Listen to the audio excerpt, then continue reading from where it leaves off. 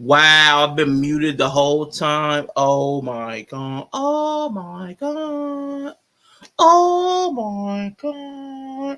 That's what I get. That's what I get for starting early. That's what I get. That's what I get. Yep. Okay. So, if if thank you, Inya. Yeah, okay. That's what I get. I was rushing. I was rushing. I was rushing. That was my bad. That was on me. That was on me. So thank you. Shout out to Inya. Let's start this over. All right. If you are a replay watcher, first of all, the fact that you skipped ahead and found where the sound is, thank you. I appreciate that because somebody like me, and I got to make a note. I got to make a note to remember to go trim that out because that's just stupid. That was just embarrassing. So go trim out first 2 minutes of silence. Okay. So this is what it happened. Okay, this is what it happened. That was 2 minutes of silence because we lost a couple of celebrity actors. I was given 2 minutes of silence for you to silently reflect, think back about the people we lost and the roles that they played and how they may have impacted your life. And I was miming like some of the words they would have said. So if you were able to read lips, you would know that I was running script, but silently, of like James Earl Jones and Maggie Smith, dearly departed actors and actresses who have left an indelible impression on a lot of people. So, I was just running the dialogue from some of their movies, Claudine from James Earl Jones and, Harry Potter from Maggie Smith. I was just running lines silently in a moment of reflection. That's what I was doing. Absolutely. There was no mistake. There was no audio mistake. I did not make any mistakes. I am without flaw, of course. Okay, so what I was saying though, what I was saying, I appreciate everybody to watch this replay because when I see like the watch hours on the replays, man, I really appreciate y'all for tapping in. If you are somebody that watches the replay, man, thank you sincerely. Because I ain't gonna say typically, sometimes depending on the stream, I'll get more watch hours on the replay than I would like from the many like the bodies that were here during the live. Y'all will watch the replay quite a bit, so I appreciate that. I mean, that does mean something to me. That leaves like there's some aftermarket value. Like there's some after I've dropped the live, there's some value to it that y'all sit and watch that. So I appreciate that. Um, Other thing I was gonna say is I the men's panel. I'm trying to have some men's content focus around the topic of men, what men need to do. I'm doing that probably for this week and maybe into next week. I have two I did not schedule, so I will be doing that this week. I envisioned certain people here for the conversation, but I did not reach out. I didn't want to do the scheduling and back and forth and what day are you free. That for whatever reason I just don't enjoy that. I don't think most people do. But for whatever reason, it's annoying. But I did reach out to Mr. He said he may pop up sometime during the week. I've got something scheduled Monday, Wednesday, and Friday centered around men's topics. This one I can do solo because it's a reaction. This one I can do solo. So if nobody comes, if nobody, hits the link, not an issue. Not even tripping. But I reached out to Rico, but I did have my phone number changed. He's not responding. I was going to send an email or something, but I didn't come out. It wasn't a high pressure thing, but I still will reach out to Rico. I'm going to reach out to Greg. I'm going to reach out to IG, hopefully after this live. And of course, Yella, always welcome, but I don't know what his schedule is. And Brick, always welcome. Identifies as a man sometimes, woman sometimes, Asian sometimes, Black sometimes. Breeds all around them.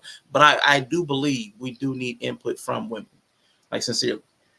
I know it says men like a lot in some of the topics that I'm having, but I believe that people need a full like balance of perspectives. I don't think there's anybody that should be left out because even if you're not the party that we're talking about, you're impacted by the party that we're talking about. So hopefully we'll have some substantive conversations. Let me slow down. Hopefully we'll have some substantive conversations this week. I'm looking forward to it. If somebody shows up, cool. If not, man, it'll probably just be me in the chat. It'll be me in the chat, and that's cool. I'll It'll be what it is. And hey, what's going on? How you feeling? How you feeling? Hopefully your day's going well. And yeah, man, yeah, I was going. So I gotta remember to go back and clip out the first 2 minutes. The 2 minutes of silence for the 2 minutes of actors. That was bad. But that's why you're supposed to put a buffer there. That's why you're supposed to put a buffer. Like that's why Yella and Bree don't be like just rush into the stream. I rushed into the stream and I was just nobody knew. Yo said he's on his way. Appreciate it, man. Appreciate you. Man, take your time, take your time. So what today's is reaction. So no matter what, it's cool. You know, you don't need a bunch of people to react. But it is conversational. There were some good questions in this panel, and there were some moments that I thought would be useful to look at. This is a panel by Themis and Thoth. I don't know how to pronounce it. Hopefully, if you're familiar with me, if you're familiar with this channel, you're familiar with the whole gender war relationship space. He is a assumed same gender loving black man, but he talks about a lot of the same topics, relationship stuff and celebrity stuff. So, I mean, no, it's not about need. It's just a men's thing. Yeah, it's not. No, so I mean, please, I would appreciate another perspective other than just mine. So, I would appreciate another perspective other than just mine. I just did not extend any invitations. That's all. I did not extend the proper invitations in the requisite time for anybody to be properly considered. So, forgive me. But I did want I wanted Yella, I wanted Rico, I wanted Greg, I wanted Mr. He Said, and I wanted IG for sure. I'd love to have women. I'd love to have like Bree and Kendra and the other women that I would love to have like a diverse array of ideas and people that can have a conversation. I mean, and people that would be the thing. Be where you are needed, not tolerated. Cut it out, man. What they say all the time. They tell us, Yella, don't you want to be one and not needed? You want to be one and not needed. They keep telling us that. So, no further ado, after killing 7 minutes of your time, I'm gonna bring this in. Now, that's Themis in the glasses. If you're completely unfamiliar, this is Themis. Further over left is Jamil. He runs a channel. I can't remember the name. And y'all, if you could put it in the chat. I mean, you don't have to drop the channel link, but I keep the Benevolent Black Man is something interesting. He has an interesting name. He has an interesting name to his channel. And then the two lower quadrant gentlemen, I don't know who they are at all. Their names will pop up on the screen, but they were invited. They were invited to the stream, I guess, by Themis. And I guess they are all to represent good versions of masculinity until, of course, somebody disagreed with one of the gentlemen, double bottom left. He said something later on that derailed the panel. And of course, you're no longer a good man when you say something people disagree with. So that was an interesting dynamic. There's all sorts of good inflection points in here to dig into. The beneficial blurred, not the beneficial black man, the beneficial blurred. Do you think it used to be beneficial black man? Because beneficial blurred just doesn't hit me the same way the original name of the channel did. So did it used to be beneficial black man? What's up, Brick? Hello. What's going on? I see somebody's cameras trying to load up. It was cool. Got you. He probably changed it. Yeah. I wonder. I didn't look at it yet. I know you sent me the link. I wonder if he changed his content style too. I am curious about that, but I didn't go look. Welcome in, Yellow. Welcome in. So just in time, man. Just getting ready to get started on this thing. When we had shared this in Discord, you didn't see this, did you? You didn't look at any of this? No. And hello, how's it, man? It's Sunday. You know what I'm saying? It's midday. How your day kick off? What's your energy looking like right now? Are you on the I'm always angry level? Or are you on the like I'm kind of chill this morning? I'm relaxed. I'm where you at? Well, you can't see this. I'm rubbing the desk like where you at? Like no, I'm steady. like a gauge, but nobody can see it. So, I'm in a Oh, bad way. I'm not gonna lie. It's Bears Sunday. dude. I've already Ooh. experienced my baseball team losing 121 games this year. Ooh. So Jesus Christ. yeah, Jesus Christ. yeah, we set the record for the most losses ever in the Yeah. season. So Mm. I'm I'm not okay. Ooh. And then I gotta go turn around and watch the Bears. So Ooh. that's gonna be Mm. fun. Well, my little college team, I'm living in a college city. Man, we won yesterday.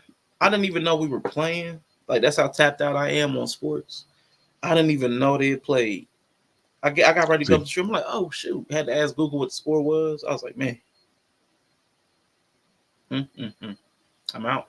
And the Browns, I don't even know what the Browns got going on. Hey Google, what's the record of the Cleveland Browns? oh, and yep, 1 win, 2 losses. That sucks. That sucks. Okay. So we don't need to talk about the Browns. But not at hopefully the all. Bears, man. Caleb looked like he coming along.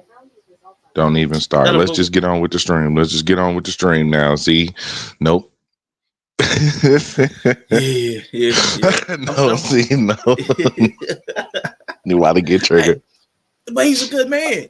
He's a good man. I keep hearing he's a good man. So look, He look, me, I might ain't gonna be. roll it in. But you know who's not a good man? Deshaun Watson. But we ain't gonna go there. We ain't gonna talk about Deshaun. Yeah. Perv, perv. Anyway, this panel, y'all. This panel on Themis and Thoth, Themis and Thoth, whatever. It was about good men, like the availability, the prospect, the idea of good black men, and how they, settled in society, how they settled into the world, how do they settle into themselves. I thought some of the questions were interesting. At least one of the panelists, I feel like they might have said something. They might have said something really impactful, but I couldn't listen through. Like, there's one person that just rambles, and I would tap out. Like, one time, I think they let him go for like 12 minutes uninterrupted. Like, it was crazy.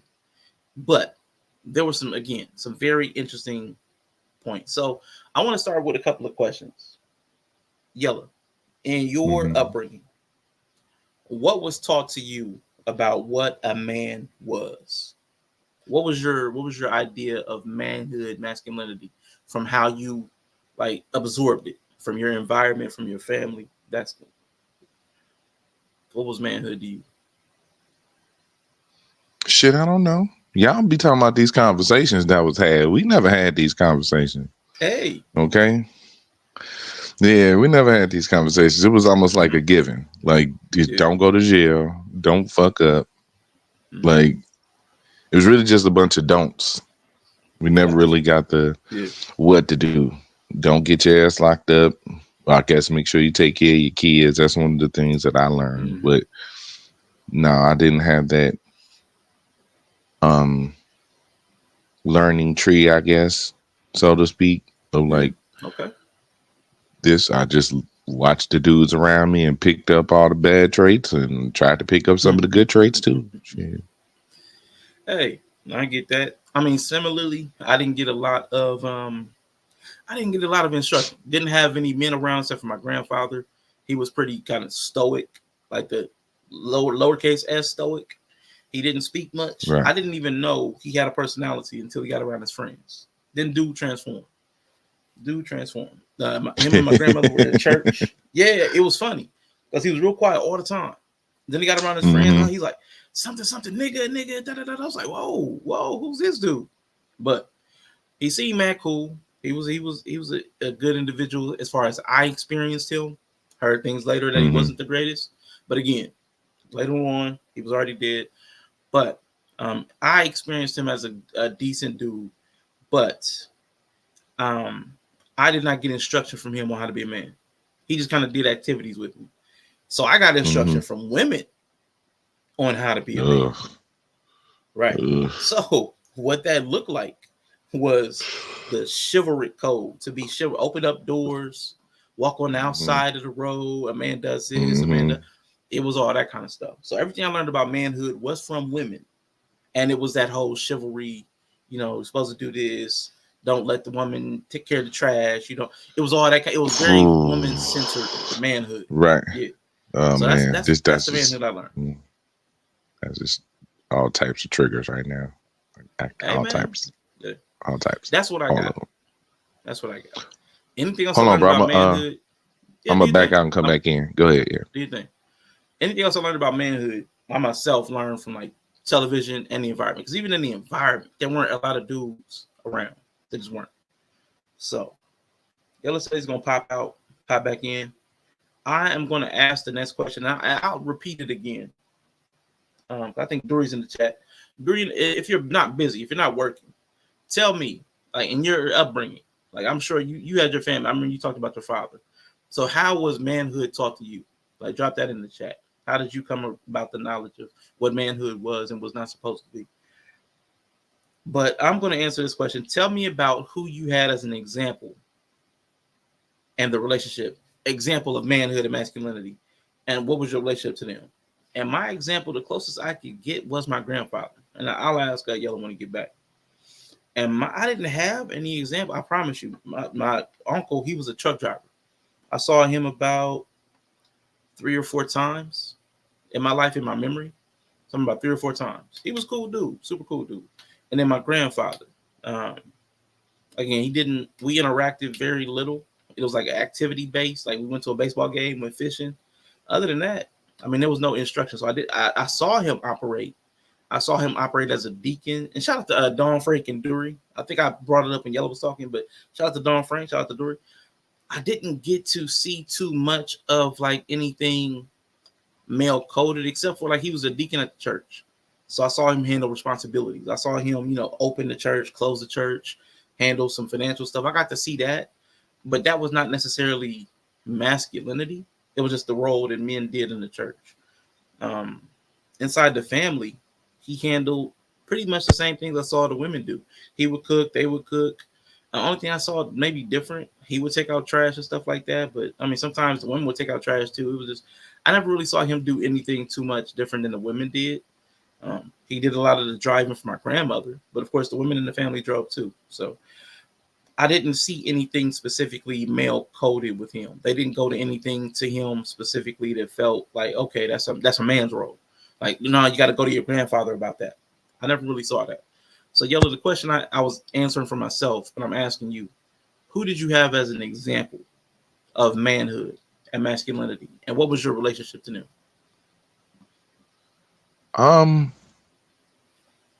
So I had my pops.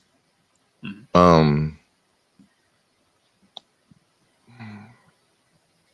I had my brother. I had my uncles, cause he got all brothers. My pops got all brothers, and then my mom, she got 4.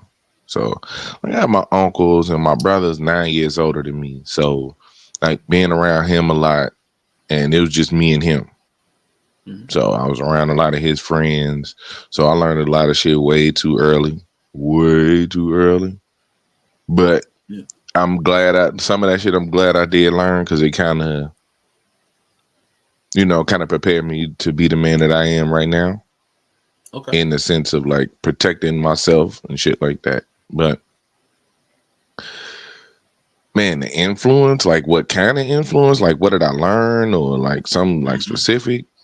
Well, I'm like, what was your not necessarily that, but what was your relationship to them? So like you said, you learned a lot of the wrong stuff, but to those people that you learned a lot of the wrong stuff from, like what was your relationship to them? Like, was it like a close relationship? Was it like a bring you along, kind of mentor you into manhood relationship? Or was it like I can only just sit and observe from the outside? Like, you know what I'm saying? Like, what was the dynamic between you and these models? I've always kind of felt like extra.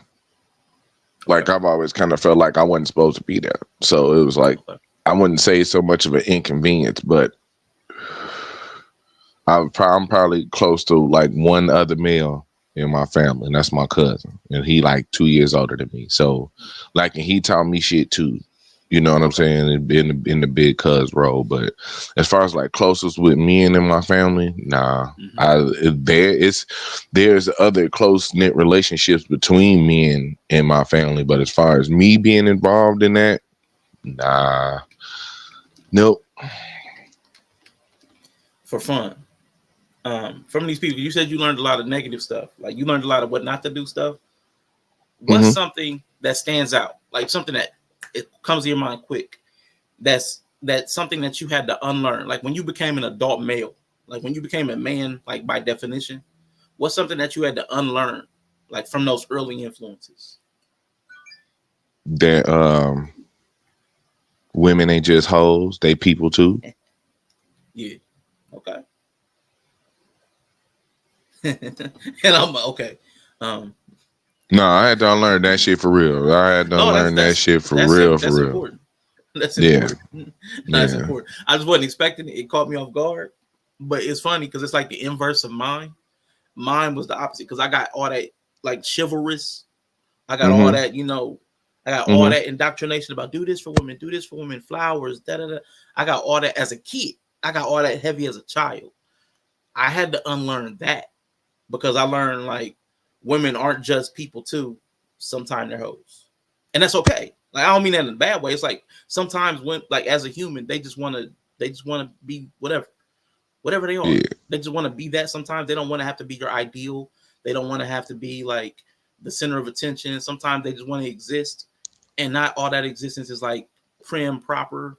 They don't want to be that all the time. That's not what a woman is. So I was like, I got the inverse of it. They weren't you said they're not all souls, they're people too. I got like they're not prudes, they're people too. You know what I'm saying? Like they're not everybody's not this stodgy, stuck up. You gotta walk around them, delicate flower. Everybody's not that. And I absorbed that kind of quick. I had that, like the whole, I guess, chivalry thing, like, you know what I'm saying? Treat them nice, I guess, this, that, and the other, hold the door. I had all of that because, that just naturally comes with the Riz. Like you learn, you know what I'm saying? I've been rizzed up since a young nigga, you know what I'm saying? Like for real, for real. Go. Yeah. I've been in this Riz thing for a minute. So been in this game for years. Yeah, I think the difference is that I seen that nature that you seen later on. I seen that way too early. I seen that early, and I don't mean. Yeah, I seen that way too early. Like I seen girls and women doing some shit at a young age that it was just like, and that's why I was like, we tend to wanna harp on men and their perception. Yeah. You know what I'm saying? And true indeed, I learned this because when I was seeing these things, I would ask the men in my life, and hey, well, shit, they ain't shit. They ain't shit, Kev. They ain't shit. Those ain't shit. Yeah. And they kept showing me that. But then I had to realize that, well, okay, I don't hate them. They just that way. Right? So, yeah, I learned to, figure out why they are that way. You know what I'm saying? And being around the gang kind of taught me that. Yeah. Okay. You know what I'm saying? They ain't just hoes, they moms. Mm-hmm. You know what I'm saying? They aunties, they sisters, they people, they cartoon fans, they like movies too. You know what I'm saying? Because I was just, hey, look. Yeah, the whole range of humanity for sure. And that's what I think. I'll say that from as far as manhood, our relationship to women is definitely skewed. It's funny that from both of our perspective, we were both kind of taught a very limited capacity of what a woman is, like in relation to manhood. Like they're this, and then we had to learn that they're just humans, just like us. So that's interesting to hear you say it from the opposite perspective. But I appreciate that. Where we come in at is kind of like a gender war part of. It's not even a really part of the conversation. It just happens when I bring the video back in. They start off and they kind of the one guy. I keep wanting to call him Chaotic Truth, but the one that's at an odd angle in the camera, that dude. The dude in the box right there, bottom right. Yeah. Mm-hmm. So him. Gotcha. He says something like that's kind of an assumption and pushes back, and Themis kind of pushes back on his pushback. So this is going to be like about assumptions, like the benefit of the doubt as far as gender goes. I'm gonna let this play real quick. Hopefully the play. Have glasses. We're all blind. Wow, I didn't realize that. Thanks for Nice. helping, Pete. Okay. How do It you always have a starts with a general laugh conversation and then about goes left. manhood then, or like That's exactly bad what things happened. happening in the We community? assume the positive. We assume the positive, just like we do with women. Point blank. Period. Wait, Yeah. Period. It's a simple. You do it with women. So what he was asking, I don't know if you heard it, but he's asking like, how do we deal with like these conversations around men? And guys like assume the positive. Don't assume negative intent. Everything that a man says or does, don't assume it's negative. Give us the benefit of the doubt. And you see Themis pondering that right now. And y'all's like, I was never taught how to be a man. It's been tough. That is hilarious. That is hilarious. So, ladies, from your perspective, what did you learn about what a man was? So tell me that. Put that in the chat too. As women, how were you taught what a man was? Like again, it may not be everything that you were taught, but like if you were to sum up how you absorbed what a man was to you from your childhood and upbringing, what was a man? A provider, a protector, a provider. Now I'm interested because I know why he's gonna disagree. That's the obvious part. Yes. Right. I know why he's gonna disagree. But I'm interested to see why he would disagree with that. Because what could he have said that was not understandable? How could we start the conversation? How could we start the conversation about men? Give them the benefit of the doubt that ladies get. What? What? Yeah. Yeah. But he gendered it. He gendered. It almost felt like it came across as a what about him? How can we approach it? And he's like, I could from the lens that Themis comes from, I know exactly, like you said, you know exactly why that landed on him. Dude, give us the same treatment, because we had the argument in Discord one day. And remember, we got that pushback about treat us like you would another woman in your life, and they were like, "But you want us to treat you like a woman?" And I was like, "You said no," but I was like, "Yes," because you'll treat them with humanity and empathy. Give me the same benefit of the doubt. Give me the same grace. Give me the same room to make mistakes that you would a woman. I don't want you to ask me, do I need any tampons, or ask me if I have any tampons. Like, I don't need you to add to specifically gender me as a woman, but give me the same emotional context that you give a woman. So that's an interesting moment.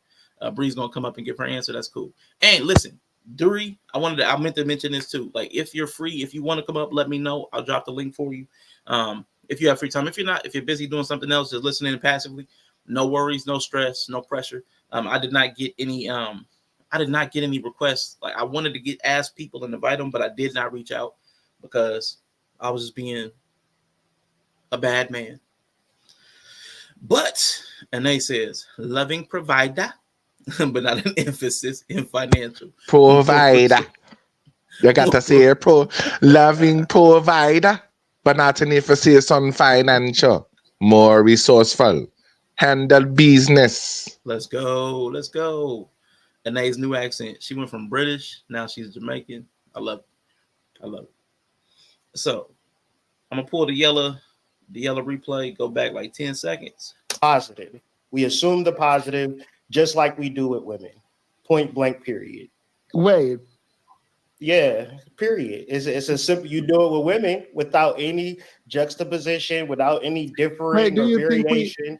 We just assume all women are good. Period. Like, don't. No, we don't. We don't do. I don't agree that. with. Wait, I don't What is agree with that. baddies? Would there be a man? Hey. Would there be a male version of baddies in real life?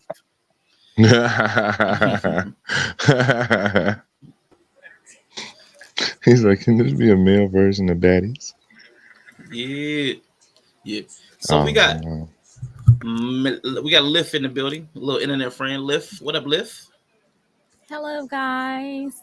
Hello. You have an answer to the question that you like to provide? Yeah, what was the question again? I got ADHD. How did you, as a woman, absorb like what a man was and what his role was? How did your early childhood like prep you for what a man was in life. Okay, thank you. Between Yeah. coming downstairs and getting on here, I completely It forgot was the gone. question. It was Appreciate gone. it. So I had my dad. He and my mom weren't together, so he was around. So my dad, he didn't really like. I don't think he was trying to marry me off. So he never was like, "This is how to be a good wife." I don't think he would have known anyway because he was divorced like twice, Mhm. and he like crazy women. So I don't think he ever was like, "I have that information for you." But he definitely was like very critical about like my body, like staying in shape and like if you want, he basically was like getting money, basically. However you try to do it. That's the way my father pointed me.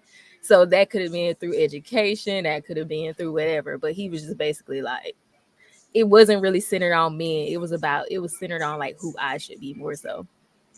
And basically he was like, men will take advantage of you. Like not all men, but like just know that they do be out here to get pussy. So don't be like goofy.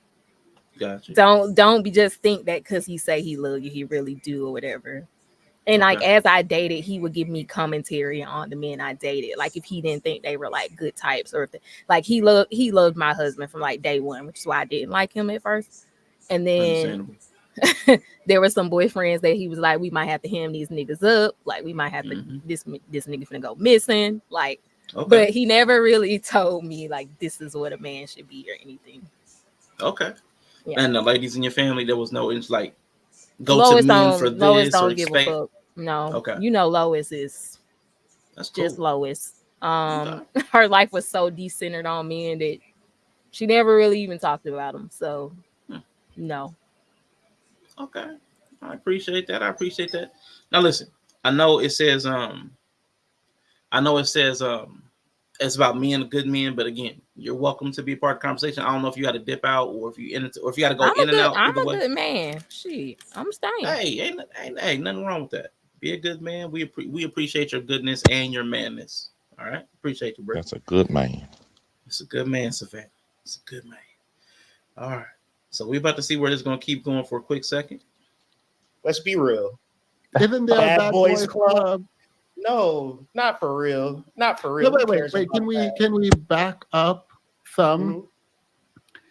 So you think we assume positive when we talk about women? Clearly, we have the conversation. You don't even think about it. It's not even a thought that a woman could even provoke a negative situation at all. So real quick, that's the question I wanted to get to. Do we automatically assume positive intent with women and negative intent with men? So I'll ask last man in, Bree. Bree is a good man. I need to put on a deeper voice. Let me see. Yes. Morning voice. I would agree. Okay. I think people assume positive intent. And the one thing that really helped me notice that was when I had to teach my own kids about stranger danger. And I would have to like go back and reteach them based off what other people would tell them, because they'd be like, go find a woman to like tell or something, or find a woman worker. And I had to be like, fuck all them. You don't know none of them. But that was one of the things that really showed me that people would just project positive intent. But a lot of predatory men work with women. So yeah, true. It was like something that I noticed that people just kind of felt that way. There's a lot of women out here that's good men. Exactly. Stop it. I can't stand you, dog. Oh, Yellow. What about you? That was a good one, Don. That was a good one, dog. That was a good one. Do we automatically assume positive intent from women and negative intent from men? Do you feel that from society? I don't believe you do. You don't seem like that type of guy that would believe anything like that. I sure the fuck do. Okay. Yeah. I was gonna say the last 3 years of content should spell that out for you. Man. Yeah, I was really because come on, man. Come on, it's man. It's too many, and that's what's gonna piss me off about Themis right now. That's what I forgot to do. Yeah. Is he's about to ask for an example? Yeah. Like there ain't countless examples. Carly Russell, the brick lady. Yeah, fair. Them two right there. Them the last two in the last year. Mm-hmm. You had the whole internet out here dragging black men because of a made up rock story. Whole internet mad. Black men don't protect black women, just gonna hit him with a rock. I think Bree was like the only one. Man. Bree was like the only one, like, and she said it specifically though. Yeah. She was like, I think them two Africans that did that. she didn't even lock us in with it at first. Mm-hmm. Then it came out that it was all fake. She was like, yeah, see, something about that didn't say right. She was the first one that said something other than well, don't sound right. Yeah.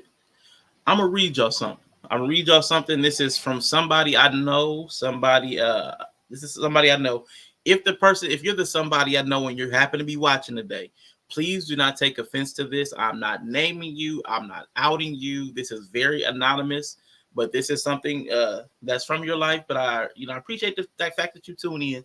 But I'm reading this as an instructive piece. Okay, so this is you're gonna get drugged. This is a police report.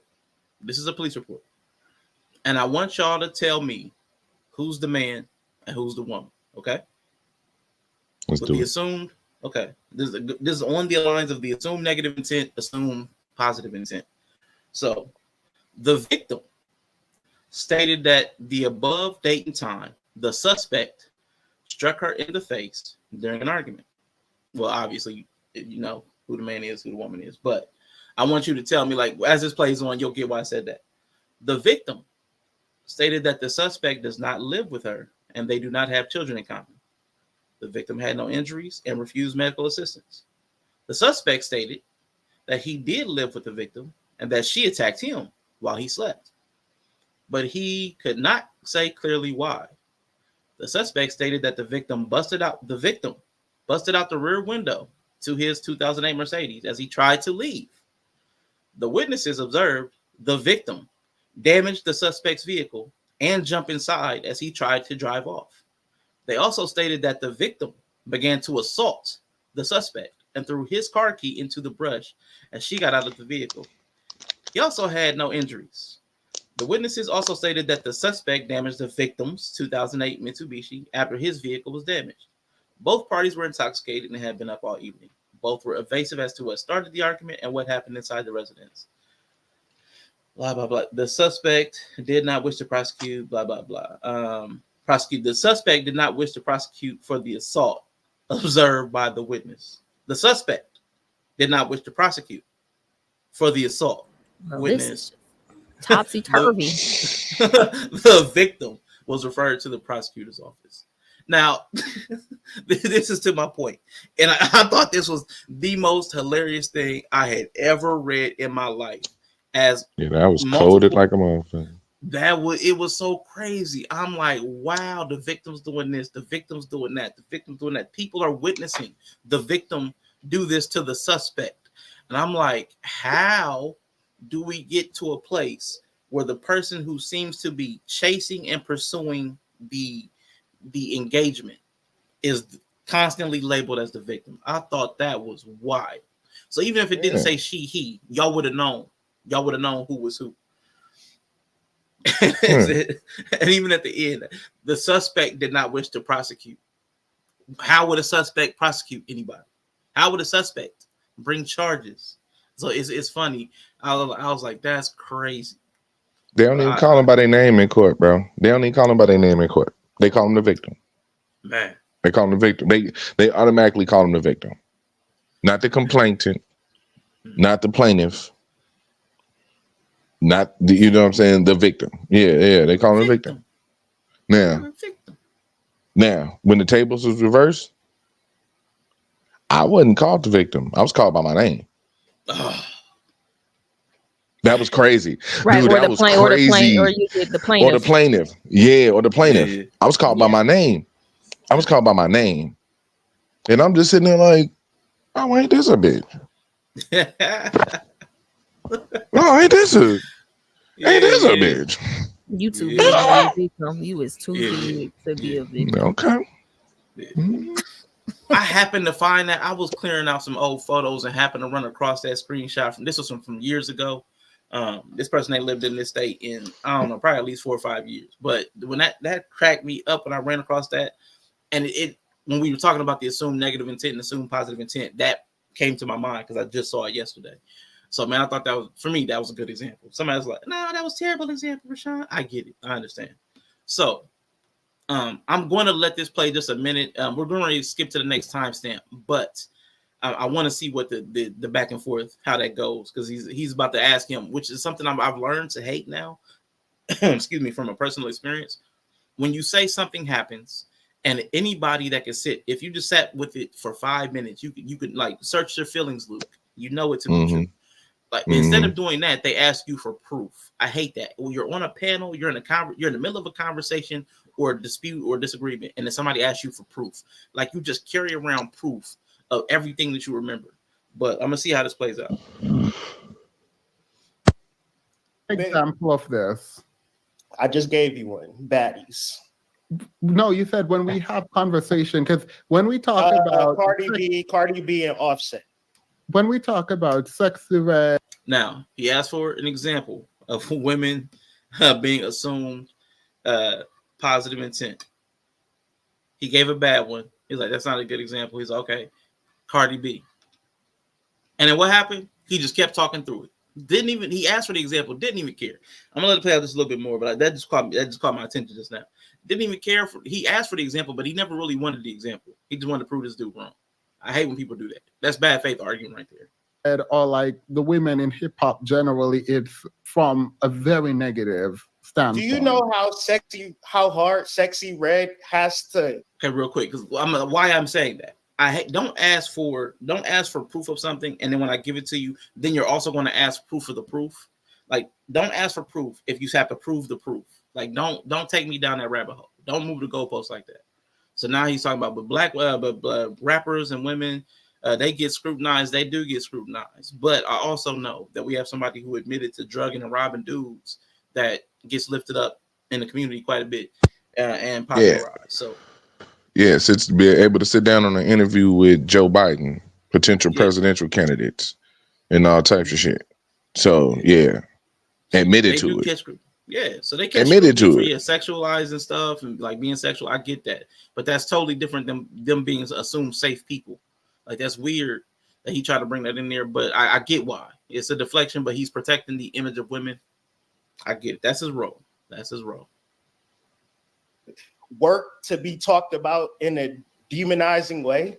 Like it's preposterous. Wait, we allow this slippery scale. Is there a lag? Because I'm getting a bit annoyed now, and I thought this was going to be like a way more productive convo. Now this is 13 minutes. Bro, what?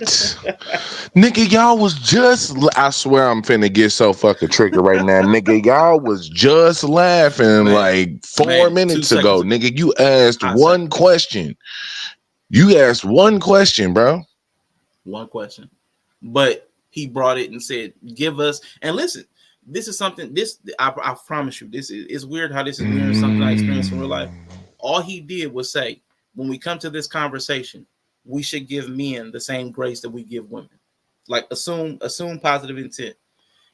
And he's investigating that. Themis is investigating the ask. Now listen, asking for consideration, and then people investigate your asking for consideration. Consideration is something I think is part of a decent and civil society, especially a part of an engagement that people are willfully and willingly coming to have a collaborative event. Asking for consideration, that you shouldn't have to ask because it's a collaboration. You shouldn't have to ask for consideration, but that the person did ask for consideration, it would be nice if it was just granted and accepted. But because a man is asking for consideration, it's automatically investigated for validity. It's invalidated immediately and in further investigated, which is further invalidation. Why do you think that's wrong? That's wrong. And let's keep kicking the can further and further down the road. So that's problematic in and of itself. But the moment he does ask for consideration, now the guy is annoyed. And he thought it was going to be a productive conversation. but it's not, because the guy said, give us consideration that you would offer women. That is what bothered him. 13 minutes into a conversation that these men have only been there for like the 6 minutes of. This is the beginning. Let me see where they came in. So about the 4-minute mark. These guys came in at the 4-minute mark. 10 minutes later, he's annoyed because the guy asked for, give us consideration. That's it. And that's where, for me, that's where I immediately noticed the shift. I was like, okay, I see where this is going to go. Yeah, men and women both catch hell. Absolutely. We have our different hells, and we have our hells in different places. Absolutely. So I mean, we both catch. Nobody's I'm not gonna say it. Nobody's necessarily innocent, but I'm saying nobody really has it better or worse. We just have it different. There are places where women don't have access. There are places where men don't have access. There are places where women get the benefit of the doubt. There are places where men get the benefit of the doubt. But in a conversation on a channel led by a gay man that caters towards Black women, it might be understandable for a man to be like, hey, just give us some grace during this conversation. So yeah, so I'm with that. I'm gonna go to the next timestamp because I believe that didn't go anywhere productive. But why would it? Bree, did you have any thoughts on that in exchange before we move on? And Yellow? I know Yellow said he was triggered, but did you have any thoughts on that? Sorry, I'm muted. No, you can keep going. Yellow's triggered. He pretty much captured it. Yeah. We ain't even in that far, but the live was so short. I was like, yeah. It was a short live, but he was already set off right here. So yes, yep. That was what started. Go ahead, Yellow. No, you know what? He's percolating. It feels like you got a gas bubble that you just need to let that out. What's Shrek say? I really need to emotionally poop right now. I need an emotional poop. Yeah. But you know what? I'm holding and be discreet. It's okay. Be in demure. Be in mind. Because it's because it's I already know it's going to escalate to be worse.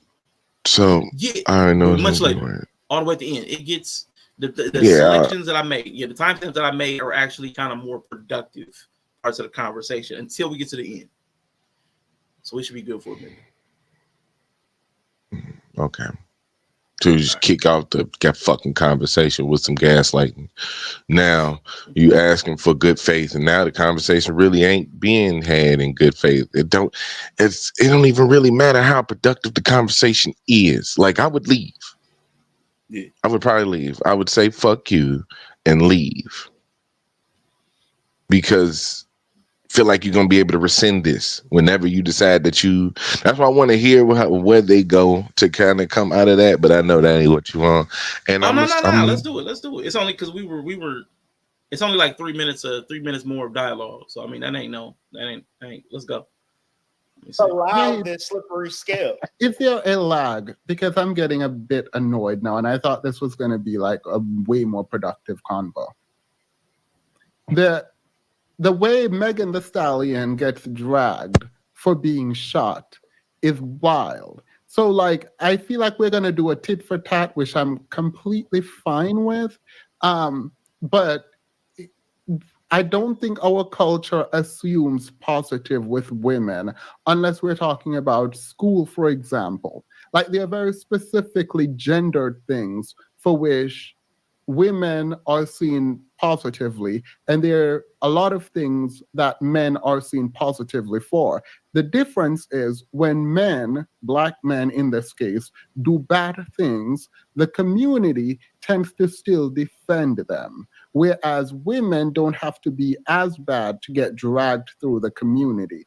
Now, and I wanted to separate this out because I noticed I've seen people do this. I've probably done it, and he does it here.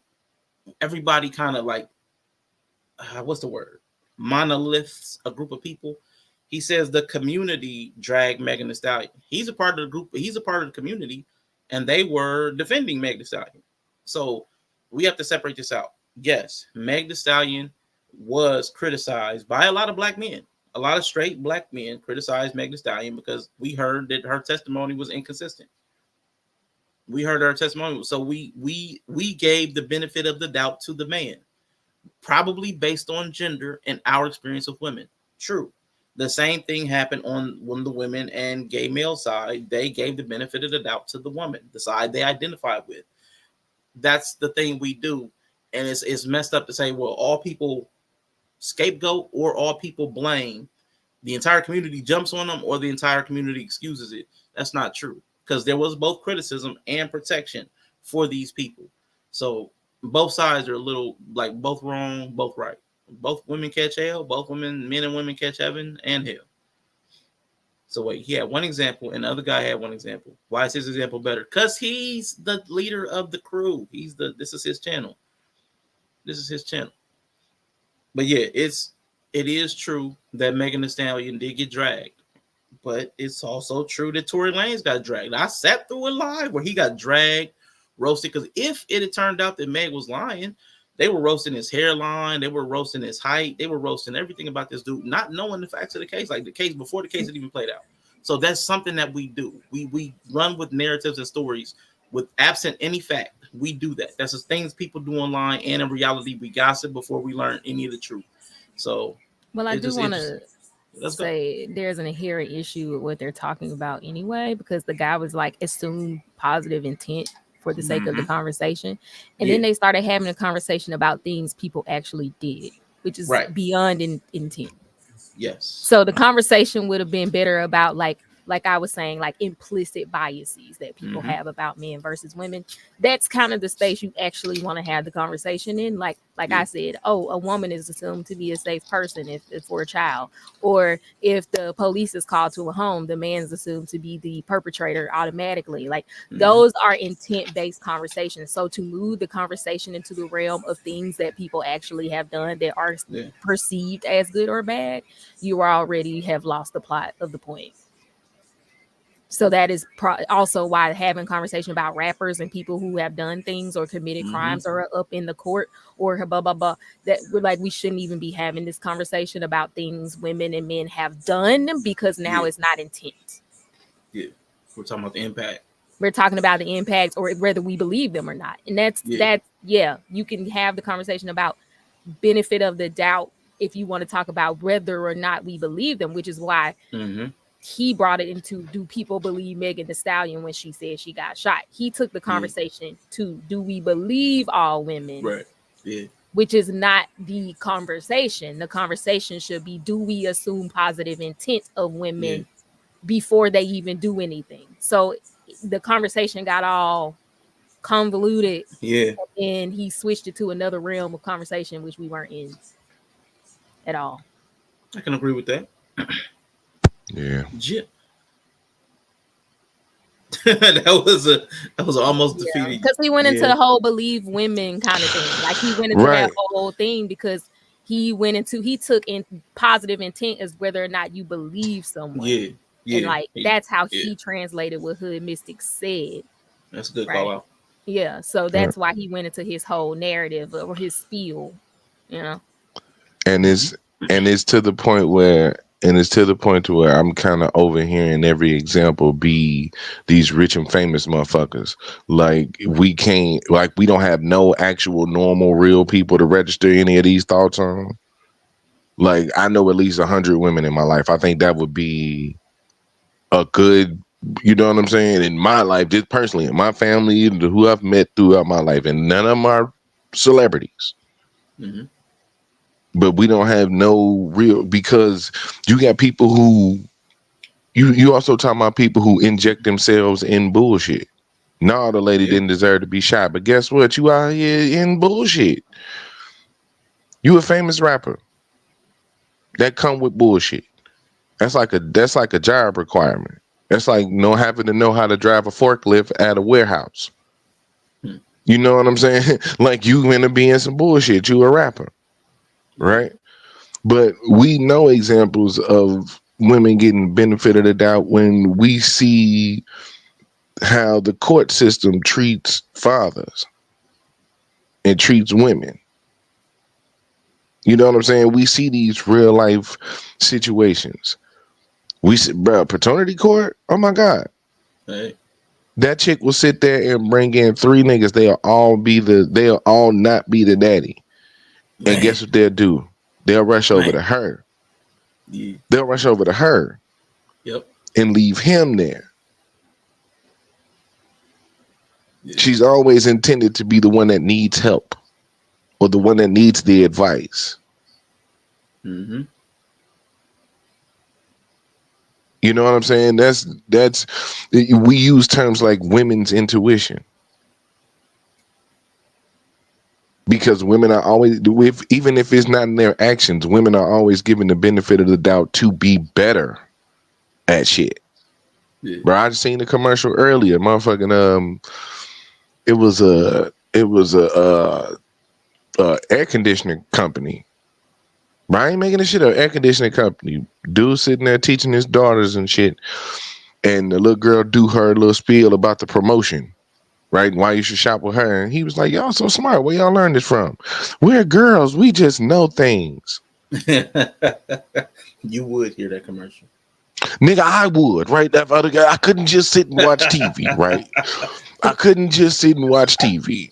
Yo. I couldn't just sit and watch TV, my nigga. I couldn't just sit and watch TV. Hilarious. I couldn't just sit and watch TV. We're girls. We just know things. About air conditioning? Yeah. Yeah. So it's like it goes into a lot of that. It's like, man, people got their usefulness, but some of the things we automatically impose on them is just being innately good at. Whether it's being a good person, being a better thinker, just is a lot. It's a lot. Yeah.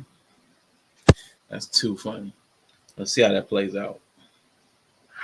Oh, that is my perspective on how we engage. How is that not true, and why would you push back against that? Because it's more or less celebrated, even though there is like visual. We can have intelligent. Wait. What is celebrated? Concert tickets. No. What exactly are we celebrating that we shouldn't? We shouldn't celebrate the over sexualization of young Black women. All right. We shouldn't just say celebrating that. Who perpetuates that and who celebrates that? Well, you gave the example of Meg Thee Stallion and Sexy Red. So again, every time he's asked further evidence, he goes further into it. Well, who does that? This is like the moving the goalpost. It was because we ain't even supposed to be here. Why are we here? He's just talking about good faith. Now we're talking about women being celebrated versus being. We were just said believing them. Who's believed? Now we're talking about celebrated. Yeah. Now he's getting to the nuance of what does celebrated mean versus which he clearly means supported. Now he done got turned around and he's talking about sexualization when his answer based on his previous answer should have been these because he gave Cardi B, which actually we shouldn't even be talking about Megan Thee Stallion because that's not the example he gave because Megan Thee Stallion didn't admit to drugging niggas and stealing their stuff, which is why he said Cardi B. So he should have stood his ground and said, well, Cardi B has admitted to doing bad things and we still support her. That should have been. He got turned around. He allowed himself to be turned around. So now he's because Themis keeps moving Themis keeps moving the target. Exactly. Because now he's moving it again because now he's going to shift it to where men are the ones putting these albums out. Exactly. It's men at the execs that now are putting out this music. Lost. Yeah. So it's just he's going to keep pushing it until there's a man that he can blame, which doesn't matter to the basis of the conversation. Point. Can we assume positive intent? It's like so that way if I say something that sounds hurtful or misogynistic, can you just give me room to that I might have not said the right word? That's it. You know what I'm saying? Like that's not crazy. But now we're litigating we're litigating the music industry and the sexualization of Black women. But he is a lawyer from what I hear. So that kind of makes sense. I can add in Glorilla. These are important, like, I mean, not in the world of academia, but in the space of forming young minds. These are very influential figures. So they are not being separated from being absorbed and watched by young Black women. I mean, these women have more or less free reign to influence without any negative things. And honestly, I don't want to go tit for tat, and I don't want to be in a negative space. I'm just really speaking from an observatory space. You know what I'm saying? No, And it out feels of like love. you're speaking for. All right. From my perspective, it feels like a very emotional response, which doesn't. It doesn't. And another invalidation tactic. This guy hasn't raised his voice. He So hasn't. why is he saying emotional? What Why? has what? Yeah, emotional is used to invalidate what somebody's saying, because nothing he's saying very rationally why he thinks women are assumed to be believed, and he's followed the trail of breadcrumbs that Themis has taken him down, and said, "I don't even want to go down this path with you. I just believe that we have some negative tendencies that need to be addressed. But one of them is we automatically assume and allow for things in women that we do not assume and allow for in men," which in a weird way, Themis has kind of proven, because he's defending every action and even in his own examples, that women do, whether right or wrong. But we don't know everything about him. But everything is assumed right on his side. Like to the Anae's question, why are his examples good? All his examples are good because they have women in them, and all of his examples are bad because the man is on the other side of it. It's like the gender and who's right and wrong is automatically baked into it. And even though he's a man, he's a gay man, which for whatever reason they have identified largely with womanhood. Feel like it's predicated on anything meaningful, because you're saying these people are celebrated when they're literally getting dragged, right? And they're both celebrated by one group of people while being dragged by a different group of people. Like, so one perspective doesn't negate the other. They both exist at the same time. This guy is out of his depth. Hood Mystic, he's yeah.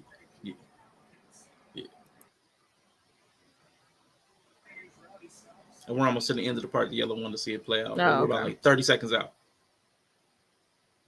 Don't do this. When we see men like R. Kelly or Diddy or whatever, right? It's only when Bruh, come on, man. Come on, man. Come on, man. We're still having a conversation in the realm of impact. Come on, man. These are known people. Man. I swear. These are like known people who have done heinous acts. Like, we shouldn't even be having this. Like, this is moot. This is irrelevant to what the guy was saying. He's just saying, give me the benefit of the doubt right now. Yeah. Damn, now we talking about Diddy and right, we talking about Diddy and R. Kelly. He said, just can men get the benefit of the doubt? Well, if you think about men like Diddy and R. Kelly, okay, cool. Then I can think about. You could have just said no, though. Yeah. He could have just said, it's hard for me to give men to the extreme, like you got Diddy's and R. Kelly. Like, I hate this, right? But that would be like valid. You don't like, just say how you feel. Like, if you just say, well, it's hard for me to give men benefit of the doubt when men throughout time have perpetually been able to fly and the system will support them. Totally fair. Just, you could say how you see it, but walking him through this thing to get him at this point, it's like, why are we doing it? Just say no. It's hard for me to give men benefit of the doubt because of this. Yeah, that's all he had to say. That'd be super fair. That would have been fair. He's allowed to feel that way. Yeah, that's a feeling, and you're allowed to feel that. Yeah. I've just internalized too much negativity from the opposite side, because I'm like that with women. I've seen too much for me to automatically believe women, or to automatic even dudes. I don't automatically believe. I've seen too much. I've seen too much fuckery. I've seen too much. Men, women, children. I mean, I don't trust nobody's word. I need to see. I got trust issue. I don't give people generally doubt. Men lie, women lie, children lie, all types of people lie. Even numbers lie. Numbers lie too. So I got trust issues. That's all he had to say. Issues. Right. So we had to go down this whole path of like you walking me to the point. Mm-hmm. Your point, not my point. Your point. Right. And I just heard that it was people project how they feel onto the thing, and he's trying to give reason for his projection instead of understanding what my man's is saying, because he could be, he's right, like you said, he right, because it's some crazy niggas out here, but it also ain't. And that's what he's saying. You know what I'm saying? Because we will understand that there's some crazy women out here, but it just seems like each individual woman gets the reset, right? It seems like a lot of time each individual woman from society, for the most part, each individual woman gets the reset. Because it don't matter how many stories. Like, that's why I was breaking up Carly Russell and the Brick Lady. You know what I'm saying? Those is normal people. Them ain't celebrities. Them ain't that ain't Cardi B. That ain't Meg Thee Stallion. That's a normal But I regular also woman. would say those are better examples because it was proven that their intent was to deceive from the very get-go. Those are even better examples than what he's talking about, because those two women in particular were proven to be deceptive from the very beginning, which means they had a negative intent. Right. And they were openly given the benefit of the doubt. And subsequently,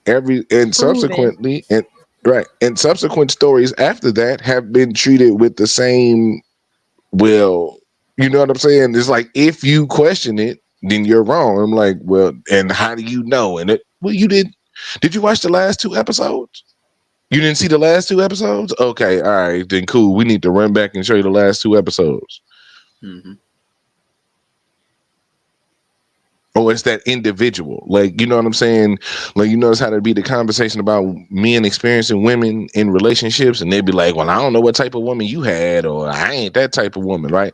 It's always this quick, it's always this separation. So they understand how individuals move on an individual basis. Like, they got the concept that, okay, this group of people ain't the same because I'm in this group of people and I don't move that way. So I'm quick to separate myself. But when it comes to the other side of the table, you want to bunch them all in together. You're not extending that same benefit of the doubt across the board that you expect. This is how to tire yourself out in the argument. But this happens in relationships too. Like, this is how the arguments get all mixed up in relationships because the target keeps moving. This. And because apparently he felt some way about giving me a benefit of the doubt. But instead of realizing I'm feeling a way about you asking me to do something that is maybe triggering for me, I don't really like, I feel uncomfortable. I'm going to now attack you passive aggressively by taking you through a pathway of questioning. I'm an antagonistic person, so I know antagonism when I see it, okay? Typically when I antagonize somebody, it's kind of on purpose. So I feel like he had an awareness that he didn't like it, and so he made that it may be subconscious, but there was a negative feeling when that was requested. And so instead of saying, well, I just can't give men benefit of the doubt, which is fine, he went into a whole like debating, like my point, your point, line to almost, that's a power move in a way, because you have to now yield to my worldview. That means I'm not willing to have this conversation from your worldview. So I literally recently lost a relationship to something like this, because it was like I was asking for consideration. Like, hey, listen, I'm going through a tough time. Can you like not be negative? Like, don't.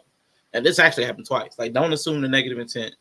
And when I asked that, they kind of went down. They started interrogating my position, and I'm like, if I don't have the respect and courtesy just to not, if I'm saying I'm having a tough time, to not be like criticized, like the first time we see each other, the first moment we see each other, you got to say something negative. If I can't get that, if that's too much of an ask, then I'd rather just not talk to you. And ended up, and then, like Yellow said, I noped out of the conversation, but ended up noping out of the relationship. So, I mean, so that's the thing. IG, if you're still here, man, give me a thumbs up or something. I want to know if you. I meant to reach out Monday, Wednesday, Friday. I'm having some conversations around men. Let me know. I'll shout out. I'll send something out to Mr. He said if work permits, he'll be available. But I wanted to invite you. I want to invite Greg. But again, I haven't formalized. I haven't formally requested anybody, except I shout out Mr. He said last minute.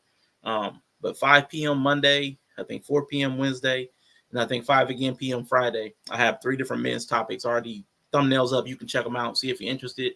But I can shoot you the link for any of those. So let me know if you're down, if you're still here. But let's catch up to my timestamp. We got 30 more seconds of this before they switch off.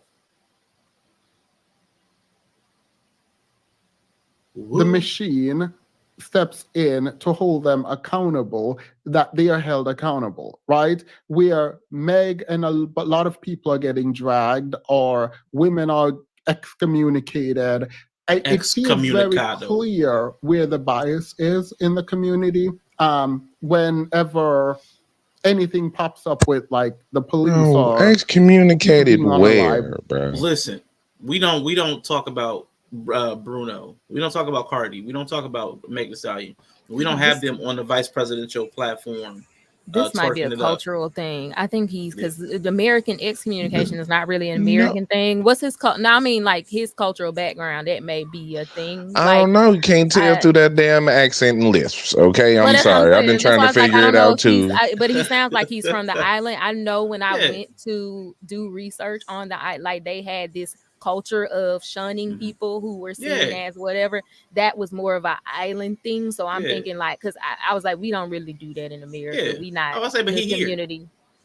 But that's one of them things where people like when they have these moments like this, because you're in an emotional argument, you're now referencing like all of these things and it's all getting mixed up. And I'm like, that has to be, we don't do that in America. Like there's no, who does that?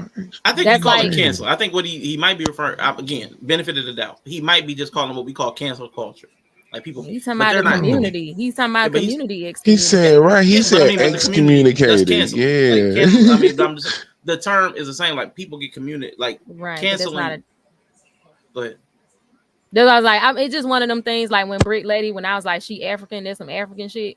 This is not some American shit. I'm just hearing through what he's saying. I'm like, this because we don't use excommunication even in language. So if we say cancel, we'll just say cancel. I'm like, he talking about some island shit. I'm just like, you talking about, he may have seen stuff in his childhood like that. Like if a woman is seen as this, her family will literally shun her, excommunicate her from the community. And when you live on an island where it's such a small population, that is actually possible. Like people actually can do that shit, right? Or send people away. So I'm just thinking that's what he's talking about. But it's just one of them things I hate when like people who from a different culture are having conversation with people from another culture and they start bringing in their cultural experience and shit without saying it. Like, oh, I've seen in my community women get kicked out of the community because of this. You just start saying it like everybody just be doing this shit. I'm like, who are we even talking about? Right. No, I get what you're saying. And what I was trying to say was, but this is even him being familiar with America and doing the panels that he does would have to recognize that this is not the same as that by any stretch of the imagination. The women from his culture, in his community, in his upbringing, in his past, being excommunicated and shunned does not in any way translate over to these stars who still have platforms and social media and still getting engagements and concerts. There is no excommunication there. That's why I was trying to give the benefit of the doubt and say he probably is trying to say canceling. He's probably trying to relate it to counseling. Again, that's me giving benefit of the doubt because it just feels like it's showing that he is not able to do that separation you're talking about. The fact that came up, like when you listen to people talk, I don't think it's a bad intention. So I don't have to give him benefit of the doubt. I'm just listening, like for you to bring up excommunication. Remember when I say Lorraine is triggered? Like this is a triggered or emotional person who's stoic and don't realize they triggered. Like he kind of got that same thing. Like you don't realize that just by this man asking you for good faith, you're triggered. So now it's word salad and shit that like you said, American culture, celebrity culture should be in your mind separate from your personal community growing up. But trigger people don't seem to be able to do that. Yeah. So they are getting blended together in his mind, I think. Gotcha. Nah, he don't get no damn benefit of the doubt. Same way he can't understand how benefit of the doubt work here. He ain't finna get it right now because he talking about they get excommunicated now because we just seen Watashi Wasta at the damn Atlanta convention. He talking about Meg Thee Stallion. Oh yeah. Oh yeah. He's like, I don't know that song. Yeah, I know that one with the Asian dude. But I don't think I still also feel like Meg Thee Stallion is just not a good example of it. I just feel like we need to see people who have been convicted of or like That's just, do you believe her or not? Some niggas don't believe her, some do. I don't know. I don't know why she keep getting brought up.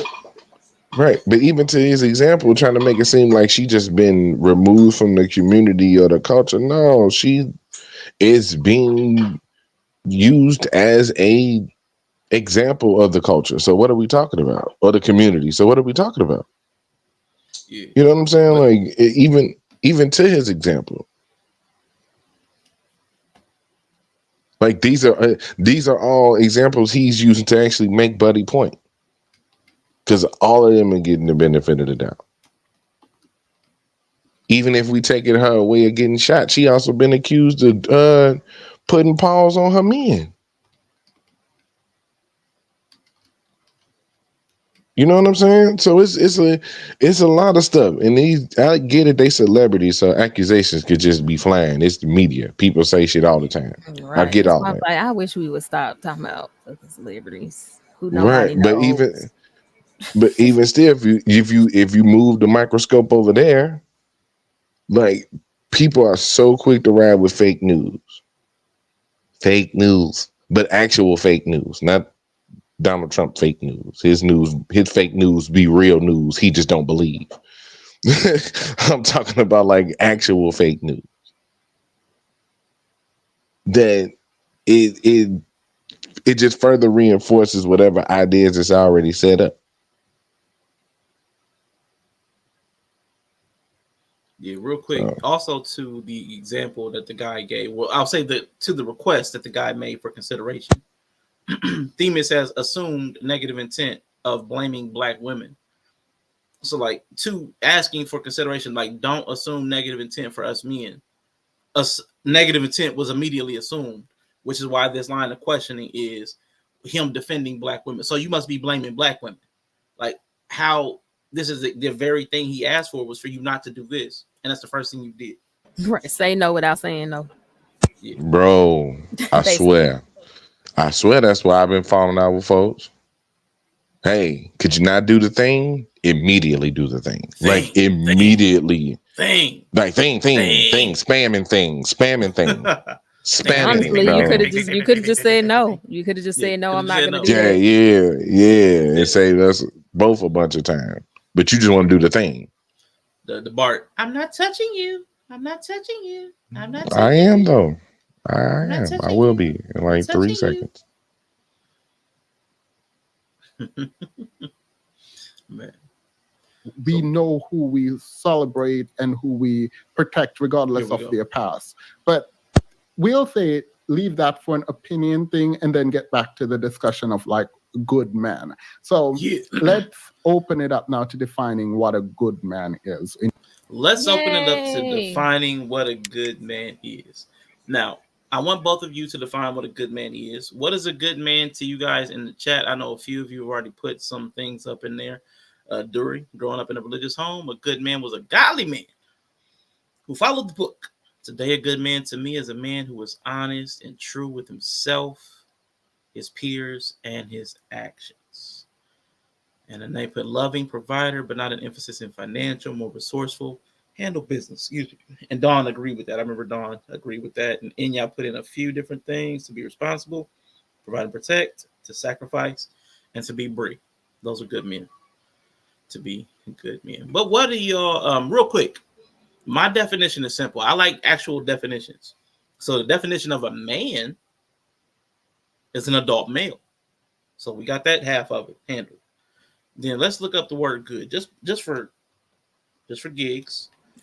We already know what it takes to be a man. I mean, you got to be swift as a coursing river, strength of a great typhoon, strength of a raging fire, and mysterious as the dark side of the moon. Yeah, we all know. That's what it takes to be a man. That's the only thing I would teach my sons if I had them.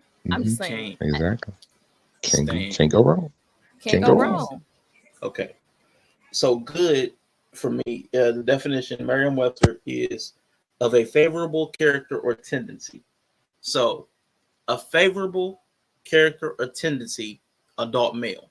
So an adult male that has favorable characters or tendencies, that's a good man to me. Very simple, very easy to define with the words that we already use and the definitions that already exist. But, Bree gave us the That's to The be a animated man. universe one. You know, that's Yeah. but a good man to me is a man who follows the Be a rules. man. The man who follows the rules or whatever he believes. That's Okay. to me, that's all that good means. Because good don't mean shit to me. Like good is determined off a rule set or a set of standards to be approved of, to have approval, to check the boxes, to stand up to the standard. That is good. So a good man is a man who follows rules. What rules are going to be determined by whatever he rules system That he he trying exists to in. be good in. Because Mhm. there is no good without a rule set to me. I mean, Right. yeah, besides the Gotcha. use you're talking about, like useful good, like this is Yeah. a good chair, like it's Yeah. useful, it does its thing. But to me, that is good. So to say that, like there are some quote unquote good men that I would never fuck with. Yeah. So Yeah, that's why I like the word in the definition said favorable. Like I like favorable. Like yeah, that's favorable good. to somebody, but not favorable to Yeah. my ass, right? Because good, Absolutely. and that's where we get fucked up. Because people can be good, but if we They're don't not good think for they you. good, then we can't see them as good people. And I think that's part Yeah. of the issue that we're having in these kind of Mm. conversations. Is like, well, if he's not this, then he is not good man. Blanket, point blank, Mhm. period. But it's like he Mhm. can be good in his system of things. And to someone else who is also in that system, he would be amazing. But Yeah. maybe for Facts. you, he is not. But that does not make him a not good man. So Yeah. yeah. I can agree with that. What about you, Yellow? What makes a good man? Nah, that was I'm pretty much gonna say what Bree said. That was well put. That was well put. It's the idea that he is good in what he chooses to be good at. Yeah. So you know what I'm saying, and it isn't contingent on anything other than him doing the thing he want to be good at. He Okay. don't have to be a provider to be a good man. He might not have Okay. nobody to provide for. You see what I'm saying? Men, All right. we looking at what we always hit that stat out. Men over to a certain age was like men they having kids today, well in their 30s and 40s now, I guess. Exactly. Yeah. Yeah. Right? They ain't getting married and nothing like that. You know what I'm saying? So who are they providing for? Yeah. Are they not good men? Right. You know what I'm saying? The I'll take it even further. The homeless dude who down on his luck. Is he not a good man because he don't have a roof over his head? Or because he ain't making no extravagant sounds or noises or no nothing over the top? Right. He don't Maybe have goodness nothing. for him is not stealing from people or refraining from Right. using drugs or not Exactly. being deceitful. And maybe he Right. holds that as his like rule set. And then Right. that way, then wouldn't he still be, even by our own standards, considered a good person to some It's a degree? good man. That's a good person. It's a Right. good It's a good man. man, Savannah. That's It's a a good good man. man. Maybe not good for you, Okay, but Labrie, you marry him. right. He But could see, be that's the good. but see, that's the thing. And that I was just gonna say that and I almost got triggered.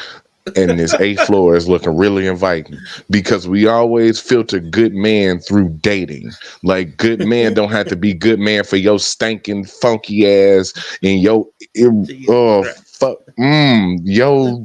your bad decision making ass don't need a good man. You need a handler. Cause you be fucking up good men. That be the problem. Everybody want good men so he could just be as tolerable as fucking possible. I hate the shit.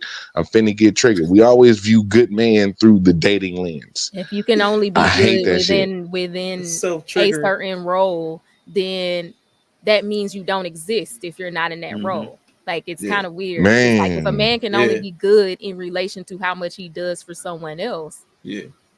What does he Thank then you. become? What does he right, what is become when he's he? not in Yeah, relation to when he's someone else? not with someone else, what does he become? He is Yeah, does nothing. he become not a man or does he become not good? Because And that's he's why losing something. most of these goofies keep talking about like you gotta go to work and take care of your family and do all this. Yeah, bro. No, none of that can equal to nothing. You need more than that. You can't.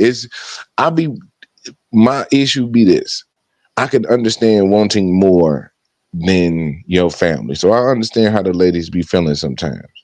Cause at some point in time, you do just become a fucking worker bee. Yeah. And you only become as valuable as what you do. and people don't even really like check in on that shit. And that's why motherfuckers be 40 and 50 and 60 trying to figure out themselves and their value, because they've assumed the role that their partner needed them to be. That's what he was talking about, them people pleasers. Now, them motherfuckers are old now. The worst. Keep them away from You know what I'm saying? No, they recognize they people pleasers when they're in their 50s. And they want to change. Like that woman who a people pleaser and said she been a man. Yeah. She's like, I've been a man. No, you been a people pleaser. You ain't been no man. You been a people pleaser. But that means to her, a man is a people pleaser. Exactly. We're the ones that's supposed to overcompensate for everybody's shortcomings. Everybody's shortcomings. That's why it seemed for us. That's why it seemed for us that we're supposed to take our partner, whether it's a woman or whether it's a same gender loving man. They all have the same expectation of a man. We're supposed to take them and build them up. They do not have the same. They do not give us that same benefit of the doubt. That's why it sounds like a cliche, but it's true when you be looking at it, because motherfuckers will say, just because you'll see a woman get on and leave her man because she don't want to build him up. You know what I'm saying? That shit be crazy. Man, that shit crazy, bro. Right, Anaya. I ain't want to get on my pastor mode, but yeah, I'm triggered. I'm getting triggered. Is his pastor? That is his pastor. I'm preaching. Y'all don't hear me. Yeah, y'all don't hear me though. Y'all gonna leave me hanging? We got Jason in the building, aka What the Funk. How you feeling, bro? Man, feeling great. I was literally having a conversation with some people about this topic, so it's hilarious. What you got, man? What's your thoughts, man? On what is a good man? What is a good man? Well, okay. Are we? It depends on what society, right? Like, if you look at the black community, that's what I was speaking about with my friends. Outside of, let's say if you lose your ability your dick just stops working, and let's say you lose your ability to make money, then are you valuable as a man anymore? Like are you still valued in your community if you lose those two things? And especially in our community, probably not. If you lose both of those things, and that's, I think, the issue with a lot of our self-esteem as black men, is that we're really wrapped up, and it's not just because of men, it's our whole culture. Our entire masculinity is wrapped up in either the fact that we can fuck, or we can fight, or we can finance. That's it. No, there's a lot to that. But do you believe that goodness is inherently linked to value? Because I would say there are men who play roles where sex is not a part, and they're also kind of broke. Like, let's say like the church pastor in the hood ain't got no money. Mm-hmm. They broke. They got like 4 members, but somebody finds them as a good man, a good leader. But again, there's no sex involved, and there's no money coming out to the congregants because they ain't got no money. So like those things that you said are not there, that you said, but they're still seen as good. He's a good man. He's a good leader. He's a community person. Like, so do you think value and goodness are inextricably linked? No, because by our community standards, he wouldn't be valuable, but by Alpha Man standards, he's extremely valuable. And that's because our culture has no real ties to alchemy, and that's why our values are so displaced. That guy in the hood who's not making money, but he's putting out the message, and maybe he's doing small things. Alchemy wise, he's way more valuable versus, let's say, someone who's like a Duke dentist. I'm just saying, like, as far as what he might be doing for people's actual lives versus what he's showing as a facade is more valuable alchemy wise, but Duke Dennis would be more valuable in most people's eyes by far compared to a poor church pastor. Okay. Well, cool. I'm gonna let this play. It's like I've timestamped 45 more seconds of this portion of when Themis actually asked, "What is a good man?" I'm gonna let that play out and see where they took it, and there was something that Yella said that I intentionally did not timestamp. What did you say? Oh man, I wish I remember what you said. Nah, there was something Hate that 'em he all. said. Really? Chuck them into the boiling pot of death. That's our No, I'm so sorry. our running joke now. Yellow on this UNLV, drag him in the river shit today. All right. Yeah, let's go. Every day. But Yella has said something that Yes. actually happened. Like he said something. He's being prophetic today, so he is on his pastoral mess because he said something that actually happens in this conversation that he didn't listen to. But I didn't timestamp because I didn't think it was useful. But I wish I had. Now he mentioned it, but then he mentioned it, but I didn't. I forgot what he said already. But let's go. In y'all's mind. And again, Jamal will probably be leading more of this discussion.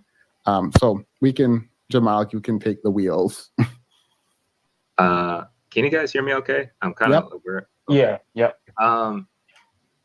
was a lot, but I guess we'll We're just going to switch to what a good man is. Because I want us to focus on men and not be going back and forth with about like women. Okay. Bro, you brought it up, bro. I think an initial question that you asked Orange Pill a little while ago was kind of okay, I guess I could have let it play to their team before I asked the question. So I basically just set up the question, but I either asked it and it's been answered. And Greg, also, if you're available Monday or Wednesday, because I know you said you're not available Friday, let me know for those streams I put up. Let me know, sir. Let me know. But let me get to the next time. Who is this orange peel nigga? I just seen that, man. Trust Hold me, on, bro. goddamn. Hold on, Sir. Man. Sir. Why everybody biting? Forget him. Shit. You don't want to know nothing about Orange Peel? Yellow. He's Okay. a rambler. Dang, man. He's a rambler. Oh, somebody Rambling else wreck. jumped up. Okay. He is. Oh my God. You won't hear him too much because I timestamped him out because he says a whole bunch of nothing in as much time as possible. Man. Yeah, man. That's right. That's why I just went back to being yellow, Bree. That's why I just went back to being yellow.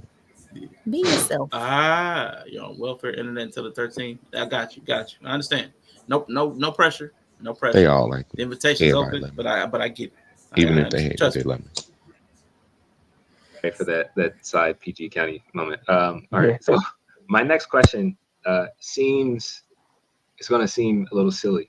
Okay, the next question. Okay, the next question. I want to know what you think of the question, and then I'm going to ask y'all the question. All right. Oh Jesus. But there's a reason behind it. The question is, how long have you been a black man? Okay. Yes, the name triggered you, Brie. He cooking a little bit. Is he? With that question? Does he mean, Is he cooking? Okay. I mean, what does that question mean, Brie? Since you I don't know how he's gonna take it, but it could be a cooking question if you take it the right way. Yeah. A lot like we were just saying, if you literally cannot exist as good until you enter into a role in which you do something for someone else, that means you don't exist if you're not doing something for someone else. And so for a lot of black people, their blackness is defined by certain behaviors or certain roles or reaching certain things. So then by default, it would mean that you're not black unless you do these things. So that's how I think he should take it. I don't know what he gonna do with it, but that's what I feel like he's saying. Gotcha. Okay. Cool. I like that because it's one of those. This is one of those Rorschach tests. This is one of those Rorschach test questions. This is where you get to project onto it what's in you. So I like your response. What do you think about the question? Yellow. Go ahead. No, that was gonna say that it was jarring at first, but then I completely I'm not completely understand it, but I put my own projection on it, and I'm like, when did I become a black man?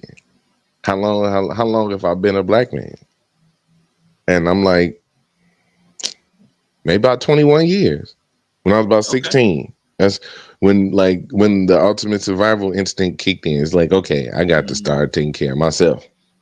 Yeah. You know what I'm saying? So, yeah, I'm 37 now. It'll be about 21 years, yeah. Okay. And so you thought it was a good question too? Yeah. Okay. Yeah. Cool. Yeah. Cool. All right. Jason, what you think about the question? And then go ahead and answer. I thought the question was a good question, and I kind of was thinking the same way as Yellow. Like, when did I realize that I was someone that was, deemed a threat to society? And that's when I was about 15. When I started getting conversations like, hey, you can't make certain mistakes anymore. You can't do certain things because now you're a black man. Even though you're only 15, if you do certain things, you don't get second chances like other people. Therefore, you need to start conducting yourself to deal with man consequences. So that's when I kind of would say that's when I realized, okay, even though I wasn't ready to be a black man, I was told you got to deal with black man issues if you do some stupid shit. And I listen to Neely Fuller. Like we're never black men in the system of white supremacy. That's my whole thing. So don't give yourself too much stress trying to fight for rights that you believe that as a man you're entitled to, because you're going to kill yourself stress-wise trying to fight for that. Just understand that this is the system that we're in. Play the game, understand the game, and you win better that way. And they says hello. And shout out to Mr. He Said in the building, man. Appreciate you. I got your answer, Bree. How long have you been a black man? Oh, me? I have been a black man never, because even if I had a dick, y'all could never goop me into this bullshit. I'm not even a black woman down there. So let's see. Oh, here we go. See, just the other day you was fighting for black womanhood. Now I can fight because I just like to carry on. Like, okay, then I guess I'm black then because I like to carry on and fight. But I mean, apparently I'm an Asian baby girl this year. I mean, my identity changes based on who I actually am. So that's what's up. I'm with that. Now listen. When's the first time you had to advise somebody going through black man problems? When was the first time I had to what? Oh, that was a good one. What was the first time you had to advise a black man going through black man trauma? Oh yeah, Christ. I know the answer too, because I have two brothers and we're like very close. And I actually saw the younger of the two, I think, struggled with accepting the reality of being a black man. The older one, I think he like accepted it. He leaned in. He became the provider, the sacrifice, blah, blah, blah. 20 years later, he hates that shit. It wasn't worth it. The younger of the two, I saw him buck back against it at every step in his life, and eventually getting to the point where he just had to resign himself that he also could not be with a black woman because of that same belief system she would try to project on him that he was adamantly rejecting. So he ultimately made the decision that he just could not be with a black woman because of that. Like because of the things y'all are saying, like she would project that on him and he didn't receive that as his reality. And so I saw him struggle with that like throughout his life. And that question it's something a lot of brothers really do struggle with. They just don't speak about it. So props to your brother, because it really is something. Whether it comes from our mothers, whether it comes from who we're surrounded by as teenagers, or who we start to try to pair up with in college. Like it all kind of stems from these societal expectations that aren't even important for our souls. Like no one's taking into account our soul. Again, I've always said, like, average man, if you didn't go to jail, if you made it through that, you beat the hurdles that were placed in front of you for you to fuck up. And you would think that our women would find that valuable, that you've been able to maneuver life without getting caught up in the system, without making the mistakes that were put in front of you, without taking the temptation that was put on your plate at every turn. You would think that the men that avoided that and found a decent living and found their way would be the most valued one. But again, because of society, they're not valuable. Only alchemist-wise, they're valuable. Yeah, exactly. And I think his experience would prove what you're saying was very much so the case. Because very valuable, very high moral standard, I would say. Very high moral compass.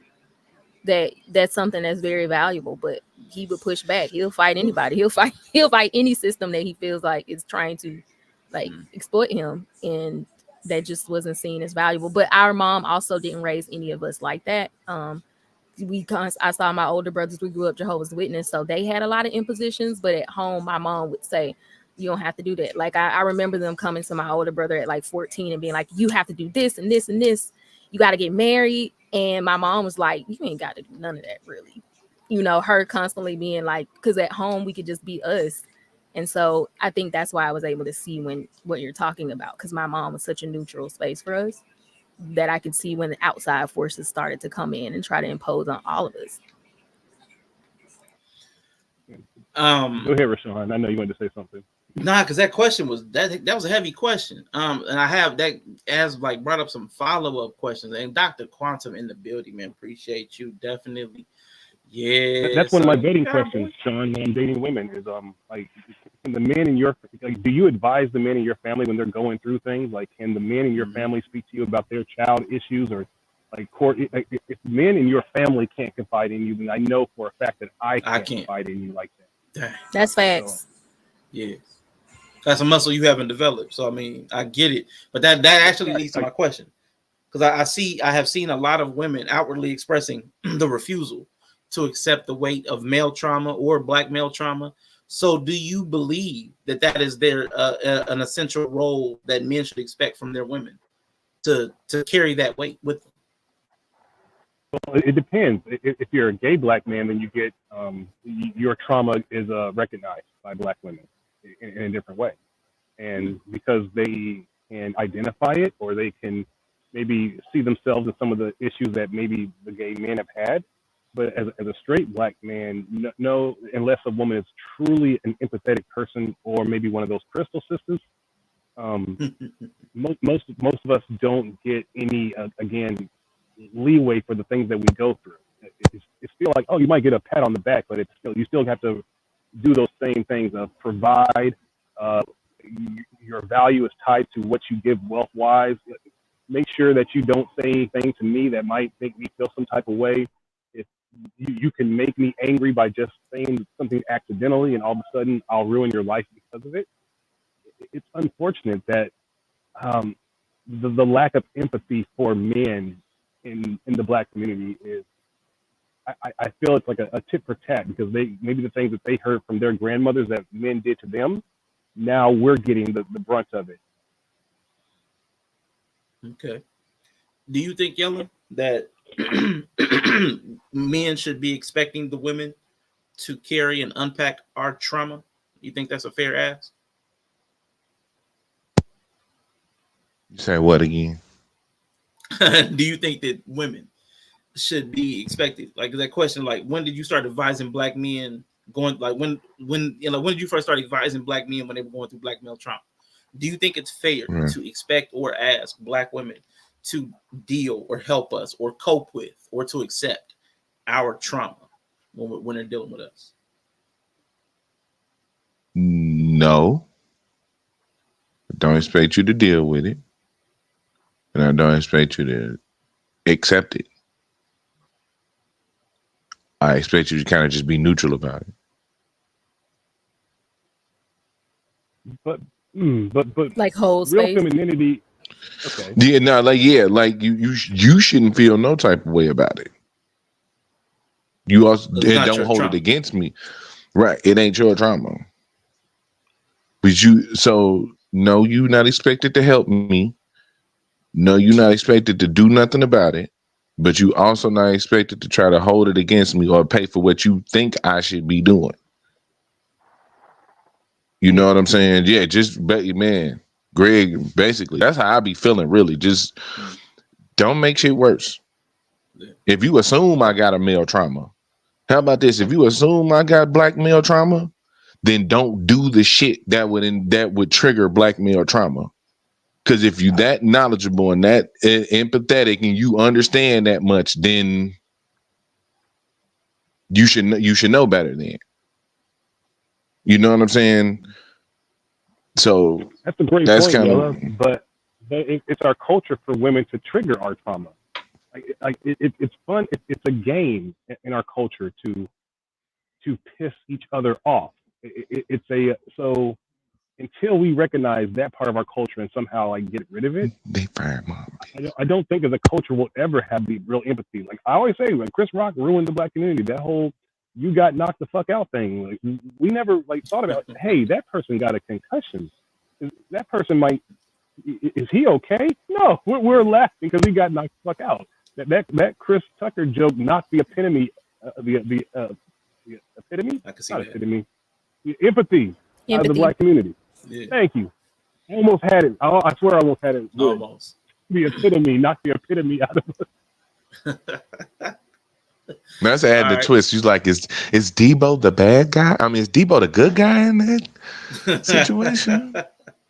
He was Debo don't require empathy. He was exposing the black male pathology of using humor to dismiss and invalidate the pain of other black men.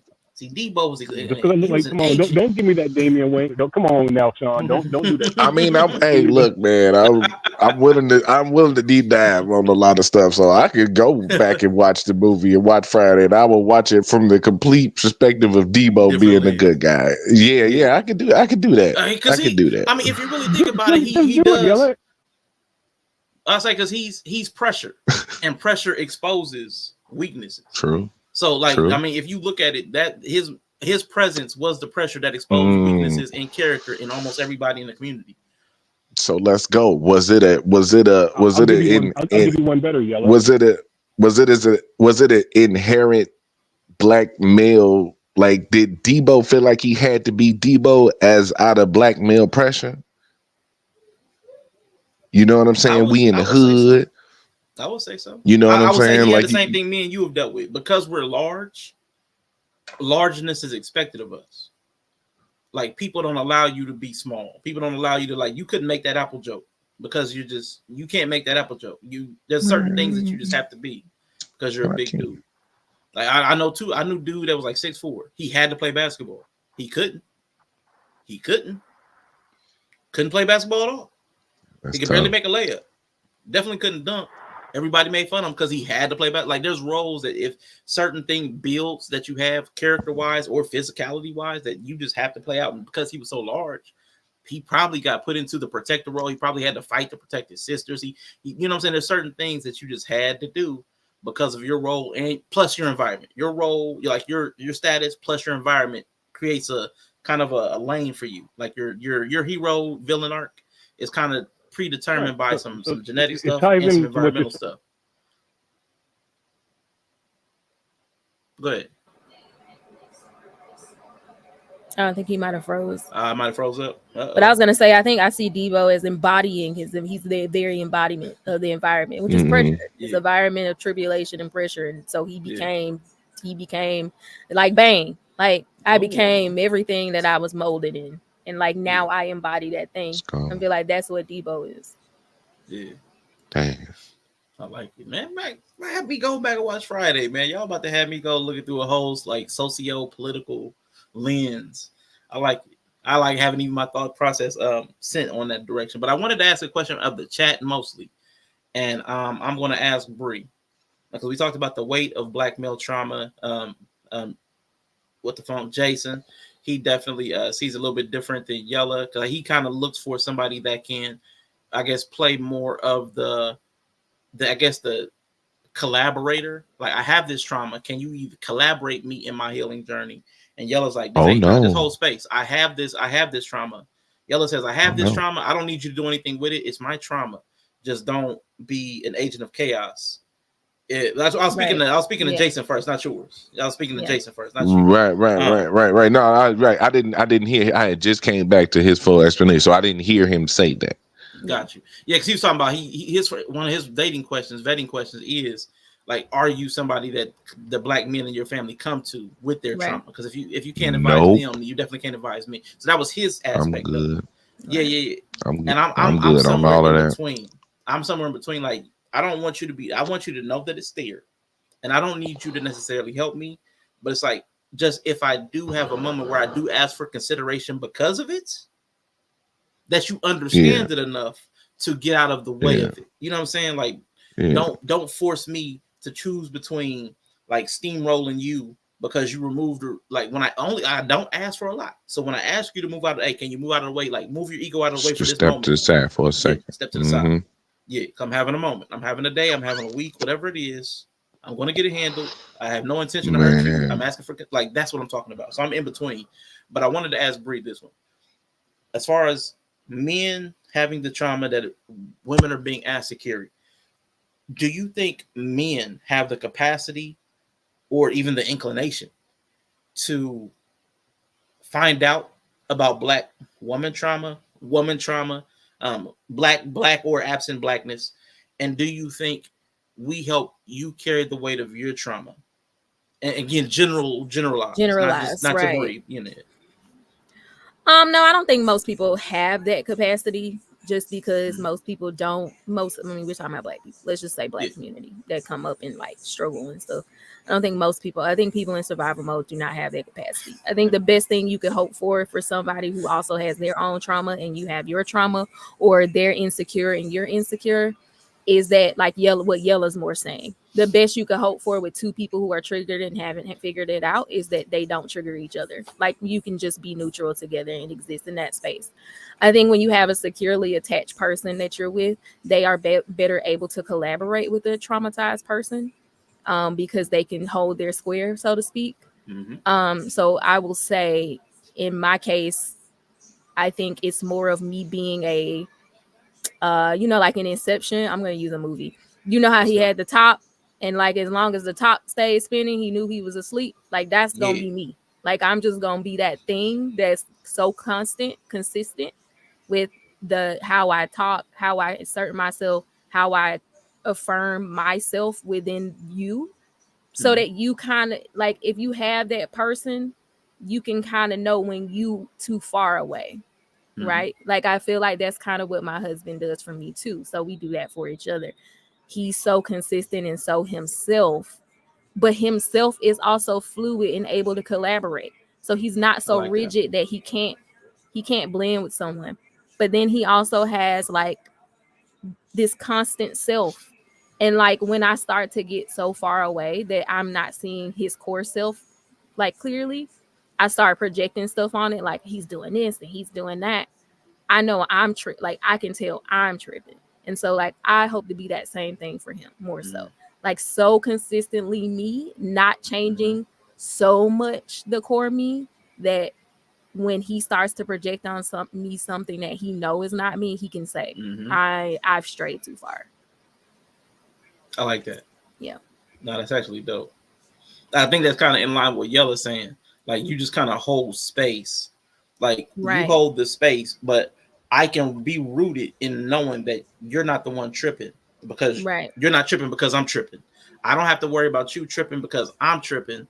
I can see that because my orientation to you has changed. And if I see you doing all the same things that you're supposed to be doing that I'm used to you doing, then I know I'm the one that's veered off. Like, so I think that's I like that. I like that. Yeah, and have someone who could communicate that is important. Like, communicate what they are doing. That's like de-escalation. Like, because sometimes if you're tripping, they may need to hear that. Like, I am doing this. I'm going to do this. That person also needs to be able to articulate that too. Yeah. Shout out to Mr. He Said in the building. Love and abundance. Promote conscious parenting. Shout out to you, sir. Appreciate you joining the panel, bro. What's good, y'all? This is a great conversation. Dope topic. Hope I sound good. Yep. Mike sounds fine. All of y'all. Mike sounds nice. Check one. Bree was dropping jewels. That was amazing. I wouldn't disagree with that at all. She like Sonic when he get hit. She started jewels brain stuff falling out. Chaos Emerald just But I want to ask you a couple of the questions to catch you up, Mr. He Said. What is a good man? Now, again, anybody go check out Promote Conscious Parenting, Mr. He Says channel, Mr. She Says channel, but they cover quality, character quite a bit. So somebody who's done green flags in dating, somebody who's done how to raise a child, I can't remember the exact title of it, who's talked about things like what kind of characteristics you need to look for in a date, what kind of characteristics you need to instill in your children, what manhood and masculinity should look like, what femininity and womanhood should look like.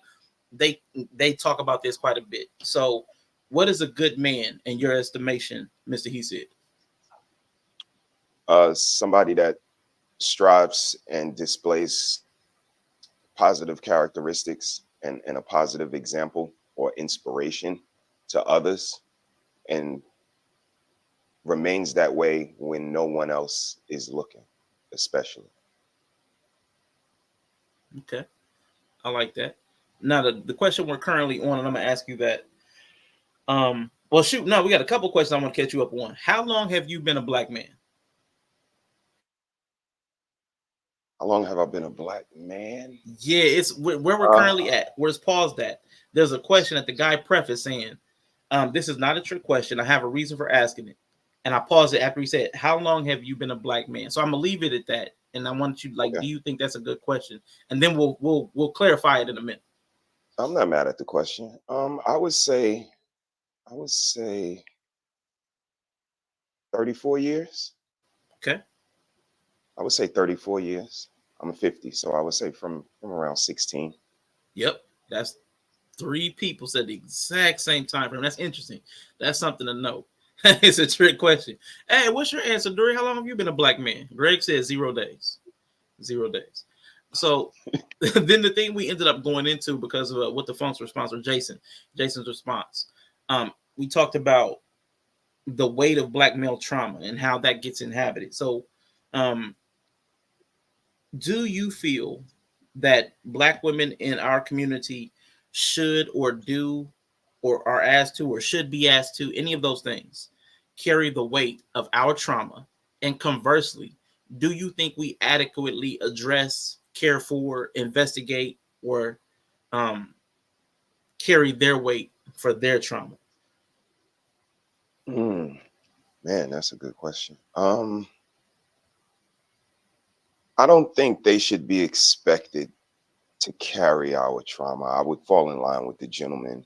I think as long as you're conducive and not disruptive, but knowledgeable, and then I think Bree's answer is perfect. You know, the maturity level, intelligence level of a certain partner, they're going to be able to be, you know, more or less therapeutic when needed, when faced with that type of situation. So I don't think they should be asked to carry our trauma. I think in society we do, though, and I don't think we should be responsible or obligated to deal with theirs as well. But you know, the same situation on the other side. I think we should be capable, we should be knowledgeable, aware, but I think that's where it stops. It's a great question. I appreciate that.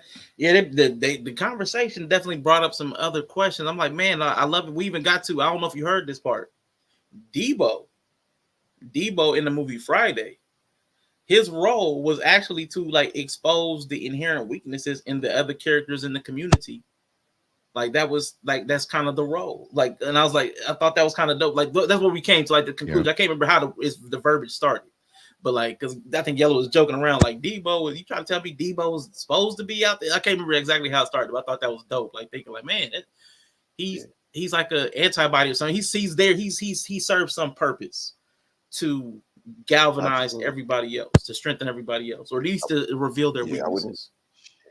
I wouldn't disagree at all. I mean, you know, old school, we called it bullying, but there was a certain metamorphosis that had to go on with the bully, and they tapped into certain weaknesses. And again, they had to examine, see you, recognize those weaknesses, and then tap in to the point where it triggered you. You went home and told mama, like, this motherfucker keep fucking with me. Like, so, you know, they definitely used a level of concern and understanding when it came to looking at our lives and examining and then picking out those shortcomings and weaknesses. So I think, Debo is absolutely necessary. And, you know, he taught you how to keep your bite. My mama said, don't let nobody ride. Yeah. But yeah, that's a great example. So when did you become a black man? I'm somebody that needs more context than that. Because I can answer that from so many different ways. So he had just asked the question. I'm going to let the panel up here, not us, but this panel, I'm going to let them struggle with unpacking the question for the next 45 seconds. And then the guy's going to give more context. And we're going to see where we all land on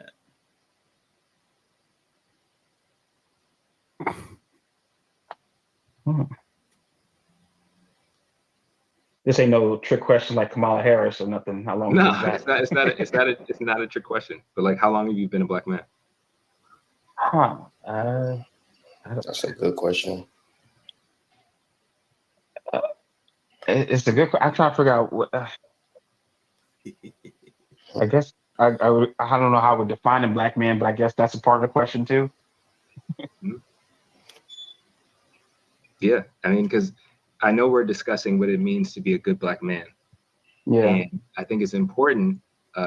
It's not a trick question at all, but I think it depends on our perspective.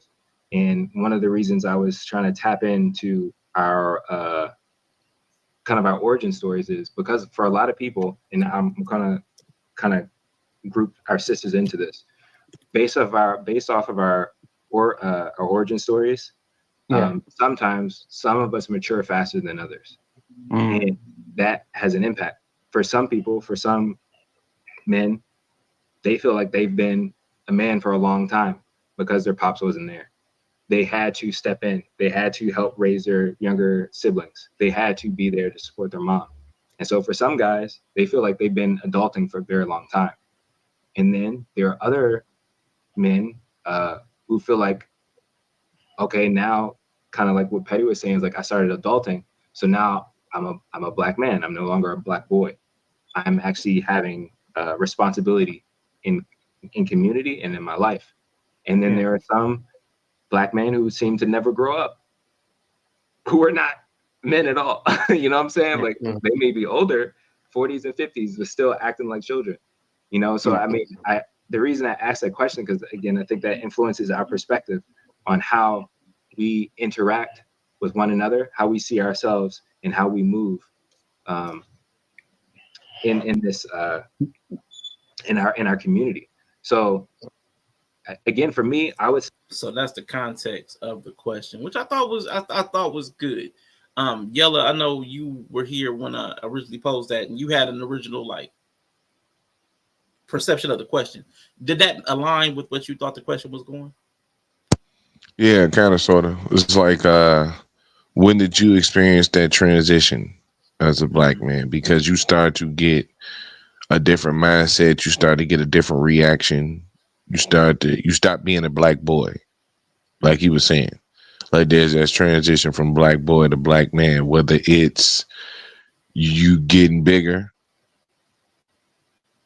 whether it's pops ain't around and not like he said, whether it's just the sibling setup. Even if you do got pops around, the sibling setup. If you the oldest, you might have younger siblings to take care of.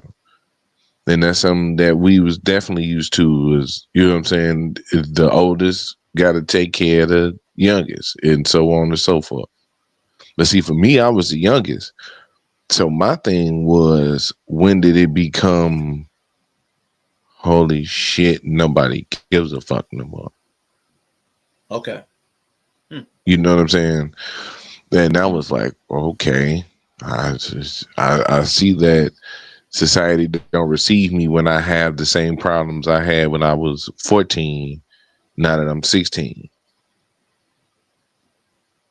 You know what I'm saying? I'm told to get a job now as opposed to ask your parents. Mm-hmm. You know, shit like that. So, yeah. But I mean, that's just one example. There's other examples. Shit, getting stopped by the police, all that type of shit. Like, you definitely realize when you're a Black man when you get stopped by the police. When you get that extra slam on the car. Mm-hmm. Yeah. You're like, damn, all right, wait a minute, hold on. What's that for?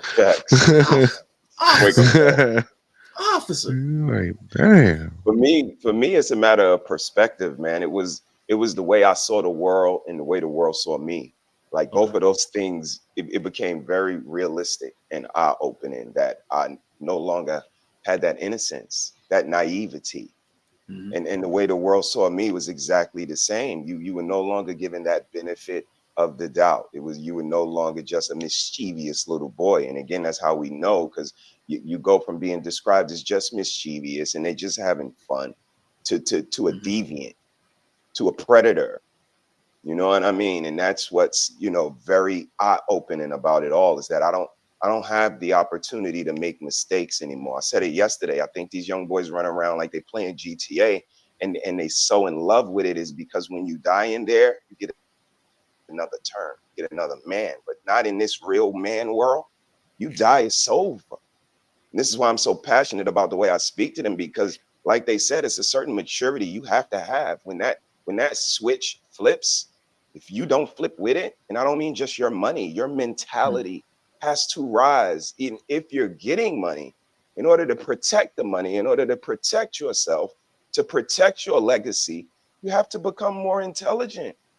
And when I see these people who have a bunch of money and, like he said, 30-year-old children, 40-year-old children, you know what I mean? It's just, it's disheartening, because you have to see that this world don't see you as just some innocent little black boy.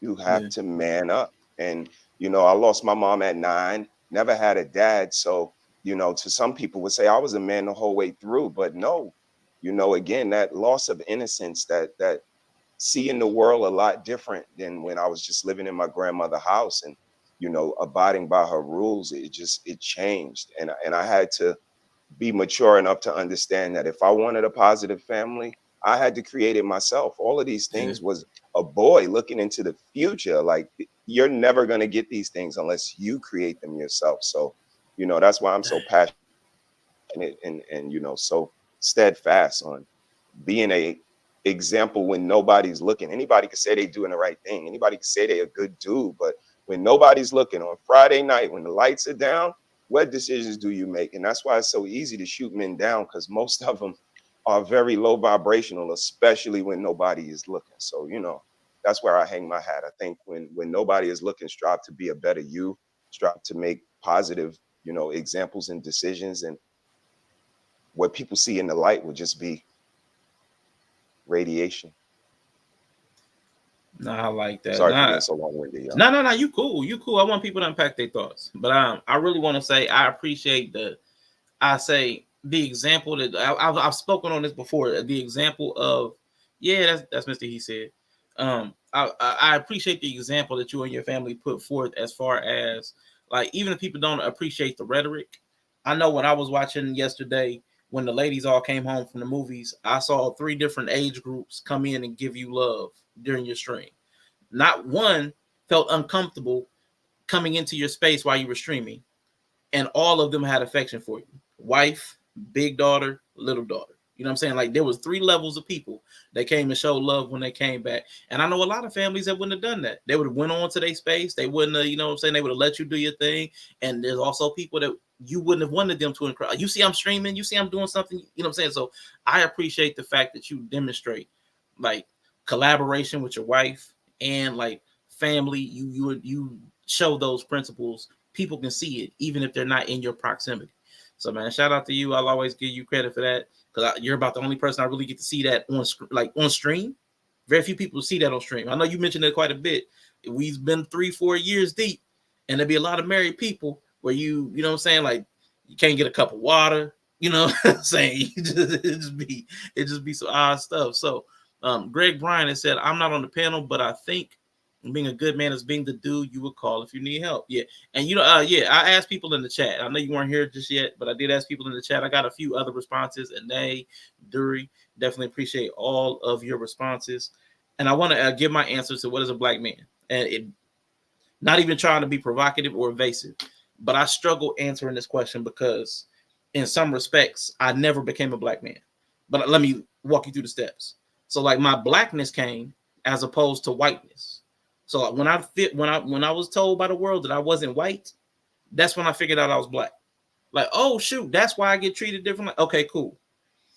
My manness was kind of taught in a weird way when I was growing up. Like, I'm man as opposed to a woman. Like, do this for women. Open the door, walk on the outside.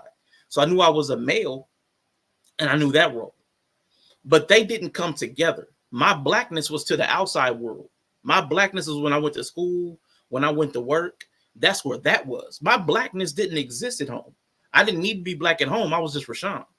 You know what I'm saying? And with the people I'm with, I'm just me. So I didn't need to be a black man there. I just got to be a man or a male, depending on my age. As I became an adult, I started to realize that my blackness started coming into the black community.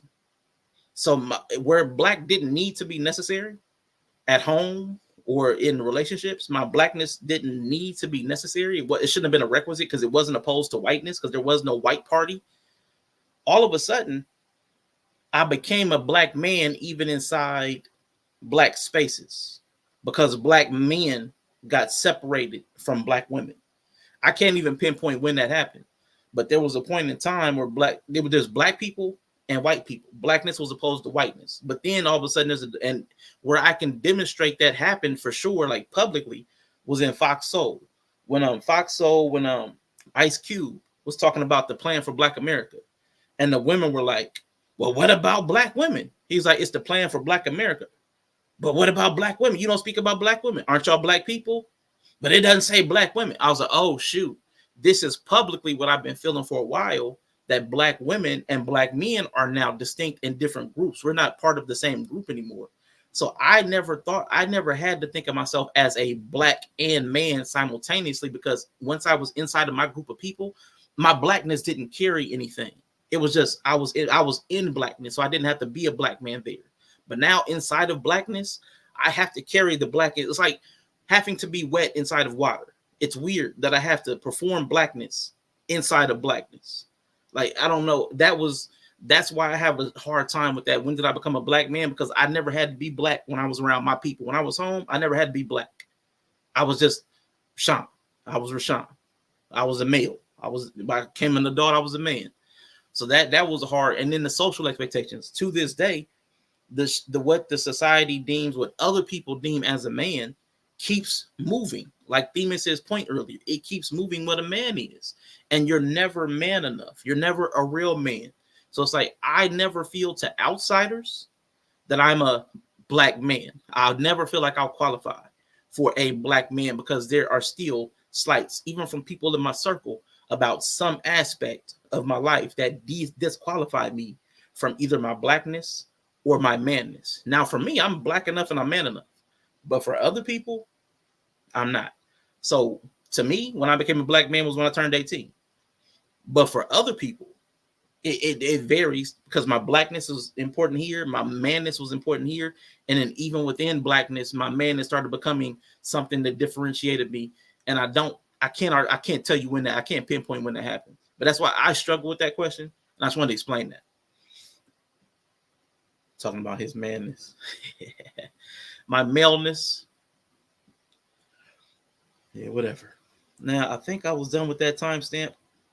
Another question I have for y'all while I'm going to the next timestamp is, what is manhood?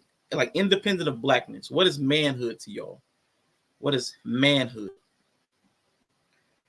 Go, Mr. He said, last man in. What is manhood to you? Oh, Bree's back. My bad, Bree. I ain't mean to. I'm not a man. He the last man. I don't have manhood. No. I didn't say, are you a man? I said, what is manhood? Which is separate from the question we asked earlier. What is a good man? So what is manhood? But I'm still gonna start with Mr. He said, last man in. Mr. He said, what is manhood in your estimation? Then we'll come to Bree. Manhood, in my estimation, is the necessary common knowledge that comes with being a man. The knowledge of being upstanding, being honest, even when it's not the most sensitive or advantageous situation. I think those principles are quote unquote manhood. Okay. And I'm gonna ask this question only because it definitely gets asked in the panel over here. But a lot of those things that you mentioned are things that we would also ask of women. So is it still fair to like having character even when nobody's watching, things like that? We would ask that of women as well. So is it fair to qualify those as manhood if we also expect women to do those things? That's legitimate. The only difference I would say is that,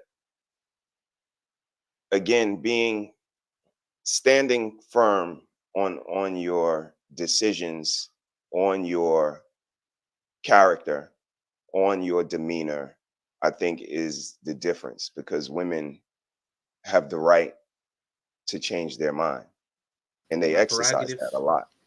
Okay. So us as men, again, I think it's a common knowledge type of understanding that with a man, you have your nuts and your word. These are the things we proclaim. And if you associate and identify with those principles, unwavering, unapologetically, I think that's the manhood territory. And I think the difference is women don't stand on that purpose in a solidified fashion. I think they're able to sway and change. And I think that's the difference. But I understand. I can see that cultural distinction, because there's a culture of masculinity. When I spoke to madness, there's a culture of malehood now, and a culture of femalehood, or womanhood and manhood. There's a culture distinction now. So I can see what you're talking about, because I have heard about, the prerogative of women. But yeah, I get you, totally get you. But Bree, hello. What is manhood to you? Outsider, usurper, colonizer. Hatred, pain, suffering, ain't shitness, dustiness, broke. No, I'm just kidding. Say that shit though. A little bit, but say that shit. I would say, I think even if I was actually a man, I would struggle with this, because I also struggle. I've told y'all this. I've come to find out that I generally function in a very neutral place. Mm-hmm. My gender is not generally relative to me. Yeah. Internally, I don't internalize my gender to some degree. Mm-hmm. So when I'm like functioning in life, I'm not thinking about that. My gender does not inform what I do. Gotcha. It's a value system or set that doesn't have a specific set of traits given to a gender, if that makes sense. Yeah. I'm with that. So like, just like womanhood to me, I always think of it as like, if I was just by myself, I wouldn't need a label, because like I know I'm myself. But when I go into other spaces, a label becomes necessary. And when I hear y'all talk about like, how long have you been a Black man, that's kind of like that idea of like, I'm a neutral being, I've existed in this neutral space, and then the outside starts to interact with me, and that tells me who I am and like where I start and begin. So in that case, I feel like manhood is a fluid thing, because it changes depending on when society changes, because what the outside is going to tell you a man is going to change, and whether you feel like you're those things or not is going to interact with you. And if you're perforated, you may fold and become those things. If you are feisty, you may stand up to it and say, no, I don't care what y'all say, I'm this. But I think manhood and womanhood in general are, for me, very hard to get a grasp on, because I find that I struggle the same way with womanhood. Maybe not with the negative connotation, because men don't really get the benefit of the doubt. But I've told y'all that I struggle with people assuming I understand things or will just do things because I am a woman. Yeah. And for me, I don't know what the fuck they want from me half of the time. So it's like a really big struggle. It's a really big struggle for me. So my idea of womanhood and manhood is like, it's a community, it's a communal experience. You need other people to experience those things. And so without other people, it's nothing. Like, it is nothing to me, unless we just say it's the state of being a woman or the state of being a man. I struggle with these kind of concepts, honestly. Gotcha. I'm with you. Yellow. What about you, sir? I don't know. I'm kind of with Bree at. That's why I say, like, I'm sitting here and it's really only manhood is really only your experience as a man relative to a woman.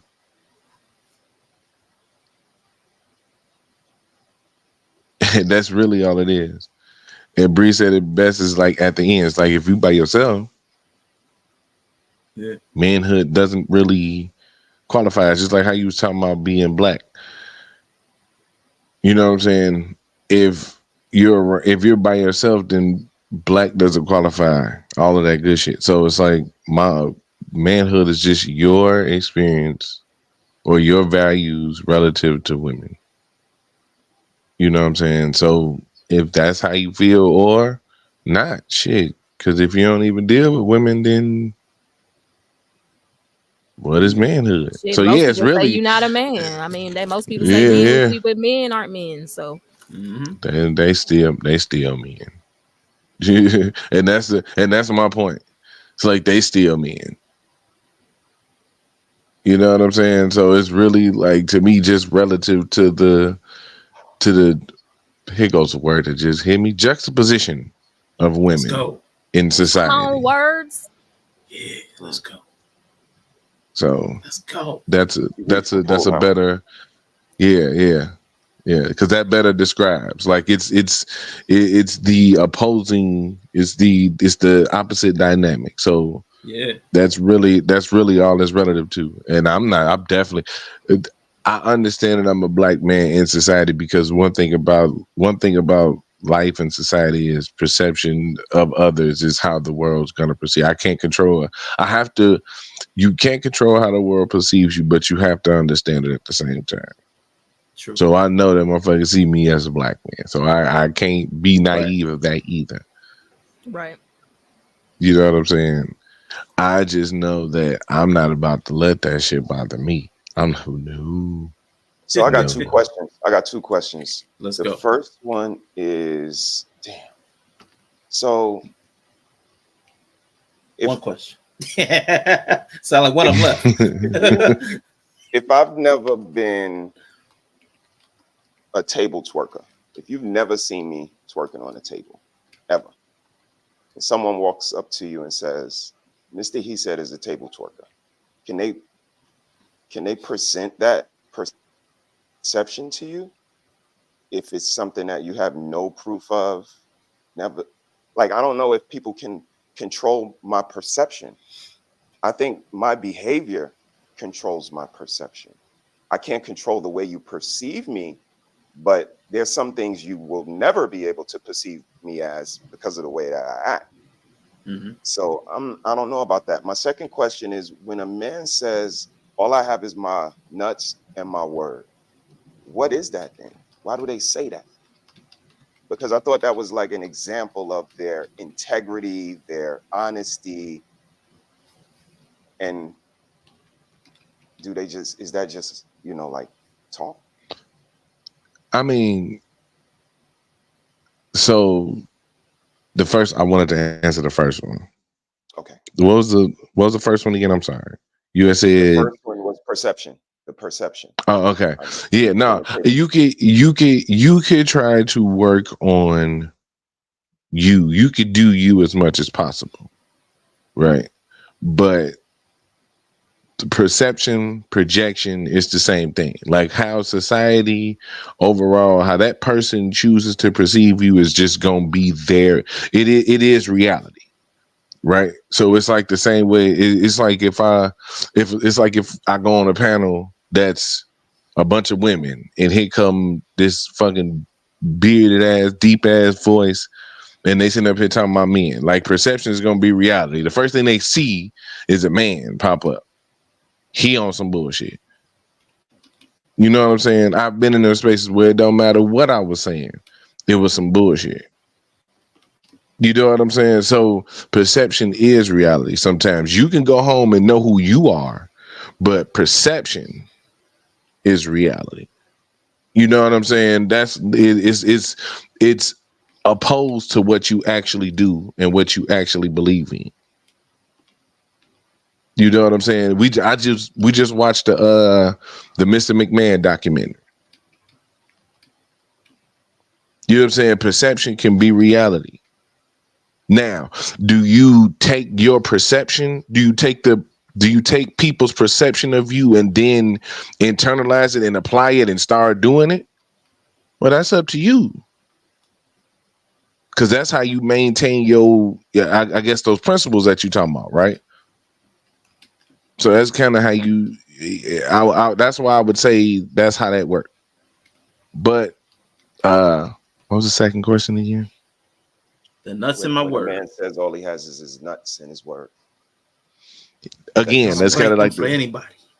That's kind of like the same thing. Like, you can say that, but that's only useful for you. You know what I'm saying? For a lot of people, that don't matter. You know what I'm saying? That's why I be like, a lot of these things, I get the idea. A lot of the concepts and, like you say, principles that we bring up are useful for self. But when it comes to interacting with other people, a lot of it just be hit or miss. Mostly miss. It hit sometimes, but like a lot of this just be hit or miss.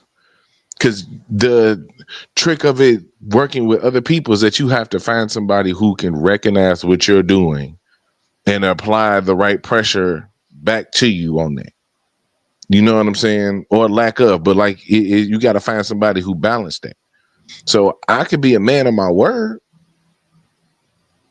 You know what I'm saying? I could be a man of my word, and I check my nuts every day when I get up and go pee in the morning.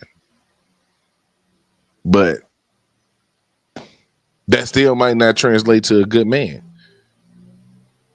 You know what I'm saying? So I might feel that way. Yeah, I'm good. I know no matter what, I got my nuts, and I'm gonna try to keep my word. But then when it comes to this, no, my bad. No, go ahead. No, go ahead. Nah, I guess I'm gonna wrap these two things, and I'm gonna wrap two things. I'm gonna wrap probably three things. I'm gonna wrap Yellow's World of Wrestling and C3 Ultimate Wrestling. I'm gonna wrap Greg's comment into the first question. So Greg says, "How many dudes will swear up and down there are boys, but you can't even get them to give you a ride to work if your car breaks? Those are not men." And I guess I said the nuts in the word thing. My fault. This is my nuts in my word. So, Atlas is a wrestler at C3 Ultimate Wrestling. He's a heel. He's a bad guy. And he has been on a tear. He's been a special guest ref and been beating one of the combatants in the match. He just used the mallet on somebody in the last man standing match, but he's a heel. He does terrible and violent things, intimidates the crowd, cusses me out from, when he's in the ring. I'm in a whole other state, but he's cussing me out from. He's kept his word. One of his biggest taglines is, "Did I not promise you what I was going to do? Did I not promise you I was going to leave you laying in a puddle of mud? Did I not deliver?" He kept his word every single time. So we could ascribe that to manhood if we wanted to, but the things he are doing are negative or harmful things. And but I don't want to say that makes him a man. The same way I don't want to say that showing up to help somebody move or helps a car break down, I don't want to say that makes you a man either. To me, your manhood is independent of those things. Because again, by definition, your manhood is you being an adult male. I personally don't like us taking away people's manhood because they don't do what we want them to do. That's a problem for me. And I also don't want to give people manhood simply because they do what they say they're going to do, because they could say they're going to do some terrible things. So I don't want to skew to either side, where we're taking away manhood because they don't do what we want, or we're giving them manhood because they do what they say they're going to do. I can't ascribe manhood to that. Are they a person of intention? Do they follow? Do they follow through? Yeah. So the all I have is my nuts and my word. I think that's like a self-affirmation. That's me saying what I espouse. This is how I'm going to carry myself, and I'm going to tell everybody this is how I carry myself. All I have is my balls and my word, and I'm not going to break them for anybody. That's a conviction. But we also know people say a lot of things they don't mean. We're in politics season. A lot of people say this, no, I'm going to keep my promise to the American people.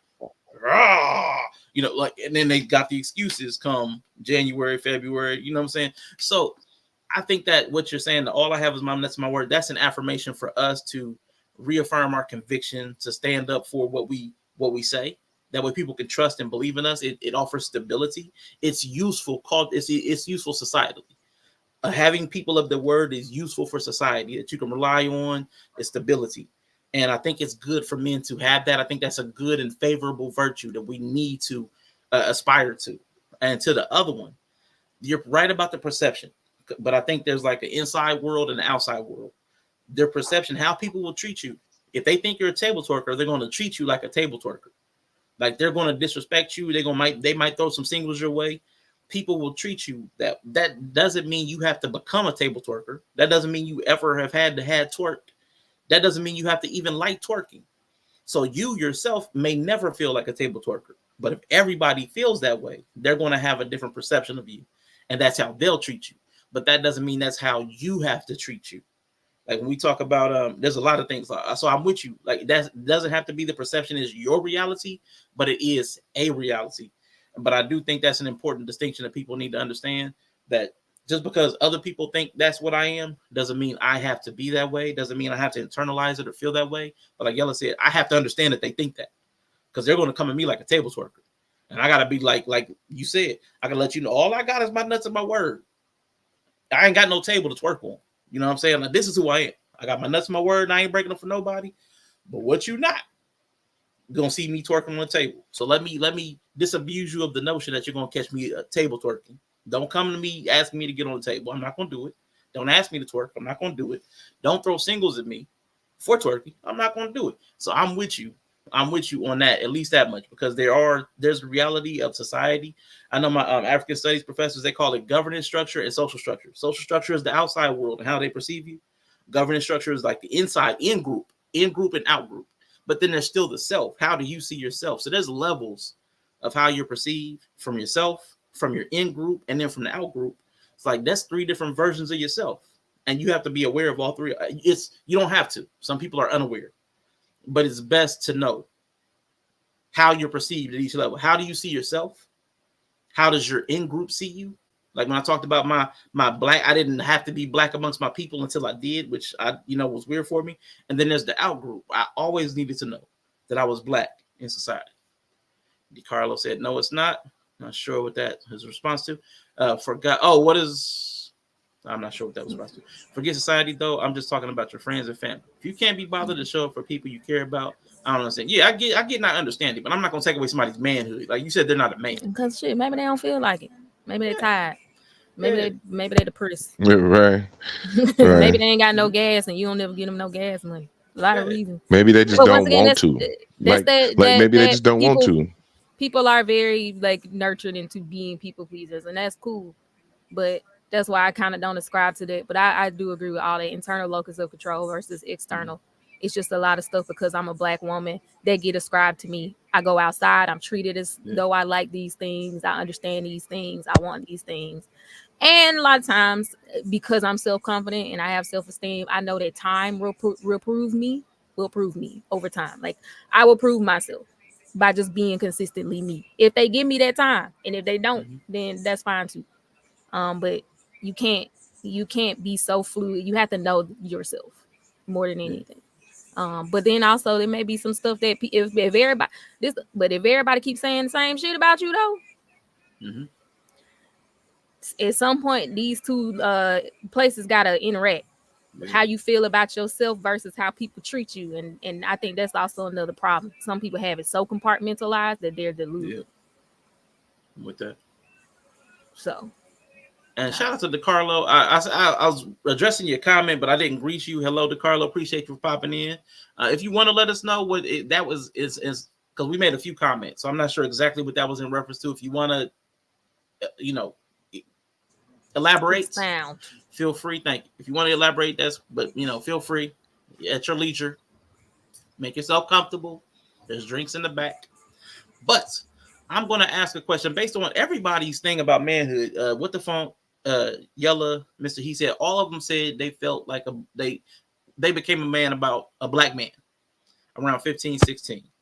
I'm gonna play this next couple of minutes. Apex is in the building. What's up? Rashawn, you tried to help me unprompted when you found out I got fired. You cleared my definition. Hey, I appreciate that. Again, I would think that makes me somebody that can be considered a friend. Like for me, that's friendly. Or somebody that cares, that doesn't make me a man. I get you.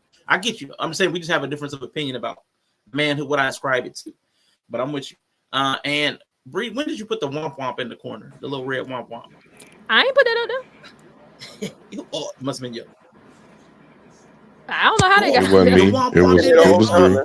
We can change it to the Lululemon. Okay. It was not me because I like the Lululemon. That's hilarious. The womp womp just got okay. Oh man, that's hilarious. People's projections are not truth. They are what makes them comfortable in situations they are unfamiliar with. It is their fault and responsibility. Perception is never true.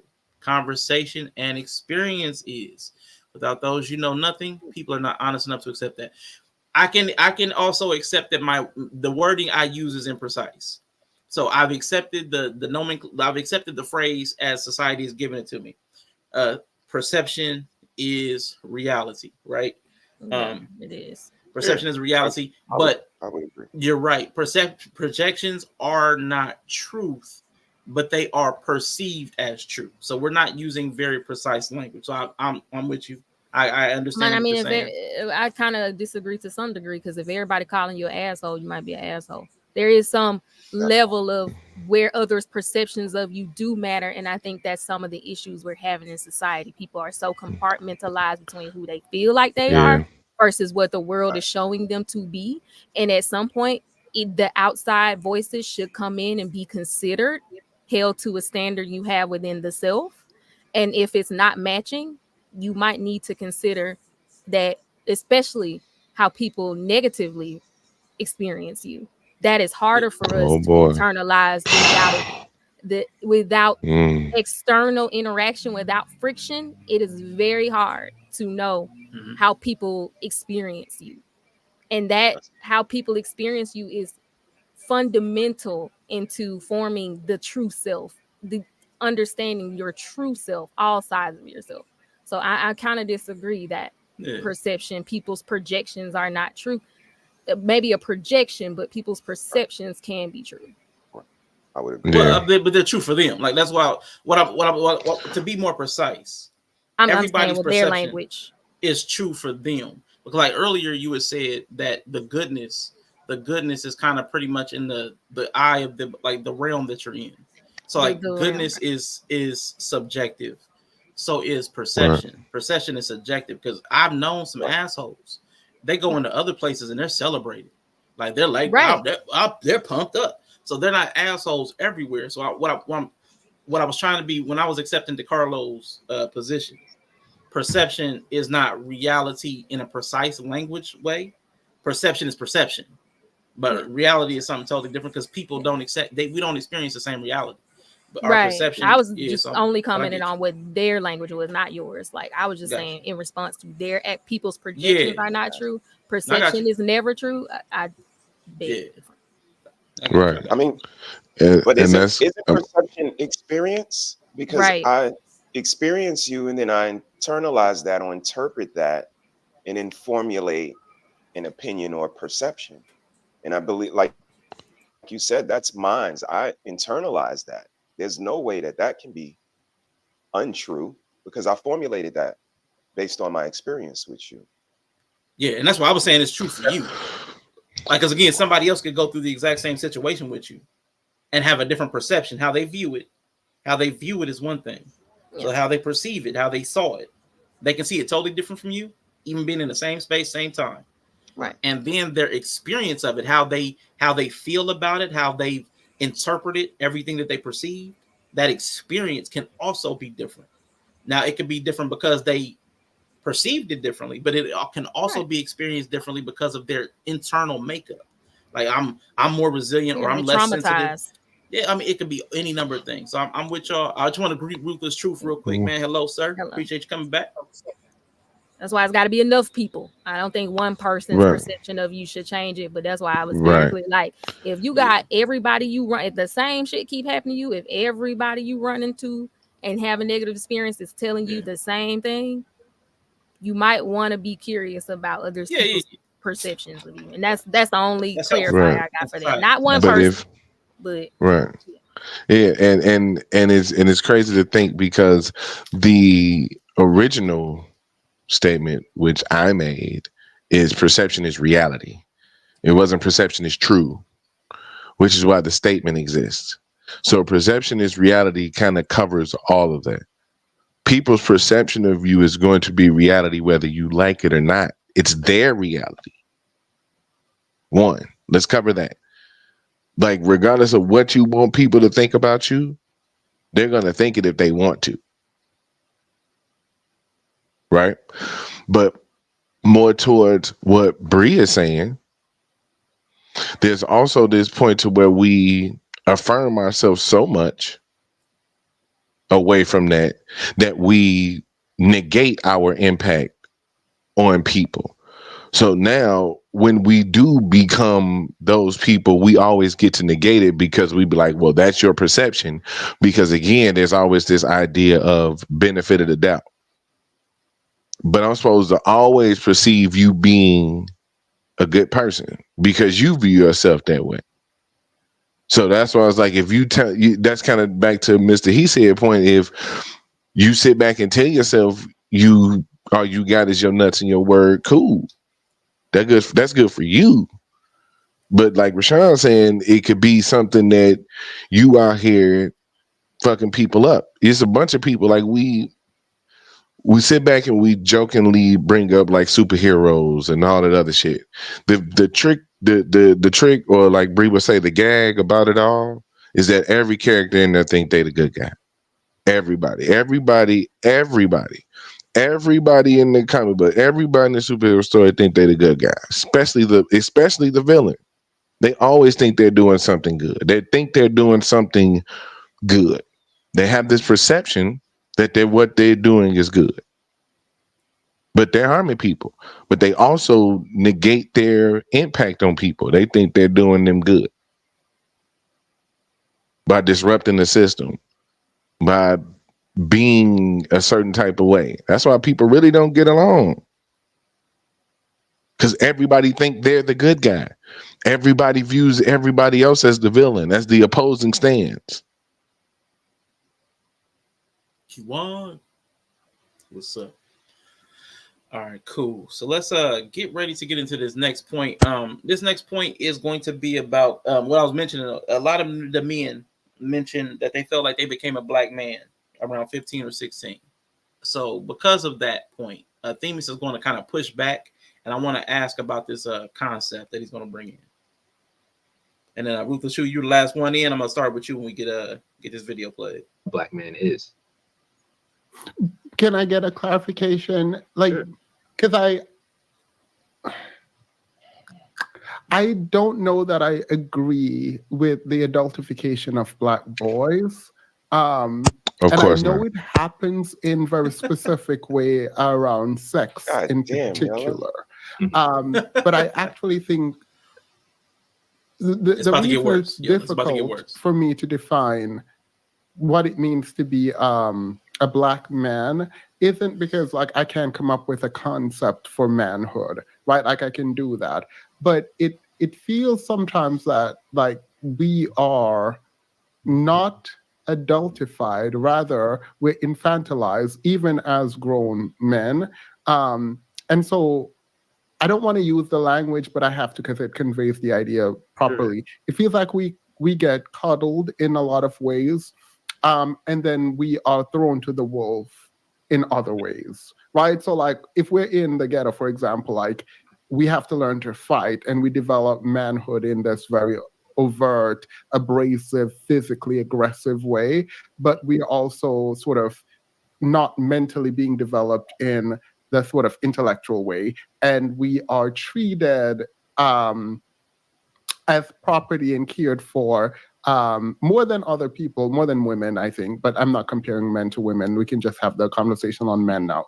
It feels like we are like coddled, at least in terms of the language around black manhood and boyhood, while we also have to fight. So we're physically growing up to be men and overtly masculine in the physical deep voice kind of way, but then we are coddled and treated like infants in the kind of psychological way.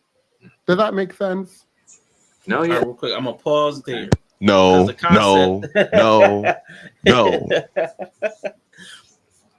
To me, it makes sense. It makes. To me, it makes sense. I feel like he's describing Debo. But here's what, yeah, definitely Debo. But my pushback for what he said, I don't like the fact that he's going to say I have a problem with adultifying black boys, but then he's willing to infantilize grown men.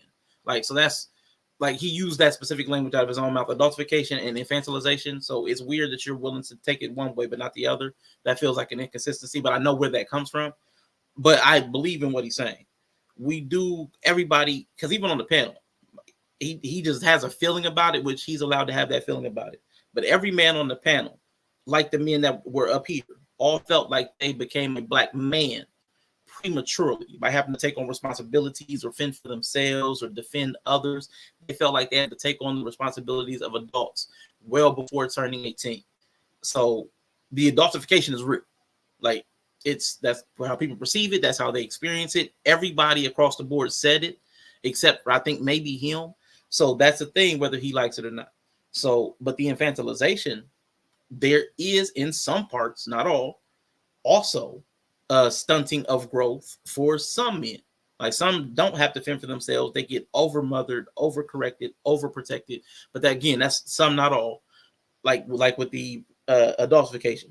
So my question to everybody here, and I'm going to start with Ruthless Truth, is what is your perception on the adultification, like perceiving young black men, young black males as men, forcing them into roles of responsibility before they're groomed into it? And also the opposite. Do you believe that black men are being infantilized and coddled and treated like children and protected from emotions and needing to mature? It's like both of those concepts, adultification and infantilization. And first, hello, sir, again, and go ahead and speak to those principles. So, no, right?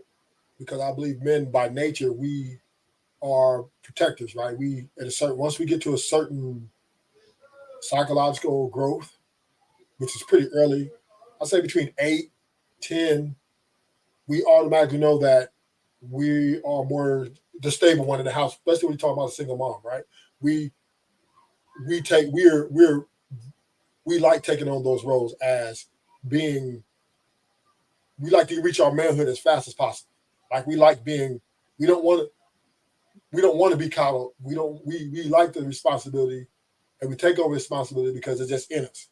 But as far as being coddled, that I don't understand, because, right, so because a lot of us come from single mothers, we are our own individuals. As boys, when we're boys, we're already in a mature state at age, I say 10, between 8 to 12, right? So we're able to do a lot of things. Like, for example, my mom used to tell me she just let me go to the store. She give me a list. I take this to go to the store, 8 years old, and get out everything and bring it back, right? No, she didn't have to really go with me anymore, right? I would just go and bring them back to the house as she see fit. So, and then also my mom was very emotional, right? She's a woman, right? I was already, where I was at. So my mom used to do the emotional things as a woman. I would automatically take on the role as, like, the man of the house. Right? I would want to comfort her, but at the same time, I would be there. I would automatically understand that, okay, I am the stronger one at this stage, not physically, but mentally, right? Because I think logic, I'm using reasoning already, that, okay, this is what needs to be done. She's tripping on this. Okay. And all these things were happening for me at a young age. And when we're speaking particularly in the hood, right, I don't think coddling is a such thing, right? Because we're already going into a situation where, right, we're already in a battle. We in the field. We in the field already, right? Dealing with temptation versus reality, right? Do I listen to my mom today and go to school and learn, or do I hang out with the homies?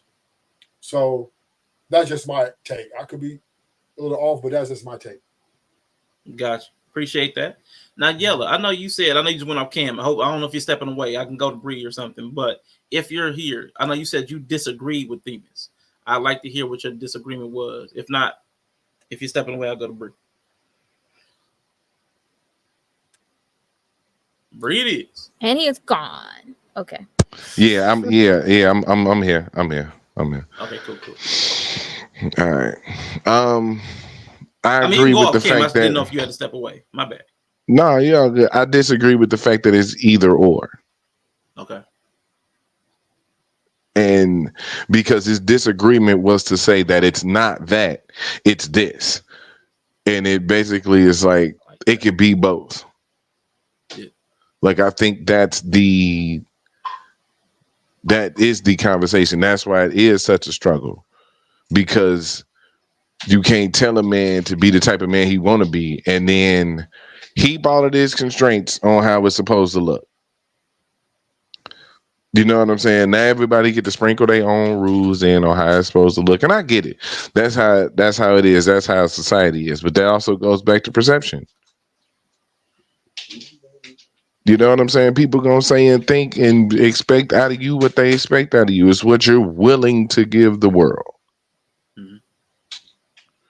And to say that we've been it's like you said,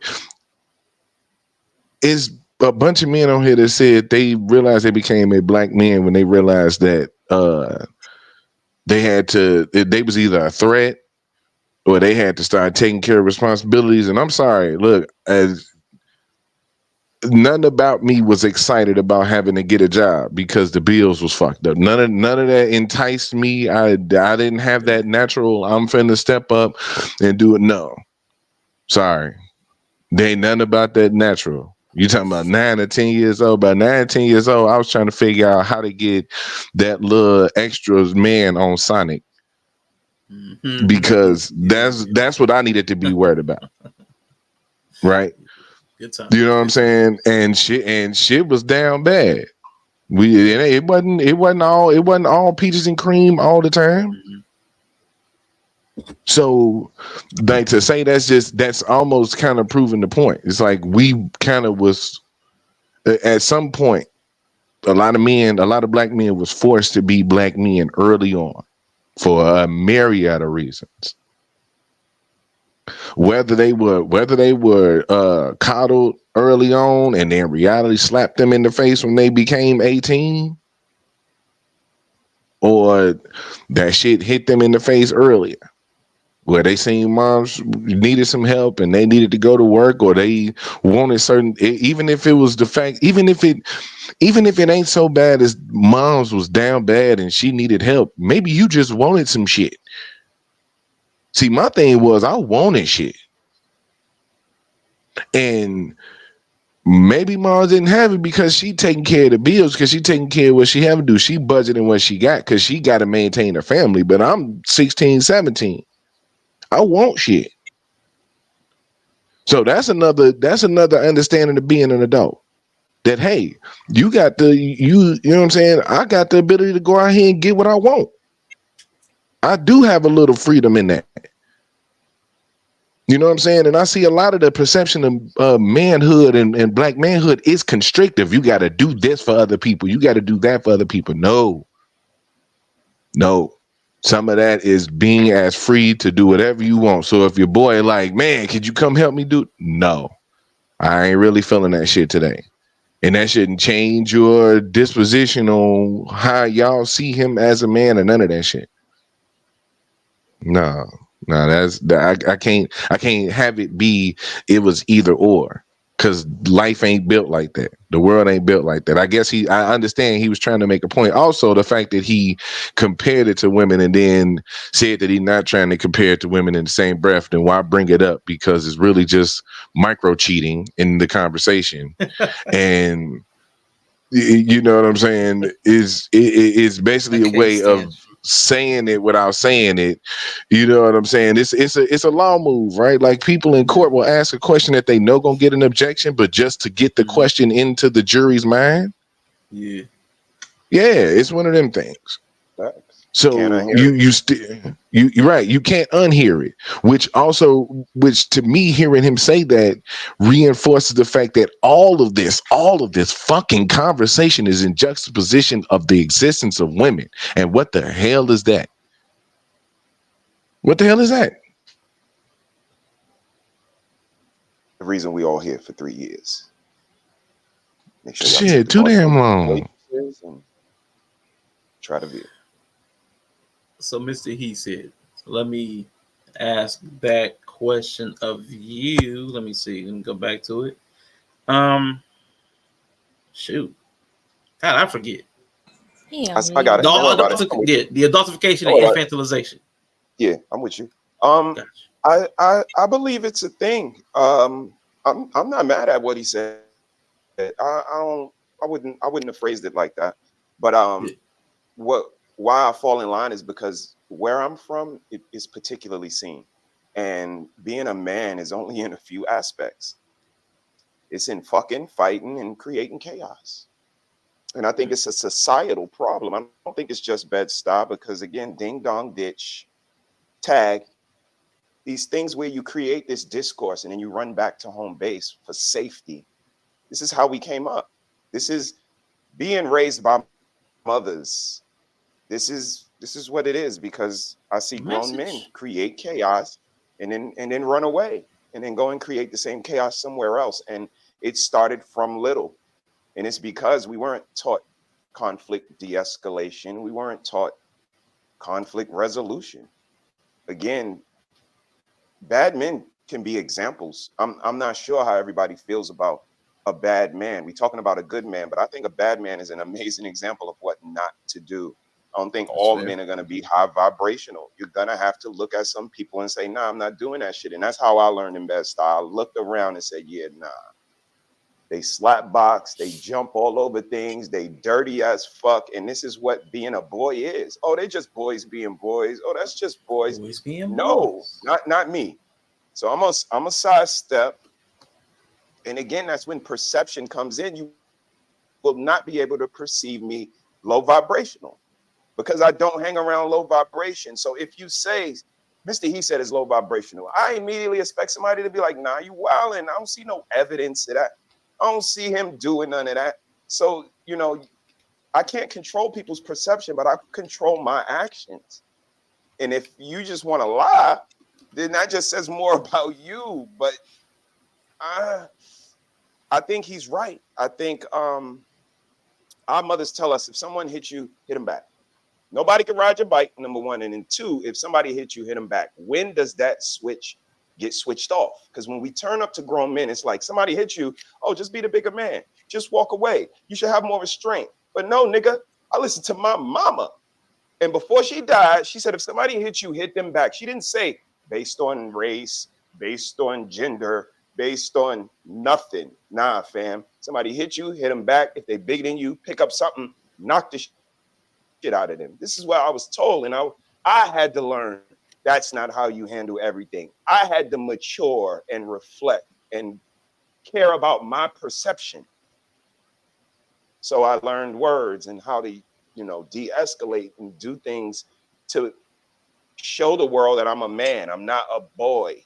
I'm not going to use violence and curse words to settle my disputes or be the only way to explain how I feel about a situation. When it's necessary, I could go to it. But I think that's the man, well-roundedness. You hear me talk about this all the time, Arshawn. A lot of people poke their chest out and being a man in certain areas. But what about all of the areas that you're missing? Do you consider those?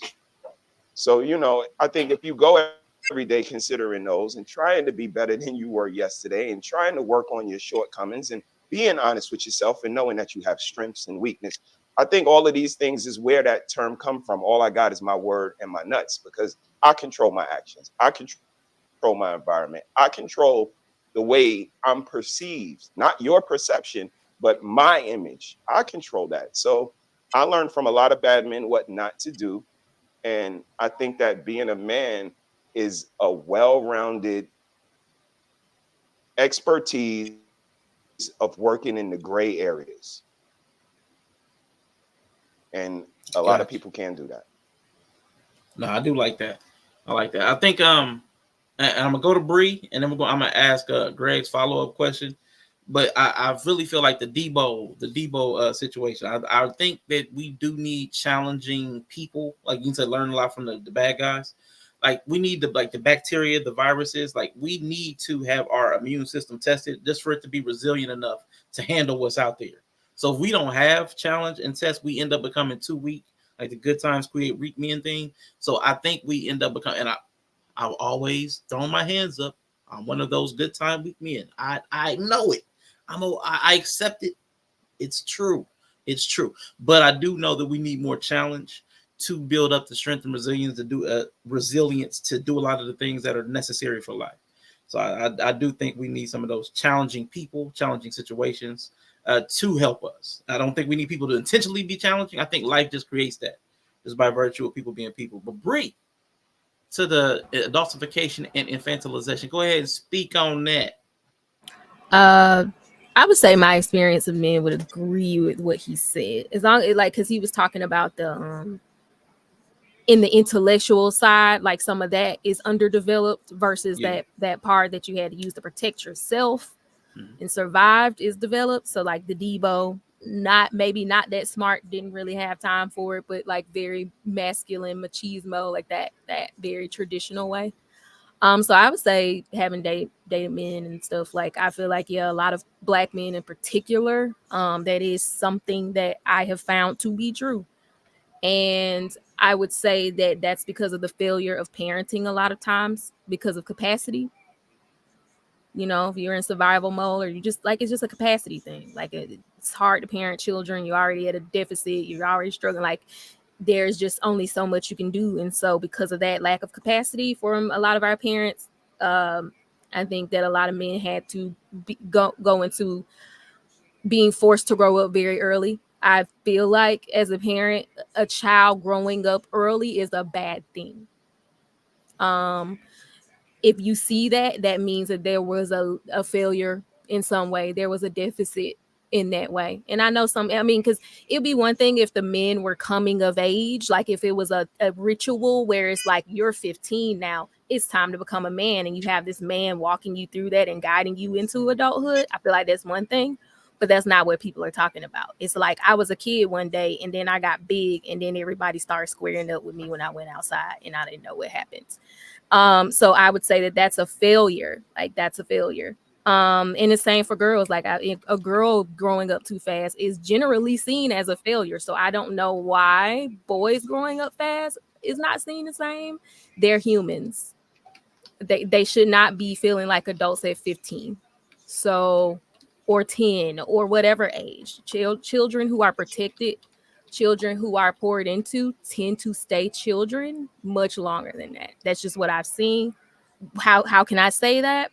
My mother had a home daycare for 30 years. She took care of boys and girls. She raised 3 kids. I saw my brothers grow up and not really have to, once again, grow up fast, dealing with the world trying to tell them they had to grow up fast and having to fight that because my mom was constantly telling them you don't have to. And then because of that, them having that experience, struggling with partners who expected boys who grew up too early, when my brothers were still playing video games and Yu-Gi-Oh cards at 17, and then how people started calling them gay or questioning their manhood at 17 because they were playing Yu-Gi-Oh with their friends. Right. Yes, boys have to grow up like way too fast, but often do not have the time to get that. And then when they do get it, it's not valued. So why put energy into it? So yeah. I'm with that. I want to ask Greg's follow-up question with you, which you've already answered, that you do think it's bad that boys are required to become adults at a young age. And again, I will say the same thing for girls. I think there should be, I'm just going to answer this before I go through everybody. I think there should be a process. And my issue is not that they grow up at such a young age. We don't prepare them for all of the aspects of life. So what they'll do is, I think Mr. He said and a couple others have mentioned, they'll get prepared in one way that's convenient for the people around them. Like, well, we need your body to be in service of the family, but we don't need your mind, so we don't develop that. Or we need your money, so we need your financial capacity, but we don't need your body necessarily. We just need you to make money however that comes. It may not, be like physical prowess, but maybe there's still something physical because you have to use your body or your mind to make the money.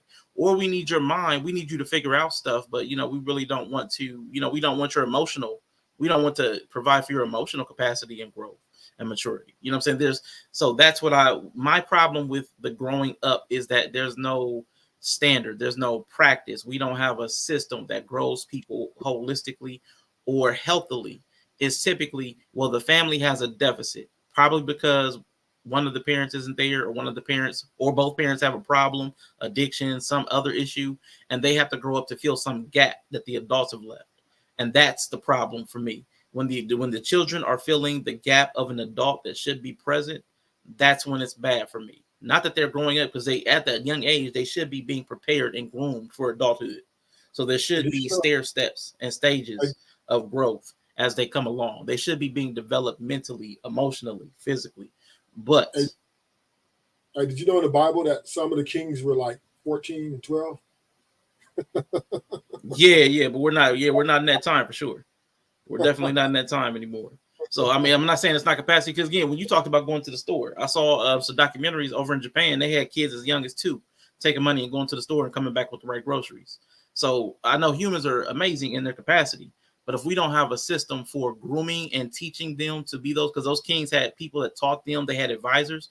If we don't have people and systems in place, they're not going to survive. They're not. It's not going to work. So yeah, people did get married and have kids 14, 15. They're capable of having kids right now, younger than 14, 15. Doesn't mean it's good if we don't have a system in place that facilitates that. That lack of structure is a bad. We see the negative ramifications on society. But going to this follow-up question that I just answered and Bree kind of backed into, IG just jumped in. What's up, IG? What's happening, baby? I just got out the plantation. Got at the plantation. I had to stop, get some food, and get my prescription. All right, so working up from what it do, baby? What's happening, people? What's happening, all my beautiful critical drinking family? You heard me? What's up? So listen, we're gonna jump to you. Your opening thoughts, and then address this question: do you consider it bad that boys are required to become adults at a young age? And we're gonna work our way up after you, Ruthless Truth, Mr. He Said Yellow. Do you require bad boys to grow up at a young age? That is the question? No, do you think it's bad that boys are required to be like adultification? Do you think it's a negative that boys are required to become adults at a young age, like prematurely before 18, taking on adult responsibilities? Since we're talking about boys, yes, but I think that is kind of just a side note before I answer that. Yes, but there is a bias to that because we do not think it's the same thing. We encourage females to be mature and grow up, but it's in a different capacity. It's not the same weight, and it's not the same expectations in how we expect women to grow up faster than boys. But in a sense, for males, yes, because you cannot expect a person to have a function in society without a sort of blueprint. And everyone's blueprint is going to vary. Am I still with y'all? Yeah, we hear you. I hear you can anyway. See y'all. Yeah, everyone's blueprint is going to vary. So I don't think it's definitely good. Depends on the capacity. Because when you're talking about, okay, having to grow up and not think about things before the age of pubescent puberty and stuff like that, then yes, that's going to be damaging on every level. However, when it comes to certain capacities of maturity, of the certain age of maturation begins, that doesn't mean you throw them in the water with the sharks. However, there needs to be some taking off. Okay, we're going to take one of these floaties off your ass because you're at the point of where we can't tell, like, okay, we have these expectations of men, but we kind of mama's boy, some of them. We sometimes some of coddle some of them, and I'm just speaking from, this general sense right here. We can't then expect them when they actualize in the world to be this quote unquote provider alpha male if we keep the coddling up. And one thing I will say that I see a lot in the community is where, especially with single mothers, even though I'm the exception to the rule with the single father, I do see a bias where single Black mothers in particular, they coddle the male children and they're harder on their female children. And I think that has a lot to do with the patriarchy and the penis worship of, deityism in the West and stuff like that. That plays as to why women do that. But I don't think it is wise for us to expect an 18-year-old of any sex, if you want my opinion. But especially with males, you just started to be able to sign that dotted line. So you cannot expect a person who has not had that many years of their nuts just starting to hang. So you trying to tell me your nuts just started to hang between the ages of 13 and 14. So you only been in those mature nuts for 14 years. You've only dealt with that testosterone and those impulses for 4 years. That is not a good enough time frame for, I believe, any adult, but especially if you deal with males to mature. So no, I think it is a irresponsibility on the part of society or whoever that particular male child's environment is, as to why they would have had to do things unnecessarily before the age of maturation. Because I'm a product of being more mature than most people. But yes, like Brees, and I did have a childhood. I was so gay. I was able to be so fucking gay. I know how I hate that word, but I was able to be gay because I was able to be in a child's place. Then when puberty set in, and then society showed me, well, hold on, baby, your voice might be high, but your shoulders is bigger now. The way that I'm approaching people, society kind of had showed me, not just my father, like, okay, now you're stepping into a certain decorum of how you're supposed to prevent and how you're supposed to act. So I was able to be more mature in the things that was time for you to be mature. Okay, you 14, 15, 16, and you starting to get sexual. Because I had a single father, I was able to have that communication. There was no shame in that. There was no disaggregation when it comes to that part. But at the same time, I had a single father. So this is what I believe, and I'm going to be quiet. Regardless of the sex or gender, I think it's kind of hard for you to expect a male child, because see, my bias is it's weird for me to let, not to say that I don't let female friends and women friends do things for me, but I am not used to any woman besides the women in my life that are friends in my adult life doing everything for me. And in a sense, even then, I still feel like as a gay man, I still have to do things that are a part of that gender roles as a male. So me watching my father from a little child being the sole provider, not just the check. No, he was the emotional support. He was the financial support. So, and it's very much easy for a little boy for me to mimic someone who shares my same biology, my same race, their same place in society. So being more mature for me, because I had such an older parent who had me at the age of 60, that's where I got more maturity, not because he was irresponsible and doing other things to put it before me, but most men don't do that even when they have a wife in the household. So I don't expect most males to actualize what that is supposed to mean if your ideal of being a man is coming from the gaze of a woman without a man, and her reasons for her relationship to men are too different from you as her male child. Got you. Appreciate that, IG. Ruthless Truth. All right, what you think about I'm gonna have to go against the grain. All right, that's fine. That's fine. I think it's perfectly fine. Yeah. Now I'm gonna get some pushback. That's all right. Yeah. So, yeah. There's because look, if it comes to especially the particular Black community, the males are automatically have to push out the house anyway, early. No matter pretty much the situation is, you're going to have to grow up faster. It's okay though, and this is the difference between men and women, right? Men are much more capable, and this is why I don't agree with the premise that women are born with more value than men, which I definitely disagree with that. I think men are born with the most value because the men or the boys, or the young boys, they could carry a lot more of the legacy to higher heights, per se. And men are very at young ages, and like I said earlier, between 8 to 12, they are I think our capabilities are at where they're pretty much starting to go to. So can you take a little boy and say, hey, be a man, do what you do. Just, if you have any problems, you have anything you need to talk to your dad, and I'll give you the best way. And then from there, we can work with it. Because at the end of the day, even the law of the land, right, will judge you under adulthood for the precarious crimes that they see fit, right? So you can be charged as an adult quickly. Mm-hmm.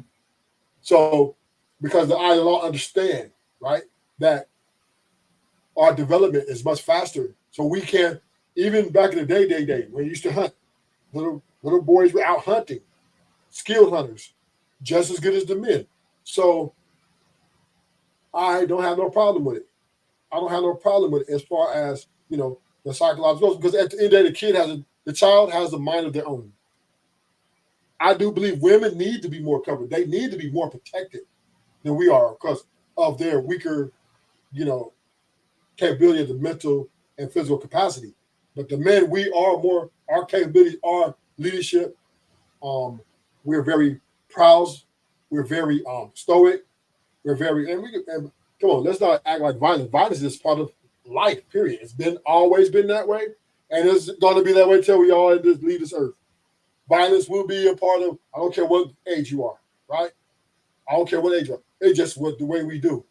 And as growing up, acknowledging who we are in life, that's coming in our mind. Those are things that's going to go in our mind. Whether a man grow up and say, I want to be a basketball player, or I want to be a soldier, or I want to be this or that. That's all in that child's mind. Now, as parents, we can try to imply, oh, well, we want you to do this.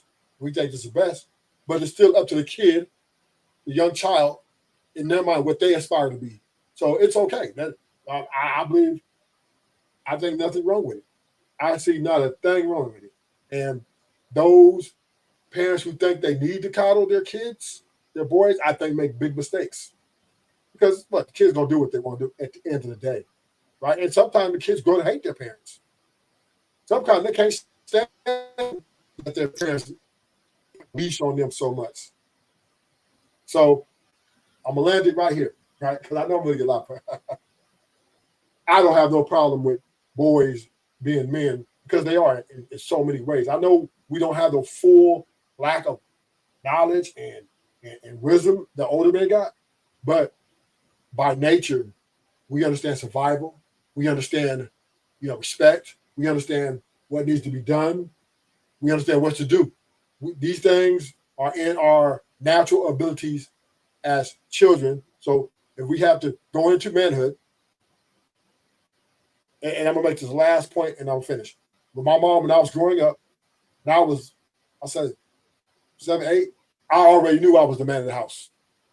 I already knew I was the man of the house. Like I didn't even listen to my mom. You know what I'm saying? Like, because I knew that I was just more capable than her. I knew I was more stronger emotionally than her. I knew these things at a young age. So now I was doing those things already. I got me in trouble, but I was doing what I wanted to do anyway, and I landed. All right, appreciate that. And I don't think you're gonna get too much pushback. Yeah, I don't think you're gonna get as much pushback as you think. Like, I'm not even opposed to people developing earlier in life because, like bar mitzvahs, bat mitzvahs.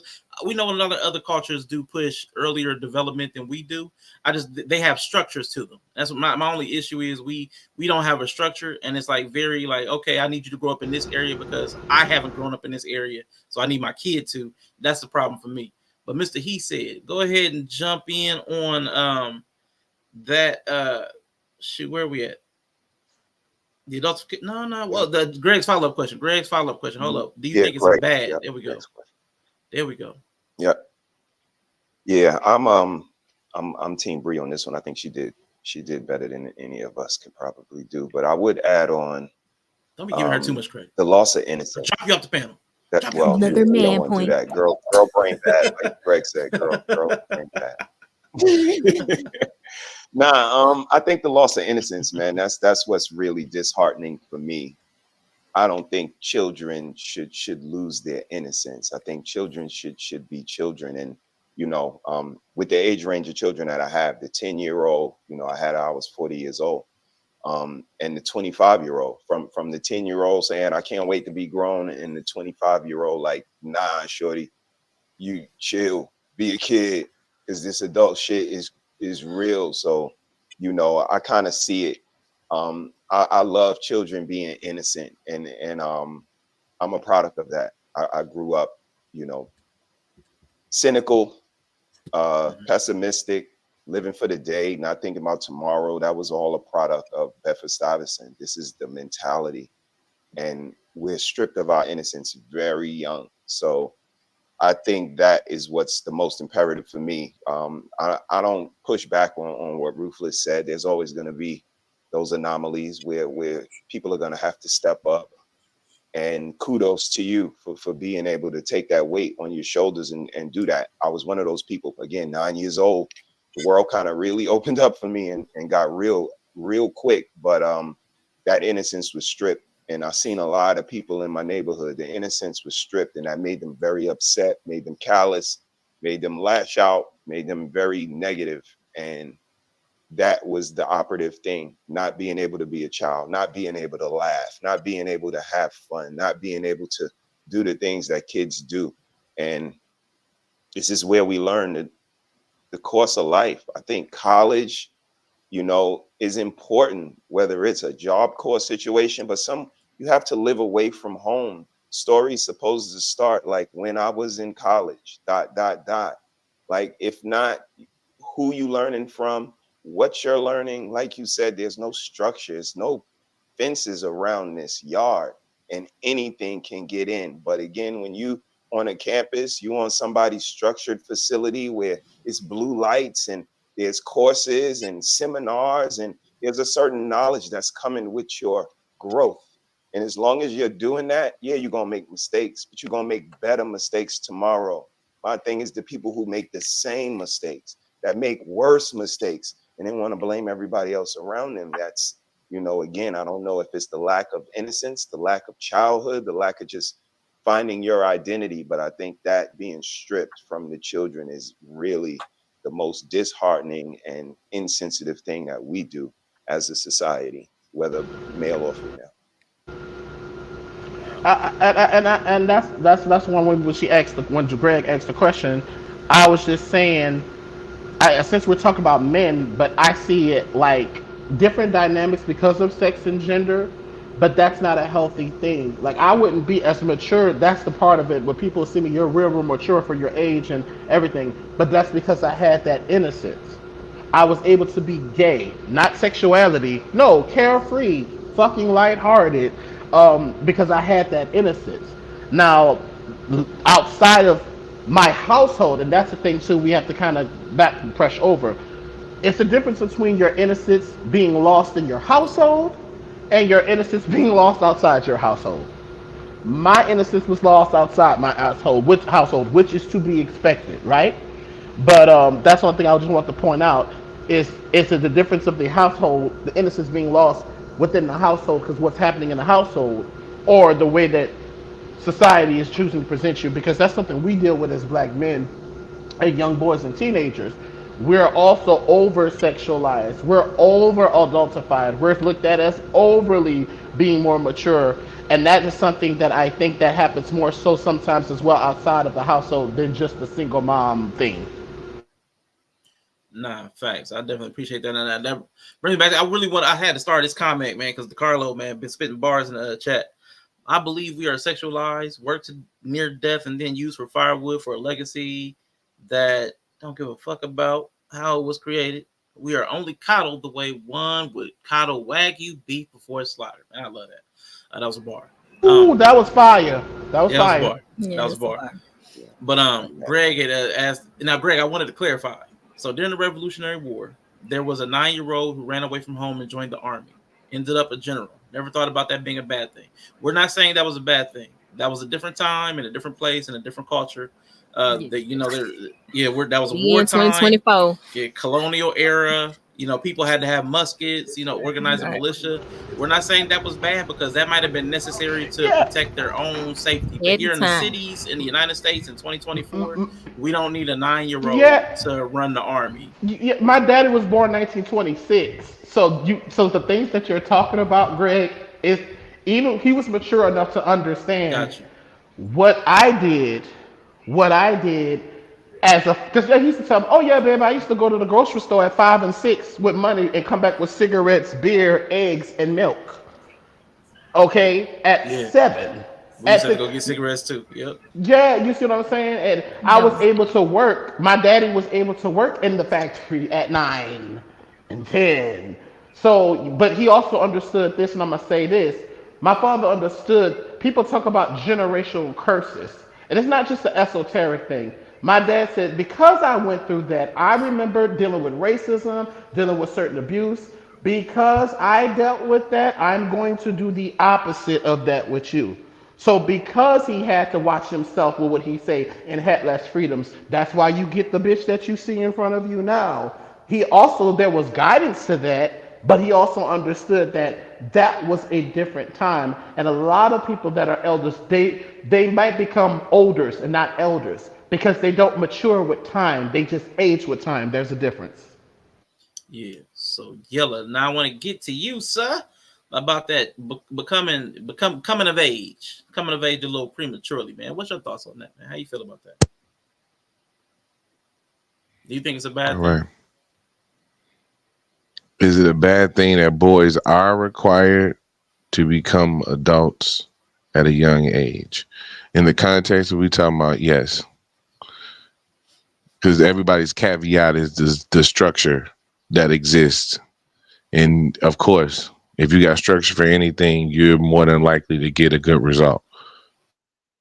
But I think more so what we've been talking about and what the idea of growing up too early is, yesterday I was a child. Today I'm a man. How the hell did this happen? If you're getting to, because and even in the idea of setting up structure, you still don't lose being a child. You're just being taught your future. You're being taught what you're going to become and what you're going to do in the future. That still doesn't take away you being that doesn't make you an adult. If you're learning to be an adult, that doesn't make you an adult. So learning what you're going to do in life, how to whatever you consider teaching an adult male to do as an adult male still doesn't. I mean, teaching a child what to do as an adult male doesn't make them a child. Yeah. You know what I'm saying? So the idea of them have required to become adults at a young age, yes, because if you have to transition to being an adult for being a child before anything happens in between that, then yes, that's a problem. Because that's what we're talking about. If every situation, I know you could tell us about the all these young people who did great things. They all exist in a different time, and they all had different perceptions. Like they all had different upbringings. But when you sitting back saying, "Hey, you had to become a man because the family structure was breaking down," no, that's not a good thing, bro. That's not a good thing. Because your mom was broke and couldn't pay the bills. That's not a good thing.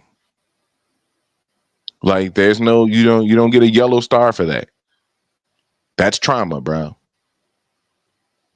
Like recognize trauma and recognize you overcoming trauma and not a well lesson learned. We always try to look for a lesson instead of understanding that you was traumatized, fam. Recognize that part. You overcome that, and that's great. But realize that was being traumatized. If you are under the age of even having to being able to legally work, because telling us that a 9-year-old joined the Revolutionary War when they would probably send the parents to jail for letting a child walk into the into the registration office should probably show you something.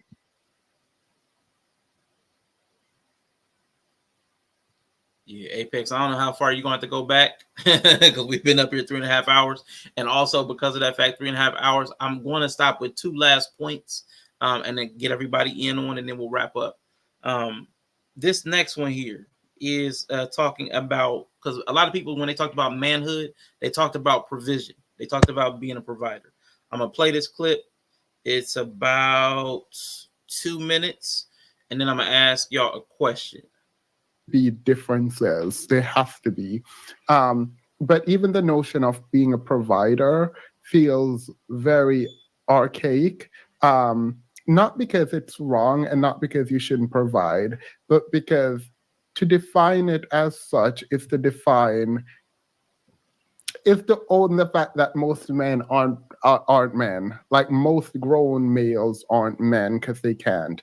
And women are able to and have to provide for themselves, right? So if if we define manhood as the ability to provide, are women now men because they're providing for a bunch of men? Like most of the married people have the women being the provider, right? And so like if if manhood is defined as the ability to provide and protect, well, women in the Black community in particular are providing and protecting their family. So are they then men because of how we're defining it, and then good men because we qualify it with good? It doesn't. It feels like the definition is this arbitrary thing that we want to aspire to, and if that is the case, can women also go for it? And if they can, then is that manhood? Like, it doesn't feel right. Like when I hear people say, "Oh, I'm a man, I provide and protect," I'm like, we don't live in Gotham City. Very rarely do you need to protect anyone. And if you're protecting people, it's from other men. Women are providing for themselves. Like the concept of man being separate in the way that they have very specific roles. I need to know what those roles are that would exclude a woman. Because if a woman can do the thing, then is that a man? Like, would that be like, are we defining manhood to exclude women from whatever role? Are we saying this is what should happen? And if so, why? I'm going to stop there. Yella, I'm going to start with you, man. You was patient on that last round.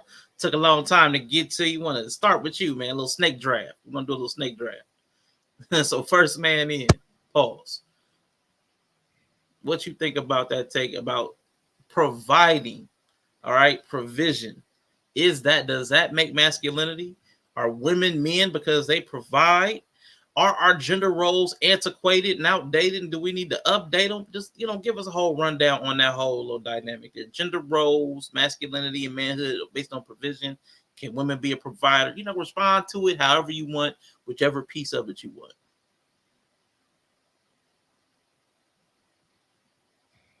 Okay. I'm not going to say that was a stupid ass question immediately. I'm going to build up to saying that was a stupid ass question. So get ready. It's coming. Damn. Take your time. Put it on the stove. We'll put it on simmer. Put it on the simmer. We got you.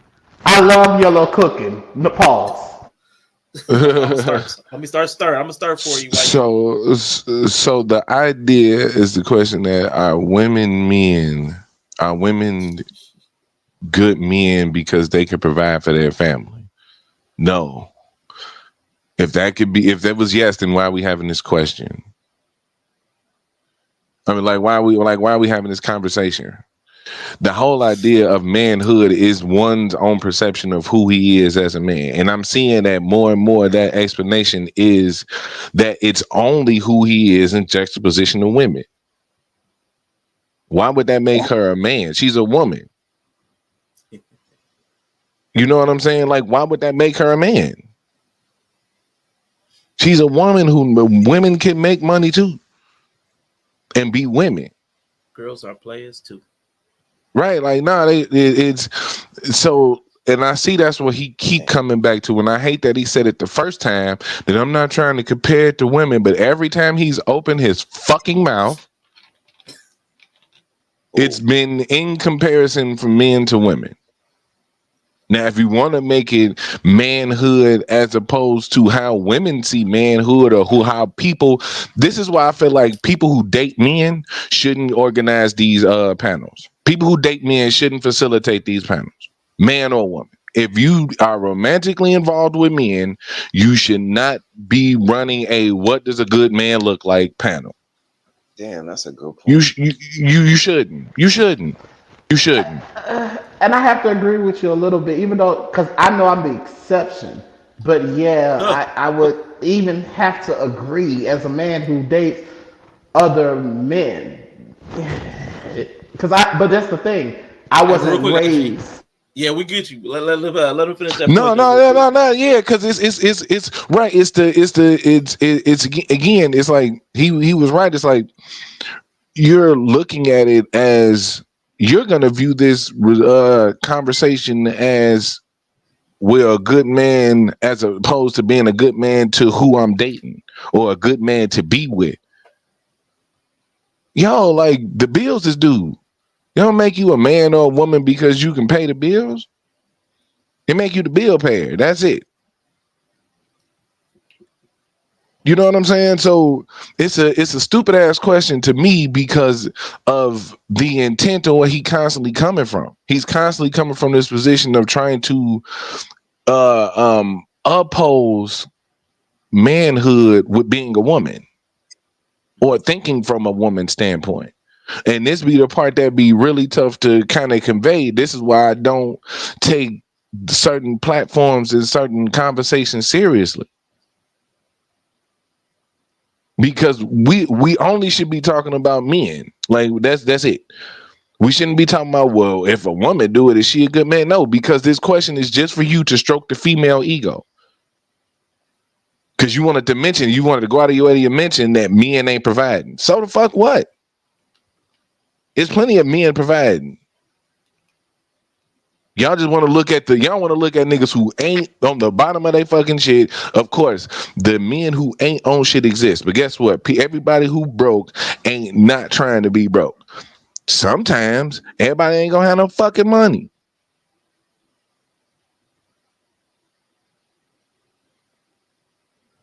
I don't know what all those caps mean or what they're trying to say. But what I'm saying is this. It seems to really only be, I get what he is saying, like providing don't only make you a male, and that's true. But guess what?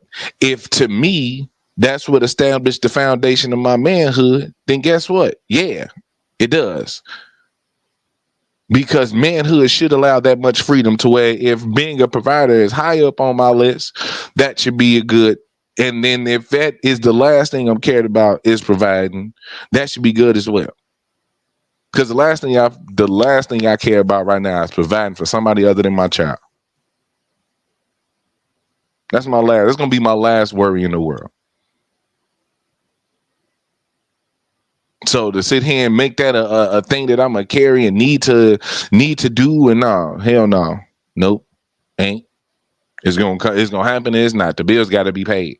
I ain't finna sit there and wear that as a badge of honor or think I'm doing something special. What, I'm gonna not pay the bills? But I'm gonna not try to get the bills paid.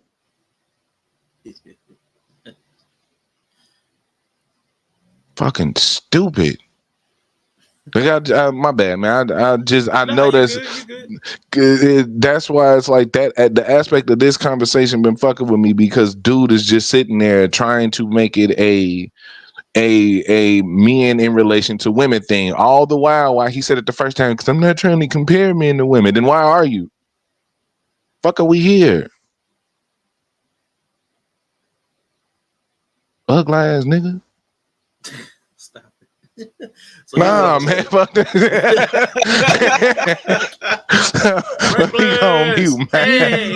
You threw a petty pebble. Was that a petty pebble? That was a petty pebble. That was a petty fucking boulder. You put that flaming Louis up there, Brie. I saw you. I know it was coming. I see you caught it, man. So listen, what I would say though. Here's the thing, and women have complained about men. When we have these things about men, it always kind of leans back towards women. And they can be like, why is it always you always come back to women? You always come back to women. It's really hard to talk about things that are only exist in opposition to their opposite without talking about the opposite. Like part of the contrast is like necessary for comparison. Like same thing with blackness. I've heard the same thing with black and white. Like, why you always got to bring up white people and race? Well, if we're talking about blackness only exists because of white people and race. Like that, because that was established and codified by this group of people. That's the only reason we're labeled as black. Otherwise, we would just have a nationality. We wouldn't need to talk about black this or anything because we would just be people that exist in this country.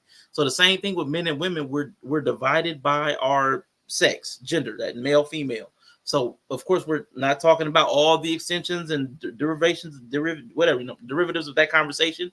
There's male, female. If we're talking about men who are adult males and women who are adult females, if we're talking about that, it makes sense for one to come up in the other. So I hate when women try to do that to men. Like, man, why y'all kept bringing it back to women? We're only talking about manhood in relation to womanhood, and you're only talking about womanhood typically in relation to manhood. Otherwise, you would just be being yourself. You wouldn't need to be woman or man because you would just be humans. If there were only women, you wouldn't need to talk about womanhood. Y'all talk about what do we need. If there was only men, we wouldn't need to talk about manhood. It would just be what do we need.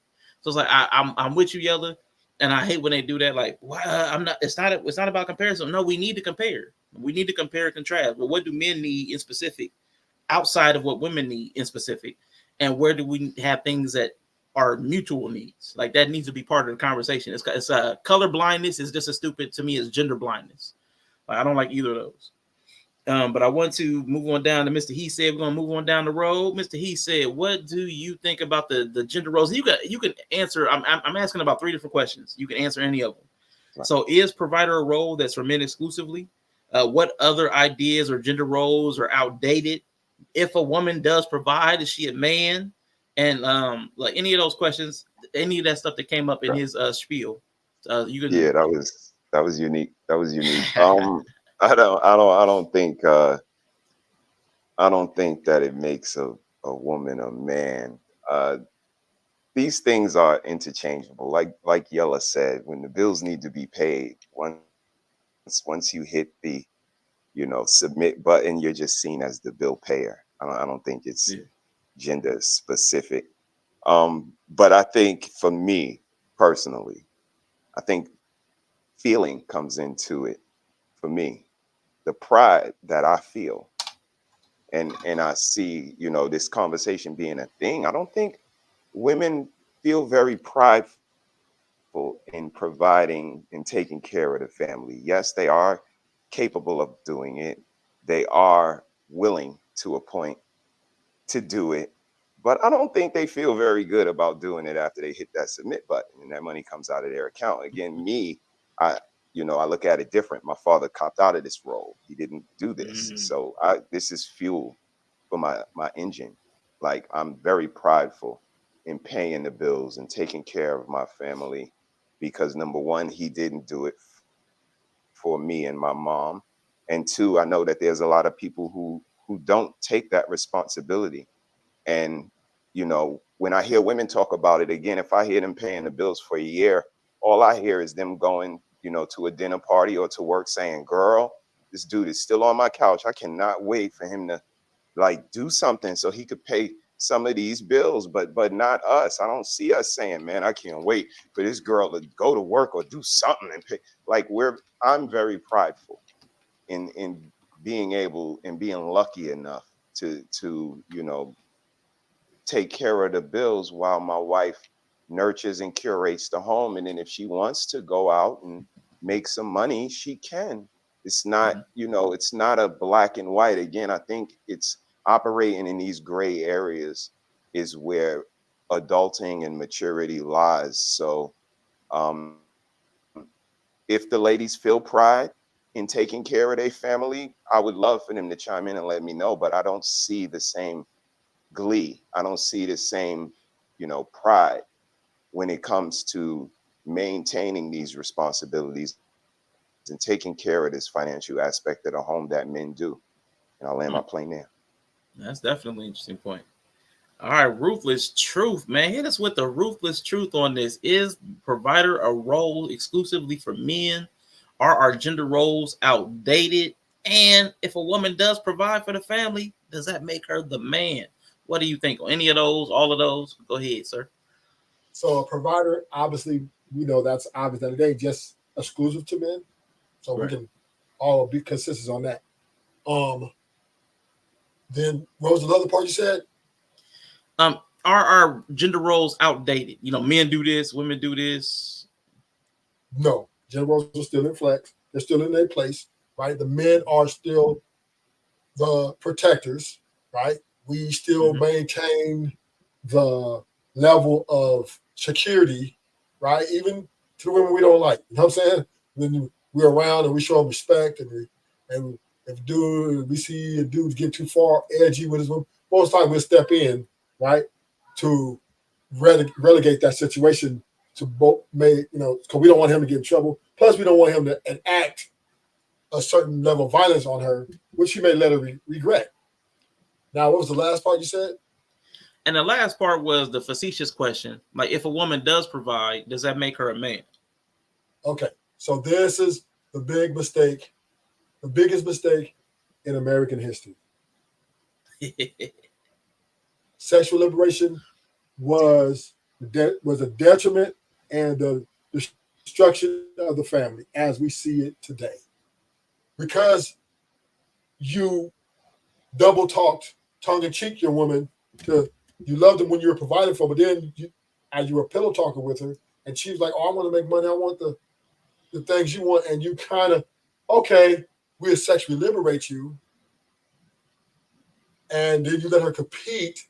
Now she is taking on masculine type duties, which is now making her less marriageable, less cooperative, right? She now she would destroy the family, and just knowing that she has access to these resources and able to do or compete with the men, she will destroy the family according to her feelings and how she feels. So, is she providing? Is she a man? No, right? Mm-hmm. Not even in the least bit of way. Why? Because we know women are innately more selfish than men. They don't really like to share.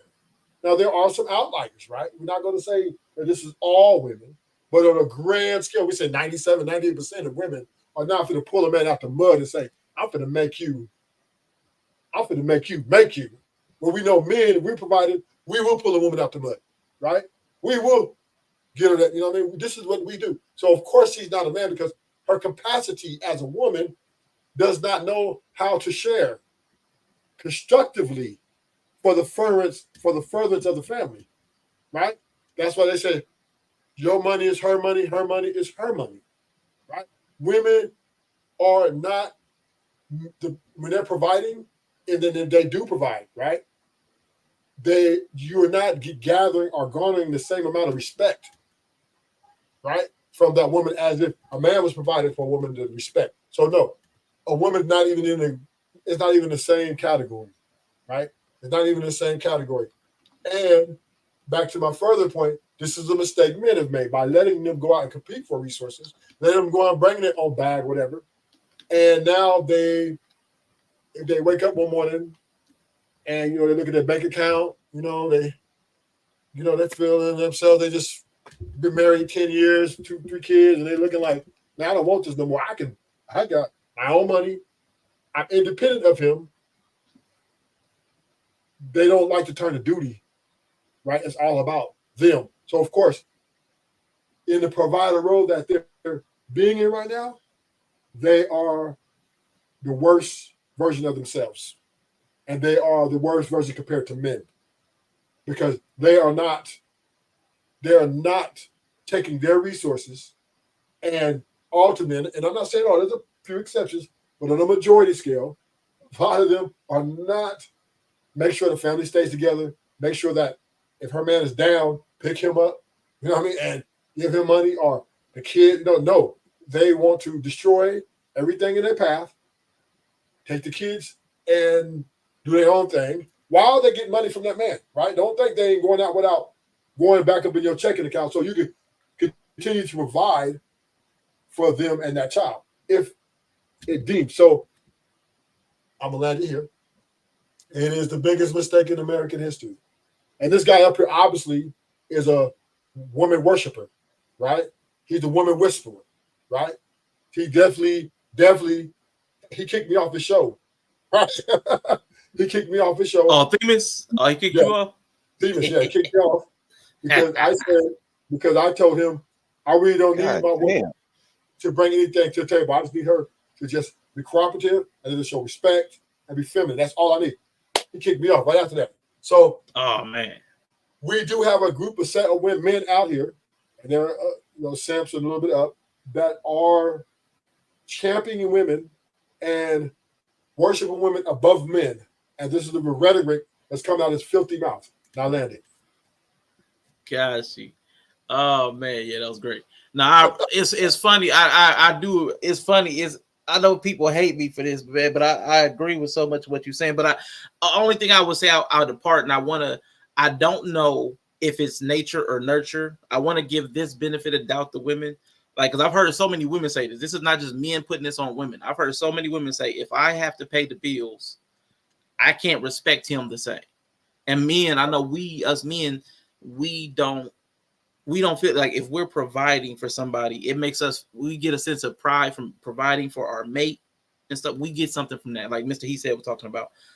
When I hear women talk about they love providing for their children, but when it comes to a man, I've heard so much about the respect level. They lose respect. I can't respect them the same. I've even heard some say it makes me want to disrespect them. They have to fight off the impulse to want to disrespect them if they are in that provider role. What I want to say is I can't say that that's their nature.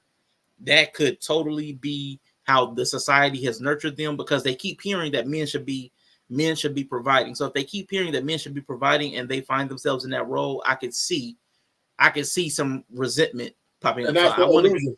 That's an illusion, right? It's a big illusion they live in. I'm just saying. I'm just providing a little bit of cover. Like there could be a real reason for that, because our society says people up for failure. Our society says people up for failure. That's why it says the biggest mistake, because now it's good for tearing up families left and right.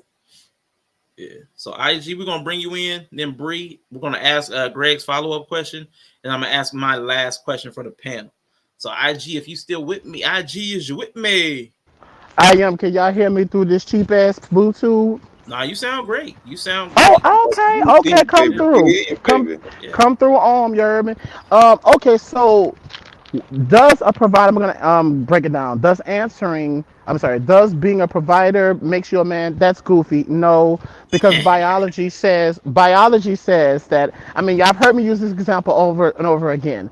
There is nothing dainty when you are a female in the wild as an animal, right? There's nothing. That's a very assertive job if you have to deal with your predator and hunt your prey.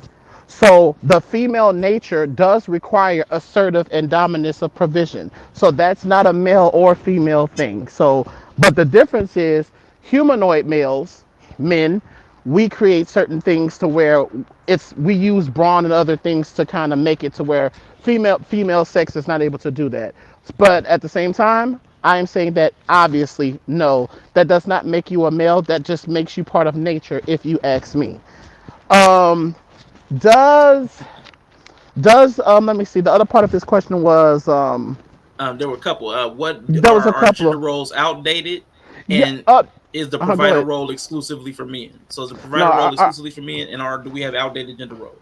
I kind of already answered the provider role. No, right. And especially when you deal with race and class in America.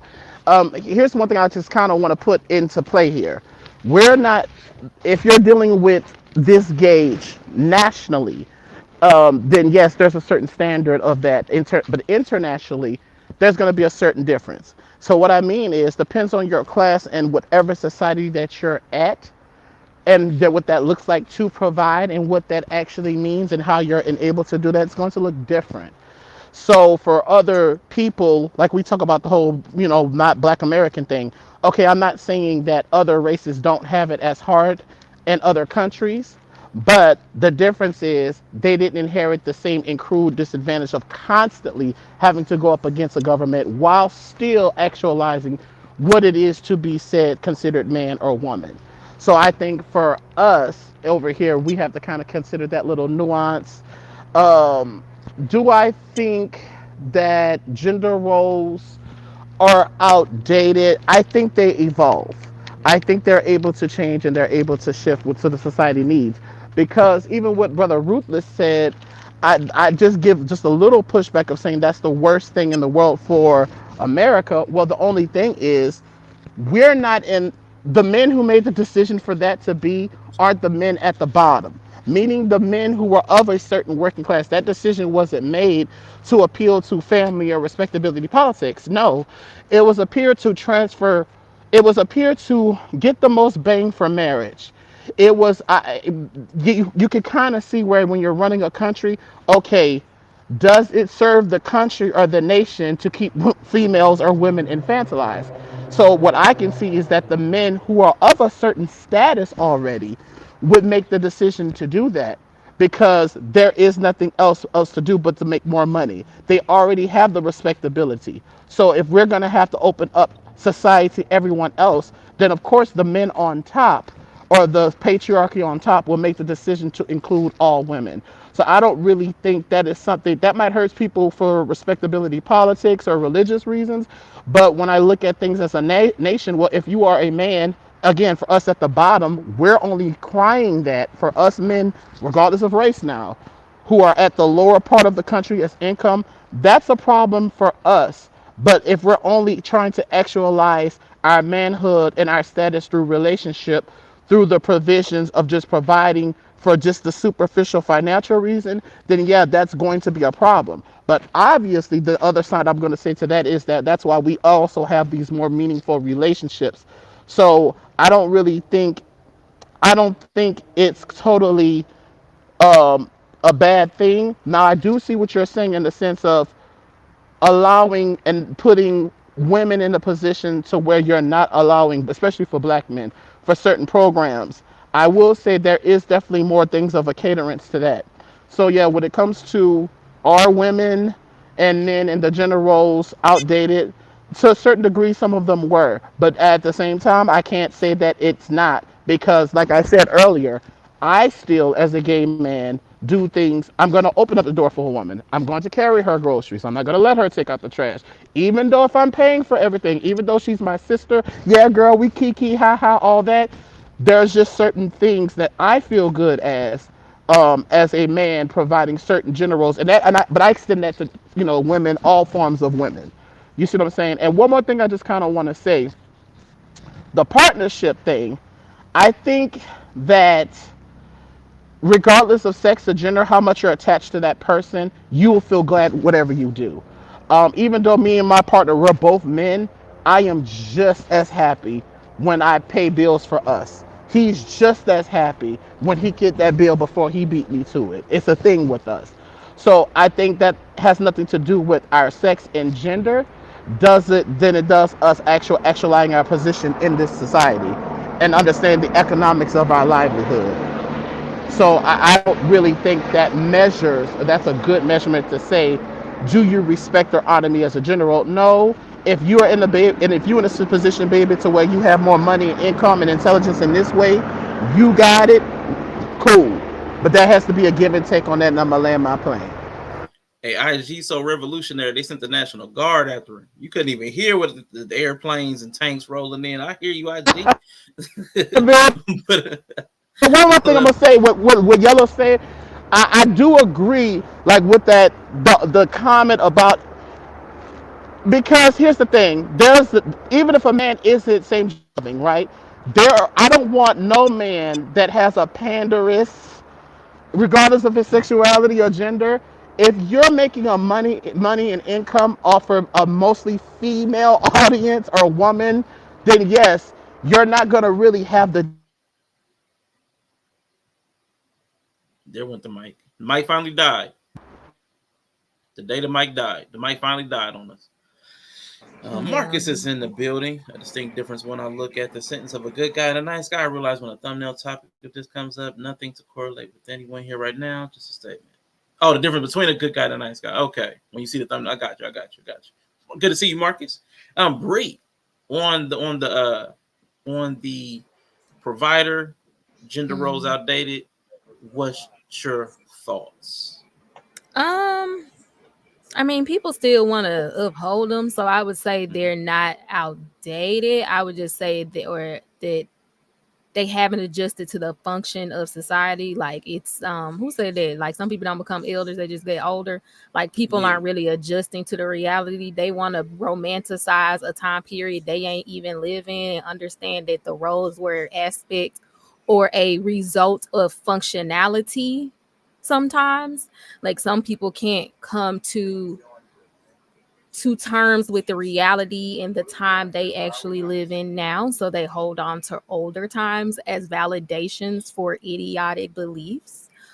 So I would say that they need to evolve as what people want from relationships have evolved. I'm okay with certain traits or things that maybe men may, because of nurture or nature, like I'm okay with utilizing the natural inclinations of a gender or a person to their strengths and say like standardization. I understand the purpose of standardization, but I do think that it needs to evolve, because what people need from relationships aren't the same. And so I think they just need to change with what's needed and how people want to move, and what does embodying your femininity actually mean in 2024? What does embodying your masculinity actually mean in 2024? So I think that we need to like come up with gender roles based off that and not old times. And what was the other question? Yeah, does providing make a woman a man? I love that one. I wouldn't know, because I don't provide and I don't take pride in it. Like Mr. He said, I don't give a fuck about providing. No, I'm good. I don't know what that's like. Can't relate. Yeah. So what's the next question? And then is providing a role that's exclusively for men? That was the last one. Oh, no. Like there are a lot of women who provide. My husband is watching football. But there are a lot of women who provide. They love it. It gets their rocks off. More power to you.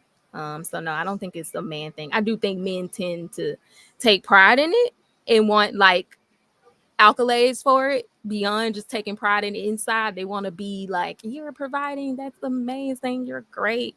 Like they want that praise for it more so than anything else. So I would say that women can provide. There's some women who want praise for providing as well, but I definitely feel like men are like, I'm doing what I'm supposed to do.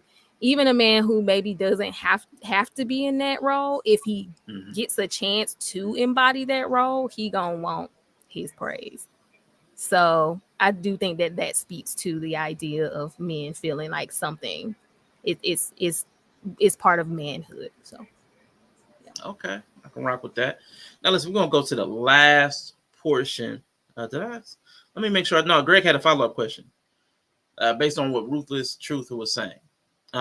He interpreted it saying women should not have the freedom to make money. But I'm gonna ask the question anyway. If everybody could like keep this answer to 2 sentences or less, like like a brief response to this question, so I can get to the final question and we can roll up out of here. Who on this panel thinks women should not have the freedom to go out and make money? I need to know. So go ahead, Bree, answer. Why you gonna Clark is what? Wait, hold on. Let me try to embody the worldview in which I would feel that way, because I don't. If I needed an easy way to guarantee having access to women without actually having to rise up to any kind of standard beyond providing something so they can literally exist on the plane with me, I would want women not to work. Okay. There you go. All right. What about you, IG? Do you think women should have the freedom to go out and make money? Your mic is still gone. Yeah, your mic. All I need is one mic. Yeah, still gone. Or you got to call and you're going to have to leave and come back. Yeah, you might have to come drop out and then come back in. Ruthless Truth. Because since this was based on something you were saying at the time, do you think women should have the freedom to go out and make money? If you want the nuclear family to come back in order, no. Okay. Simple as. Mr. He said, what do you think? Yes, they should. All right. Yella, if you're here. Should women be able to go out and make money? Now, I feel comfortable answering for him that since he wants women to be able to go and drop kick another woman on his behalf, I'm sure he would also want them to be able to make money. But if he pops back in, he can answer for himself. He also likes women's wrestling, so I don't think they would be doing that for free. Yeah. You're right. Shout out to the ones that would. Yeah, what's the Magic 8-Ball say?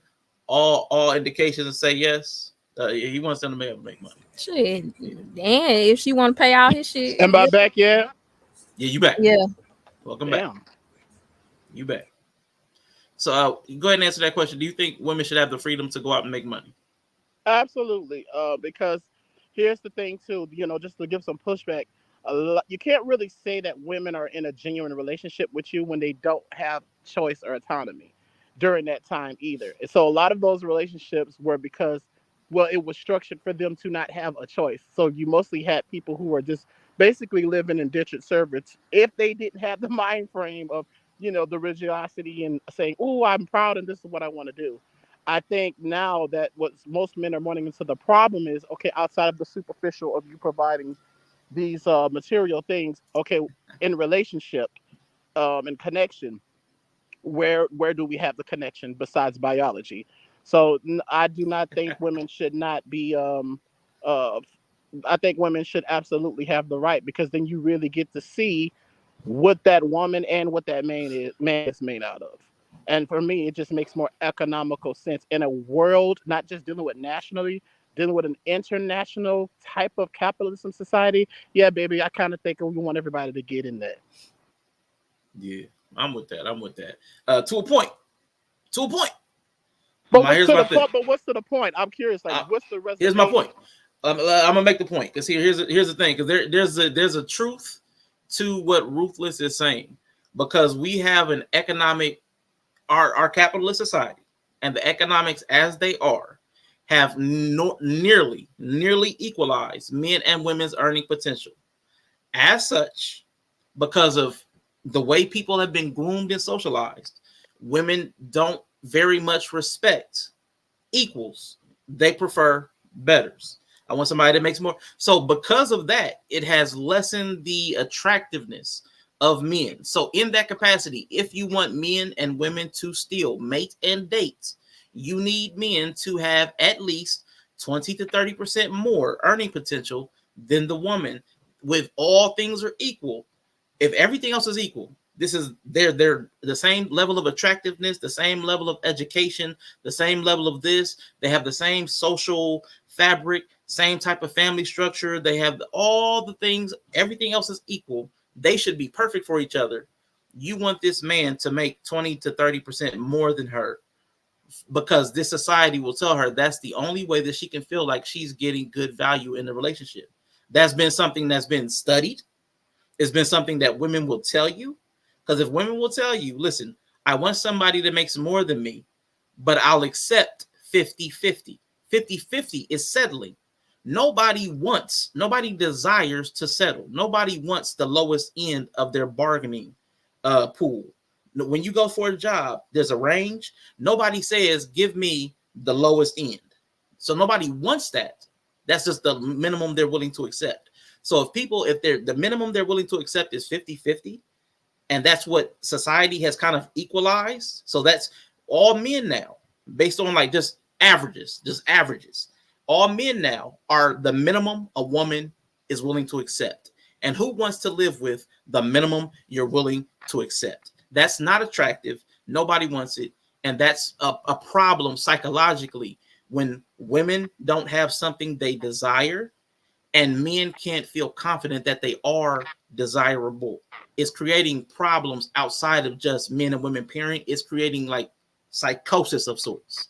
It's creating deficiencies in men as far as their confidence and ability to operate in the world, and women as far as feeling like they can establish healthy relationships. So it's causing the immediate problem, the direct problem, and indirect problems, like ancillary problems. So that's why I say there should be something considered. I don't think it's fair to force women to have less money, but I know that there's a problem with that we don't have a good way, because it's not fair to me and you, me and a woman. Me and Bree both go to the same job. I get paid 20 to 30% more. That's not fair. But it's also not fair if me and Bree, let me use a different name. She married. If me and Anae, I think she's single. Me and Anae go out. We're going on a date. We make the same amount of money. We're in the same field. All things are the same. I go out on a date. I'm expected to carry the financial weight of all the dates because of our cultural customs. You know what I'm saying? That's not okay. Like I'm saying, so neither side is fair. Neither side is fair. If we're making the same amount, but I got to carry the full financial weight, that's one problem. But it's also unfair for you to get docked and get less than me just so you feel better about me as a man. Like neither one of those are fair. I don't like either one. I don't know what the best solution is for this. So I'm just admitting that. And the only thing I will say then, and yeah, I would say then the women who are agreeing with this, would then have to also, that the pendulum would have to swing in the direction of understanding that then too. If you're going to get rid of well, here's the thing: are we getting rid of patriarchy by evening the wage or income? Because I don't think just because that doesn't erase, I guess, all of the nooks and crannies of what patriarchy mean. But when we're talking about wealth and income and money, I would then say, well, yes, the gender roles would need to then evolve. But then women who want to be modern in that aspect, now for the women, those are the women who want to be modern. I would agree with you. You cannot have that both ways. You would then have to still then be able to say, like, okay, since this is not the thing where men make more money and have the more leadership and an aspect to where I'm disadvantaged to where you should do it. You should do it because that's the way that you set up the system. But since you're changing the system, then I would then say, well, for women, yeah, you, because I've always had a thing with that with opposite gender relationships. It's not so much the same as much in same sex relationships. Because I feel, because it's like, well, baby, you make what I make, and we put the shit together, and that's what it is, and then we grow and make the most of it. But for opposites heteronormativity, it's a different, it's not completely equal. So modern women, if you're going to be modern in that aspect, speaking to modern women in that aspect who thinks that, then yes, you have to also shift with that gender role. That does come with that. But you see how that complicates things. See that? Well, no, but you're saying it complicates things. You have a social construct, right? Of when you allow both genders to compete for the main thing that is the maintenance of the family, right? Once again, the women, they get confused about, okay, well, if I'm making the same or close to what he is, it's like, why should I be with him? Why should I keep a family with him? Why should I stay in my marriage? Right? Well, because there are other more reasons. But if you look at the numbers, right? The numbers speak to they're leaving because they're confused about their gender roles in which they should play in their own marriage. Here's the pushback. And that's because the money they have, the resources. Well, no, here's the pushback for that. They're leaving, even women who were in those traditional relationships, when they got the ability to leave, they were leaving because of other situations outside of just providing. A woman isn't just satisfied. Not every woman is going to be, should I say, not every woman I've talked to is going to just be satisfied. You could cheat, beat on me, as long as you provide. The only difference as to why it's a problem now is that there's laws against that. But less than 70, 80 years ago in this country and most Eastern patriarchal countries, that's the norm. So that's not the only reason why women are leaving relationships. When it comes to that, so the pushback. I'm just giving you the pushback. Well, no, that's not the exclusive reason why relationships are not working. But what I'm saying is, I'm not saying it's the only reason. What I'm saying right, but it's the main. But I'm not saying that's the main reason. But I'm pushing back. That's not the main reason. Hear me out. Well, let me say this, right? What I'm saying is, it creates incentivization, right? It incentivizes them. You know what I mean? To, hey, instead of, because when you sign up for a marriage, you sign up for a journey, right? You sign up for the good times, the bad times, all that shit. Right. But because they have the access to do what men do in far as financially and mental stability in their minds, right? This is in their mind. It's easy for them to walk away. That's it. But here's the thing. Okay, so here's real quick, IG. Hey, real quick, hold up. I want you to finish this point, and then after that, we're gonna drop this topic. I got my last question, but I want you to finish your thought. As a man, you're good. I would feel, as me dealing with another man, I would be uncomfortable if, nigga, the only reason why you are with me, so the basis of my relationship, homosexuality. As a gay man, I get imposed with homosexuality all the time. Meaning there are men who are down on their luck. They think because I'm gay, they know that I'm stable. They think I'm willing to pay for some penis to supply. I am not. That would be disingenuous. So are you more sad? Okay, so do you want a woman to be with you because of systematically she has no choice but to be with you to have a better life? Or do you want her to be with you because of nature and biology and spirituality included with all those things? Because it sounds like but nature and spirituality and all of those things constitute her being with me for a better life. How does a woman not being with a man constitute a better life? I'm not saying that, but I'm saying, is she only being with you for the financial aspect of dependency, only for you for that sole reason? Is that one of the main reasons why she's choosing to be with you? I think the difference is we're getting into, we're saying, a lot of men say back in the day. Well, back in the day, they simply had less rights and didn't have the right to choose. And I don't know about that, because as a man, I'm a man here too, and that's one elephant in the room. I'm not trying to derail the conversation, but I can't talk about how men said I'm not a man, despite if I present myself as man and not treated as a man because of sexuality. And that's other men who decided that despite me being biologically male.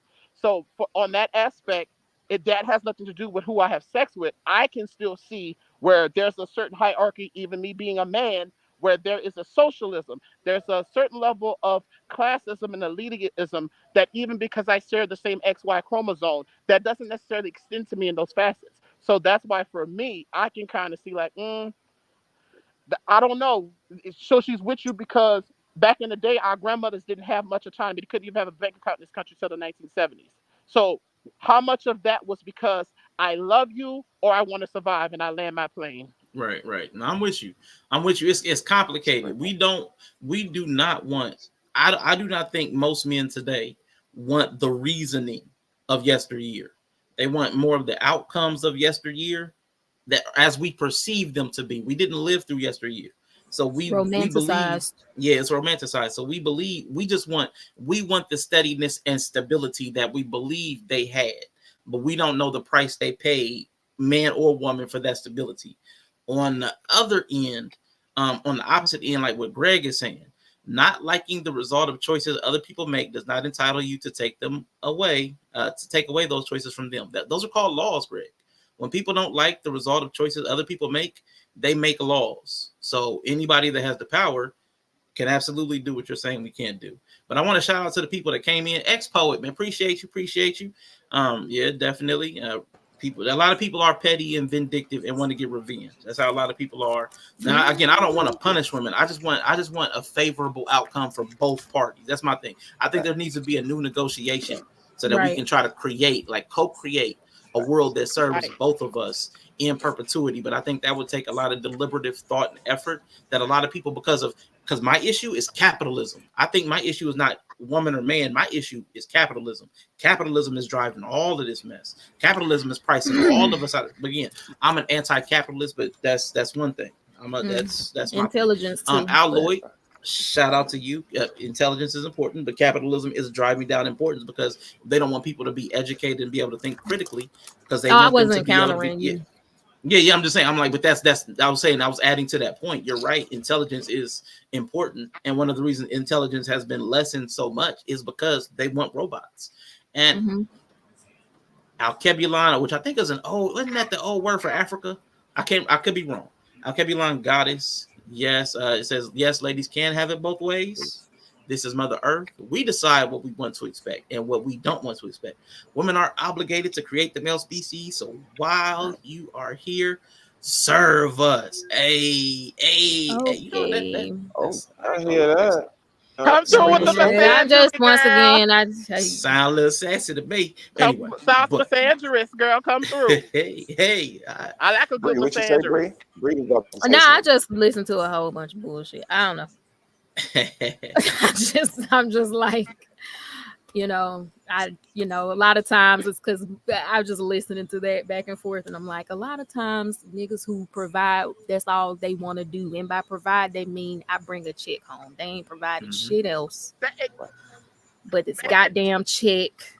And even if you go 50-50 with them, they ain't gonna take care of these motherfucking kids. They ain't gonna clean shit. They ain't gonna do nothing else but take their ass to work and come home. And your free time is your fucking free time. And ain't nobody got shit. And that's what I was saying, Bree. So that was it.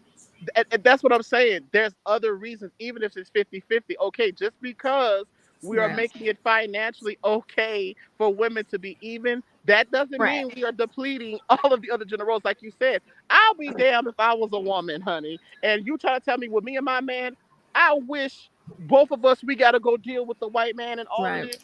And just because I fuck you tonight, you got to wash the dishes. That's not how any Right. of this works. Yeah. That's not It's how so any fun to of have a vagina and Yeah. just have to be like so doing that's stuff that what I'm that you saying. absolutely loathe Yeah, so that's because what I'm you saying. just happen to have a vagina. But here's the That's thing, though, right? We men don't need women to wash dishes no more. We don't. That is no longer a requirement. Half of these niggas can't afford to we pay being, nobody to come do on it. now. I Hold don't on, So mean hold I on. mean, but I'm sorry, Rashawn had Slow one down more. now. Slow down Let me now. not. Let me not. It's all Let me good. not. Okay. I'm sorry. No, I go mean, ahead, Bree. No, go. We Go, don't Bree. need everything can be Bree, go. bought now, right? So we can. So If right, y'all yeah, make enough. we not we talk. don't need. No, bro, Let me don't do finish, that. Argue. Hold on Let now, me IG. finish. Let me. I'm getting back to. Let's Yeah, we don't need.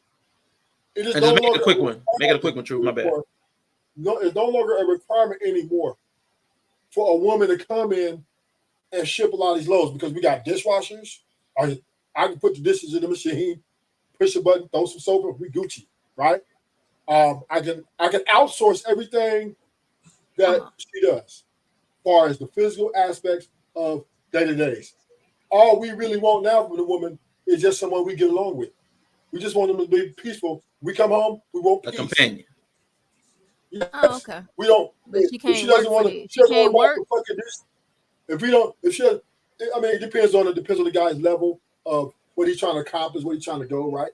If he sees fit for her to work and she agrees with it, most likely will. But it's not a deal breaker if she says, "Look, baby, I want to work only 30 hours a week. And I want to be here more for the kids." It's not a deal breaker for us men. Bottom line, when I'm saying it, all the men more, the thing we want the most, the thing that we desire more than all those things we talk about, peace, which all comes under respect, right? With all falls under respect. When we come home from work, whatever we doing, right? Mm-hmm. We just want to come home and just be someone we can land just that talk for me real quick. That's it. Appreciate you. Hey, real quick rebuttal, like 30 seconds IG, 30 seconds Bree, because I want to get this last thing because I know Bree got to go. I'm gonna let Bree handle that. I got one. No, I mean that it's the idea of that you go to work and you want to come home and have peace. And I know what you niggas mean when y'all say peace.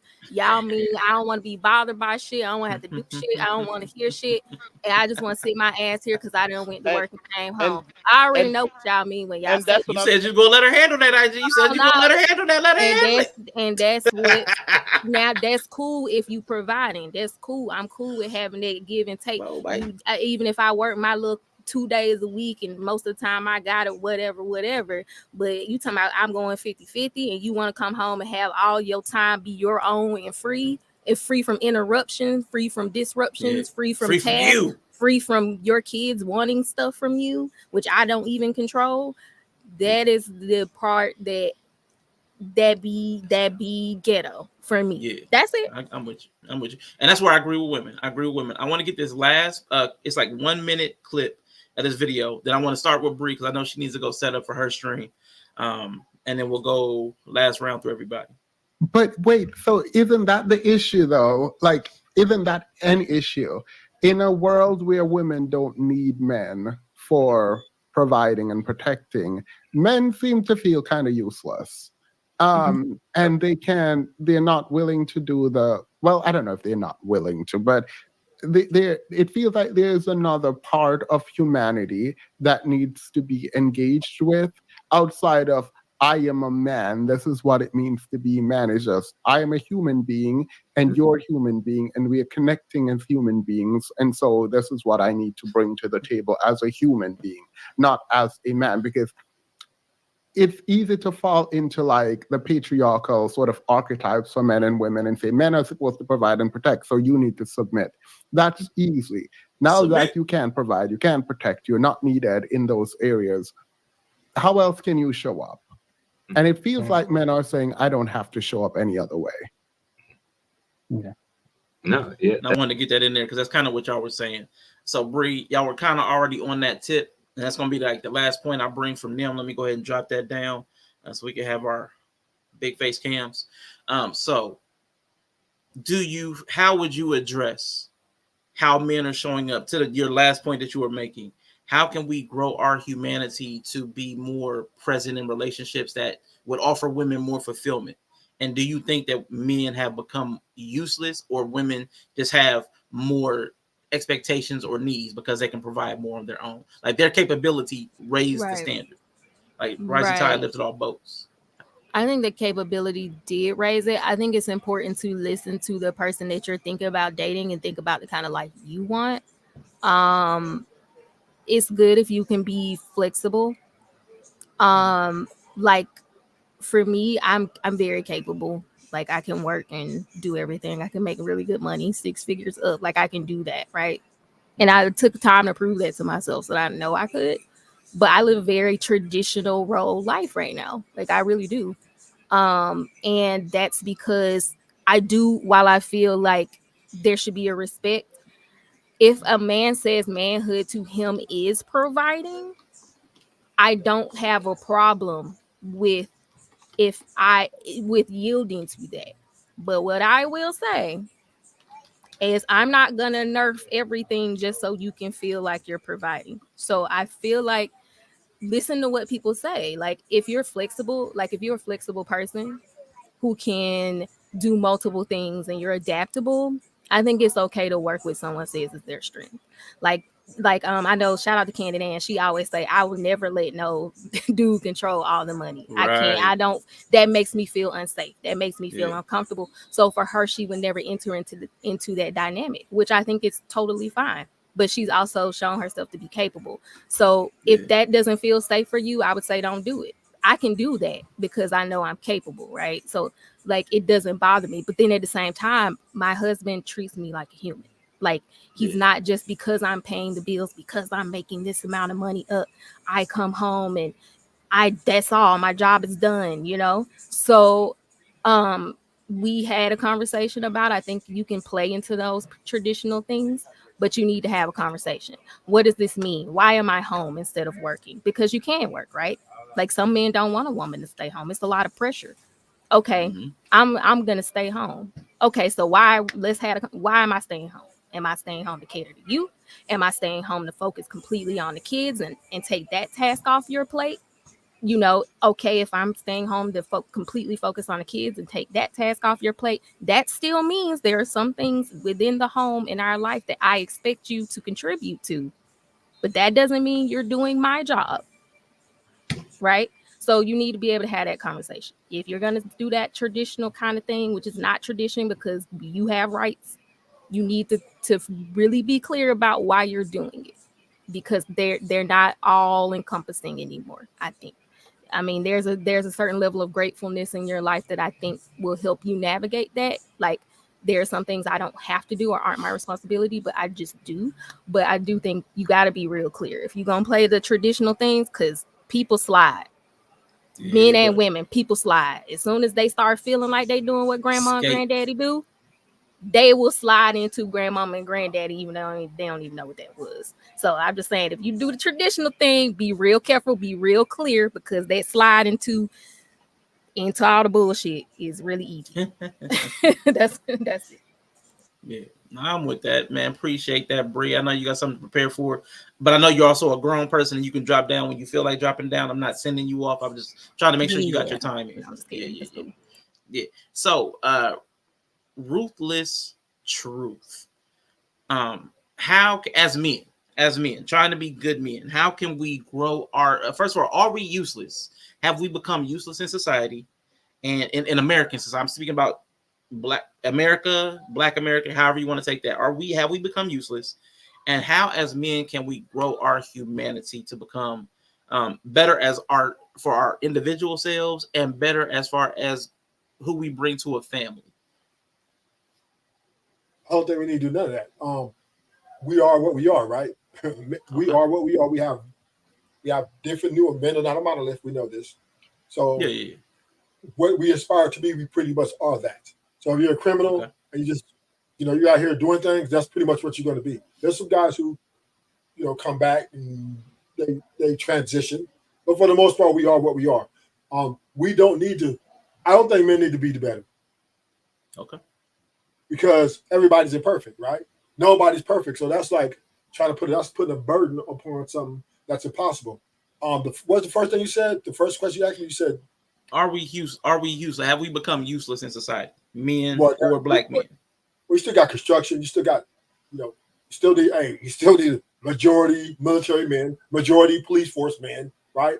Yeah, because we soldiers out here, right? We the ones that's going to go put the work in. So hell no, we're not useless. We are still the dumb daughters, right? We are the apex predators of the universe, right? Amongst animals and amongst genders, we are the apex. Now, where we have gotten weak in that is we have given into the woman's demands for equality a lot more, which kind of puts that back to that last question: can we be better? Right. So men are now acquiescing so much to women's happiness, right? We're so much trying to figure out how to keep her from running. We're trying to figure out how can we stabilize her, right? Because she's so unstable in a lot of ways. Now, I'm not speaking to all women, it's a majority, right? All the ones who are leaving through divorce or breaking off relations, they're very unstable because their happiness is fleeting. So I believe this is also a mistake made by men, because the more we try to become or acquiesce to her happiness and her journey, to try to make a journey with her, the less effective leaders we are, the less effective providers we are, because now it just becomes we're living for them, and the reciprocation isn't coming on a return. So, and then there was one thing else you said. What was the other thing you said? How can we grow our humanity? But you said we didn't need to. Yeah. So are we useless? We don't really need. We're already where we are, right? Once again, we're apex predators. The only thing we can do, though, readjust and realign, is the nature of women, right? We have to understand. We have to understand that they're not good creatures. These are not good people. Now, I'm not saying that that's the reason not to marry them or not to be or procreate with them, but we do have to have that understanding what they're capable of. They're just as savage as we are. They can be just as savage in other ways. Maybe not as physical prowess we have, but psychological warfare is amongst the family, right? Amongst our day-to-day life, arguing, fussing, fighting, very combative. All these things can be part of the destruction. So yes, we do need to understand that this is what we're dealing with, and we cannot let them off the hook. They are who we thought they were, and we let them off the hook. I love that one. Let me see. Let me hear IG. Let me get your thoughts on that question. Like, as men, how can we grow our humanity to become better for ourselves, for family, for community? And do you believe that men have become useless in this society? We said apex is delusional. How is that? The soldiers out here. We get the pistols coming around that corner. 9 times 10 is gonna be some homies. They gonna see no dresses. He said apex predator. Go ahead, IG. I do not think men are useless. I can definitely, because I don't think when I hear these type of questions, I guess I'll be right back too. As a balance, I need both. I can't exist without the other. So, to me, that's just weird. For me as a man who date men, and I'm not as male centered as most men who don't date men. Like, there are more men who are more male centered and they don't date men. But the men who aren't male centered, we're not as male centered at the same time. So that's just always kind of interesting when I have to be in these spaces with these type of conversations. To include the humanity, I don't think it's just on us to do that as men, as males. This is something that we would have to do with checks and balances together as a society. But especially for Black American men, I think we have to get some actualization in our politics and our position in society and what that means and what things have to be done and said for our contribution to one of the greatest countries in the world. Because one part that I love Black women, but I tell people, no, honey, it was Black men and Black women that were your civil rights issues leaders. It's off the backs of when we have murders in this country. It's the faces. It's some Black women, but it's majority Black American men that are often used as the sacrifice. So for me, as a Black American man, regardless of sexuality to Black men, I wish straight Black men would extend that same grace to me. Because according to some, I'm not even a man because of who I have sex with. That's another man, oxymoronic at best. But um, it's one of those things to where um, I would expect us to give us all that kind of grace. And the fact that, and I'm gonna land my plane here because I'm the only same gender loving man on the group. We have decreased the amount of men, of Black men that could be in the Black community, because according to straight Black people's logic, we are not men or males. And most of us often date within our race. So we don't even date as much as outside of our race. So I'm going to land by saying this. We need all Black men to be on code with each other, regardless of religiosity or not. But we have decreased the amount of Black male owners and Black male ownership in our own community for the sake of a religious patriarchy that's not even catered or even thought with your Black asses in mind. And I'm gonna put that over there. Nah, like that IG. Greg said IG has sex with people who can fight back. Straight dudes are pussies by contrast. Greg is This is true. crazy. Greg, I love Greg because to be honest with you, yes. I know that I'm not thinking. I know that I'm with a man. That's something I've said too. I'm not with a man just because of sexuality. I am also with a man too because of, yes, the way that we have socialized patriarchy. I don't want someone that's infantilized by me. I don't want someone that I have to. Now, I'm not saying this is female nature, but most women have this archetype. That's not appealing to me at all. So what Greg said, that was a barrier for me to have sex with a woman for the first time, because that was always in the back of my mind, like, well, That's damn, interesting. I am so much stronger than her and she could feel this way. So yes, I'm glad that I am not only a homosexual, I am same gender loving. So that's right, Greg. I do kind of feel that way. I said, well, not to say that men who have sex with women are pussies, but it's like Right. that's the frustration I experience. I get told, not from your community, Greg, from my own community, that I'm not a man, despite me having sex with another man. It's crazy. Hey, Real man, you I just hear a you. sinner. Hey, roof the truth. We ain't gonna start the judgment again. That's what. Come on, man. Well, let you can have your opinion, but let's not just throw it out there unsolicited. He ain't Nigga, asked. I Just ain't hold going on to to it. heaven or hell. Look, nigga, I'm a heathen. I ain't going to heaven or hell with none of you niggas. Okay, trust me, I'm good. Like, my spirit ain't going nowhere, partner. I suck dicks. I don't worship them. I'll leave that to you, straight men. All right, now listen. We're gonna go to Mr. He said, my brother. Appreciate you so much, man, for being able to stop in and drop in on this conversation. How can we, as first of all, are we useless? Are us men, have we become useless in society? How can we grow our humanity to be better for ourselves, to be better for our families, better for our community, all that good stuff? Negative. I would say negative. Men are not useless. I think we are very useful. That's another stream for another day. My answers to the questions. Flexibility is important. I'm Team Bree. Today, Bree been hitting on all cylinders. So flexibility is absolutely important. And like I say all the time, I think we need to be able to master how to operate in gray areas. For me personally, I was kind of consuming everything I was hearing on the panel and what I was seeing in the chat. Greg was really like killing the chat today. But nature kind of dictated some of this stuff for me. And the kids dictated the rest. So nature kind of dictated it generally. I think that women should be allowed to go outside of the house and make money. And then later on in the chat, Greg said, but they should also have the right to stay home with the children. And that's where that's where I make sense of it, because, all right, when does the switch happen? And that's the consciousness I think that's required. You are right. Women should be able to go outside and make money, but not until the kids is like 13, 14, 15, because those formative years, why are we sending them to some stranger to teach them, or the school to get shot up, or for them to be eating chicken nuggets, which is recalled, if y'all ain't know.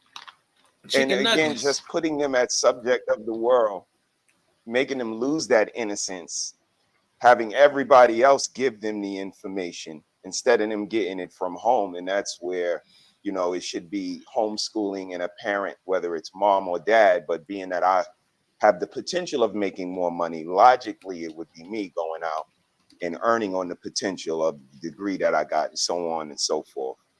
But the kids dictated it specifically.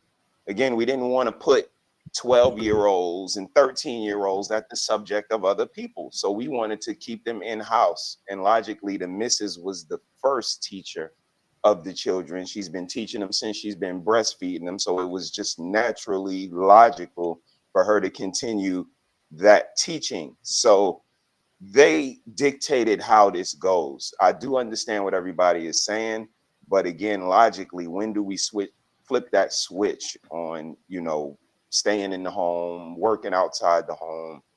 And the answer for me for all of it is humble yourself. Humble yourself. Mm-hmm. Humble yourself. We think way too highly of ourselves. We are way too self-absorbed. We can't even have a conversation because it's all about, you know, it depends. And some people, no, what about us? What about us right here, right now? Who it affects the most? And my answer, secondly and lastly, is be what you are. Be what you are. If you're a kid, be a kid. This is what we've been talking about. Like that innocence, you're going to lose it. When you step outside those lines and try to be an adult, if you're an adult, be an adult. If you're a mother, be a mother. If you're a father, be a father. Stop trying to blur the lines and make the areas gray when you don't have the expertise of operating in gray areas. So master your role first. Like I said in sports, you know, and we all do. Play your position. If you ain't been doing it, don't start. You ain't been shooting threes. It's playoffs. Now you want to start shooting threes and see if you good at nigga. You ain't been doing that. Don't start doing it. Play your position. Play your role. You a center, be a center. You a guard, be a guard. You a mother, be a mother. You a father, be a father. You a kid, be a kid. When y'all start trying to be what you not, that's when the problems come in. And if nobody has the nuts to tell you what you are, or your level of expertise doesn't obviously display what you are, play your position and stay in your lane. Oh, Sean, thank you for having me. Always a pleasure, man. This was an amazing conversation. I appreciate y'all. Enjoyed it. I enjoyed it. Before you go or anything, because in case you slide out, because I know you sliding out, pause. Mr. He said IG, Mr. He said IG, I want y'all to know. Monday, Wednesday, and Friday this week, I'm having some more conversations around men, but I want to keep the panel to around 6. I know me, Yella, and Bree, I always keep our spots. But you, IG, as he said, and Greg, I wanted to invite y'all as well. Like that way, it'll be if y'all are available Monday and Friday at 5 p.m. Eastern. Wednesday it's at 4 p.m. Eastern. Whatever time y'all can slide into the conversation. You know, my conversations get a little on my screen. It shows 4:43 up there. Y'all probably don't see that, but my conversations always go a little long. So whenever y'all can slide in, if y'all got to pop out, pop in. You know what I'm saying? I just wanted to keep, you know, come. I'm not gonna. It's not gonna be an open panel on Dales. I wanted people. That's what I'm saying. So if y'all can in case somebody got to drop down. I can, babe. I'm actually gonna be in New Orleans for the ADOS conference from Tuesday to Sunday. So I'm not gonna be at the plantation from Tuesday, this coming Tuesday to Monday. So yeah, baby. And the conference don't start till Thursday. So I'm gonna be for it. Got you. So appreciate you. Most of Western society foods and beverages need to be recalled. Yeah, it's bad. It's bad in America, boy. Because we eating stuff they don't even allow in other countries. But I want to give my man, my mellow yellow, the stage, man. Get this, last thought. So I want to ask you, bro, what? First of all, we're useless. See, that's why you can't get people the big screen. Should have never gave y'all niggas money. God, are men useless? And then how can we grow our humanity as men?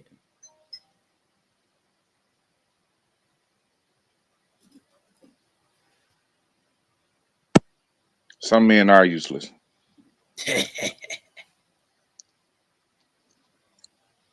Some men are as important to society as a skin tag under your arm.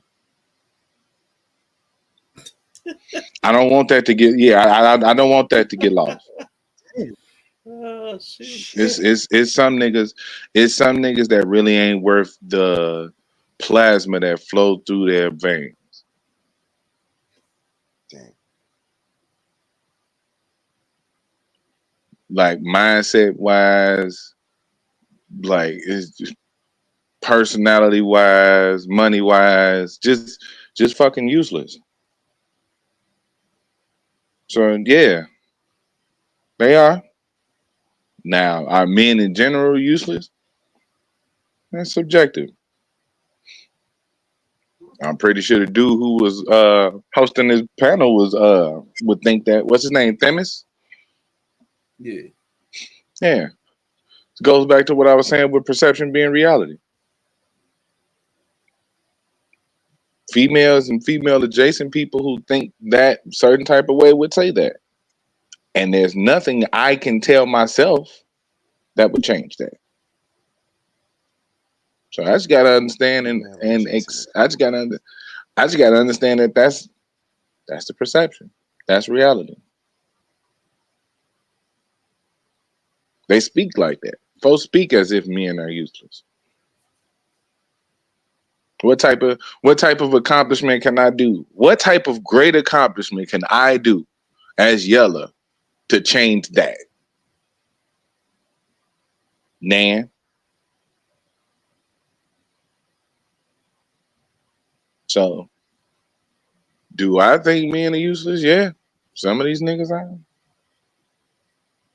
If you want to feel like all men ain't useless, then that's cool too. So, yeah. And what was the other part of the question? How can we grow our humanity? Man, I don't even know what the fuck that mean, bro. Case. I'm done with you. I mean, God damn. I mean, yeah. I'm with you though. Right. I don't It's even vague. know what that would mean. It's vague. Yeah. How can we? How would you suggest? 'Cause, the topic was about good men, and people. It's perceived that men are men are useless. I'll choose the bear.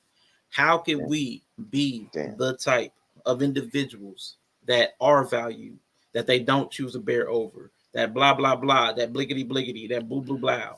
How can What we would be that you? person? You can't. That goes back to my first. That goes back to my first point. There's nothing you could do to stop a bitch who say, I want to be stuck in the forest with a bear. There's nothing you can do. There's nothing.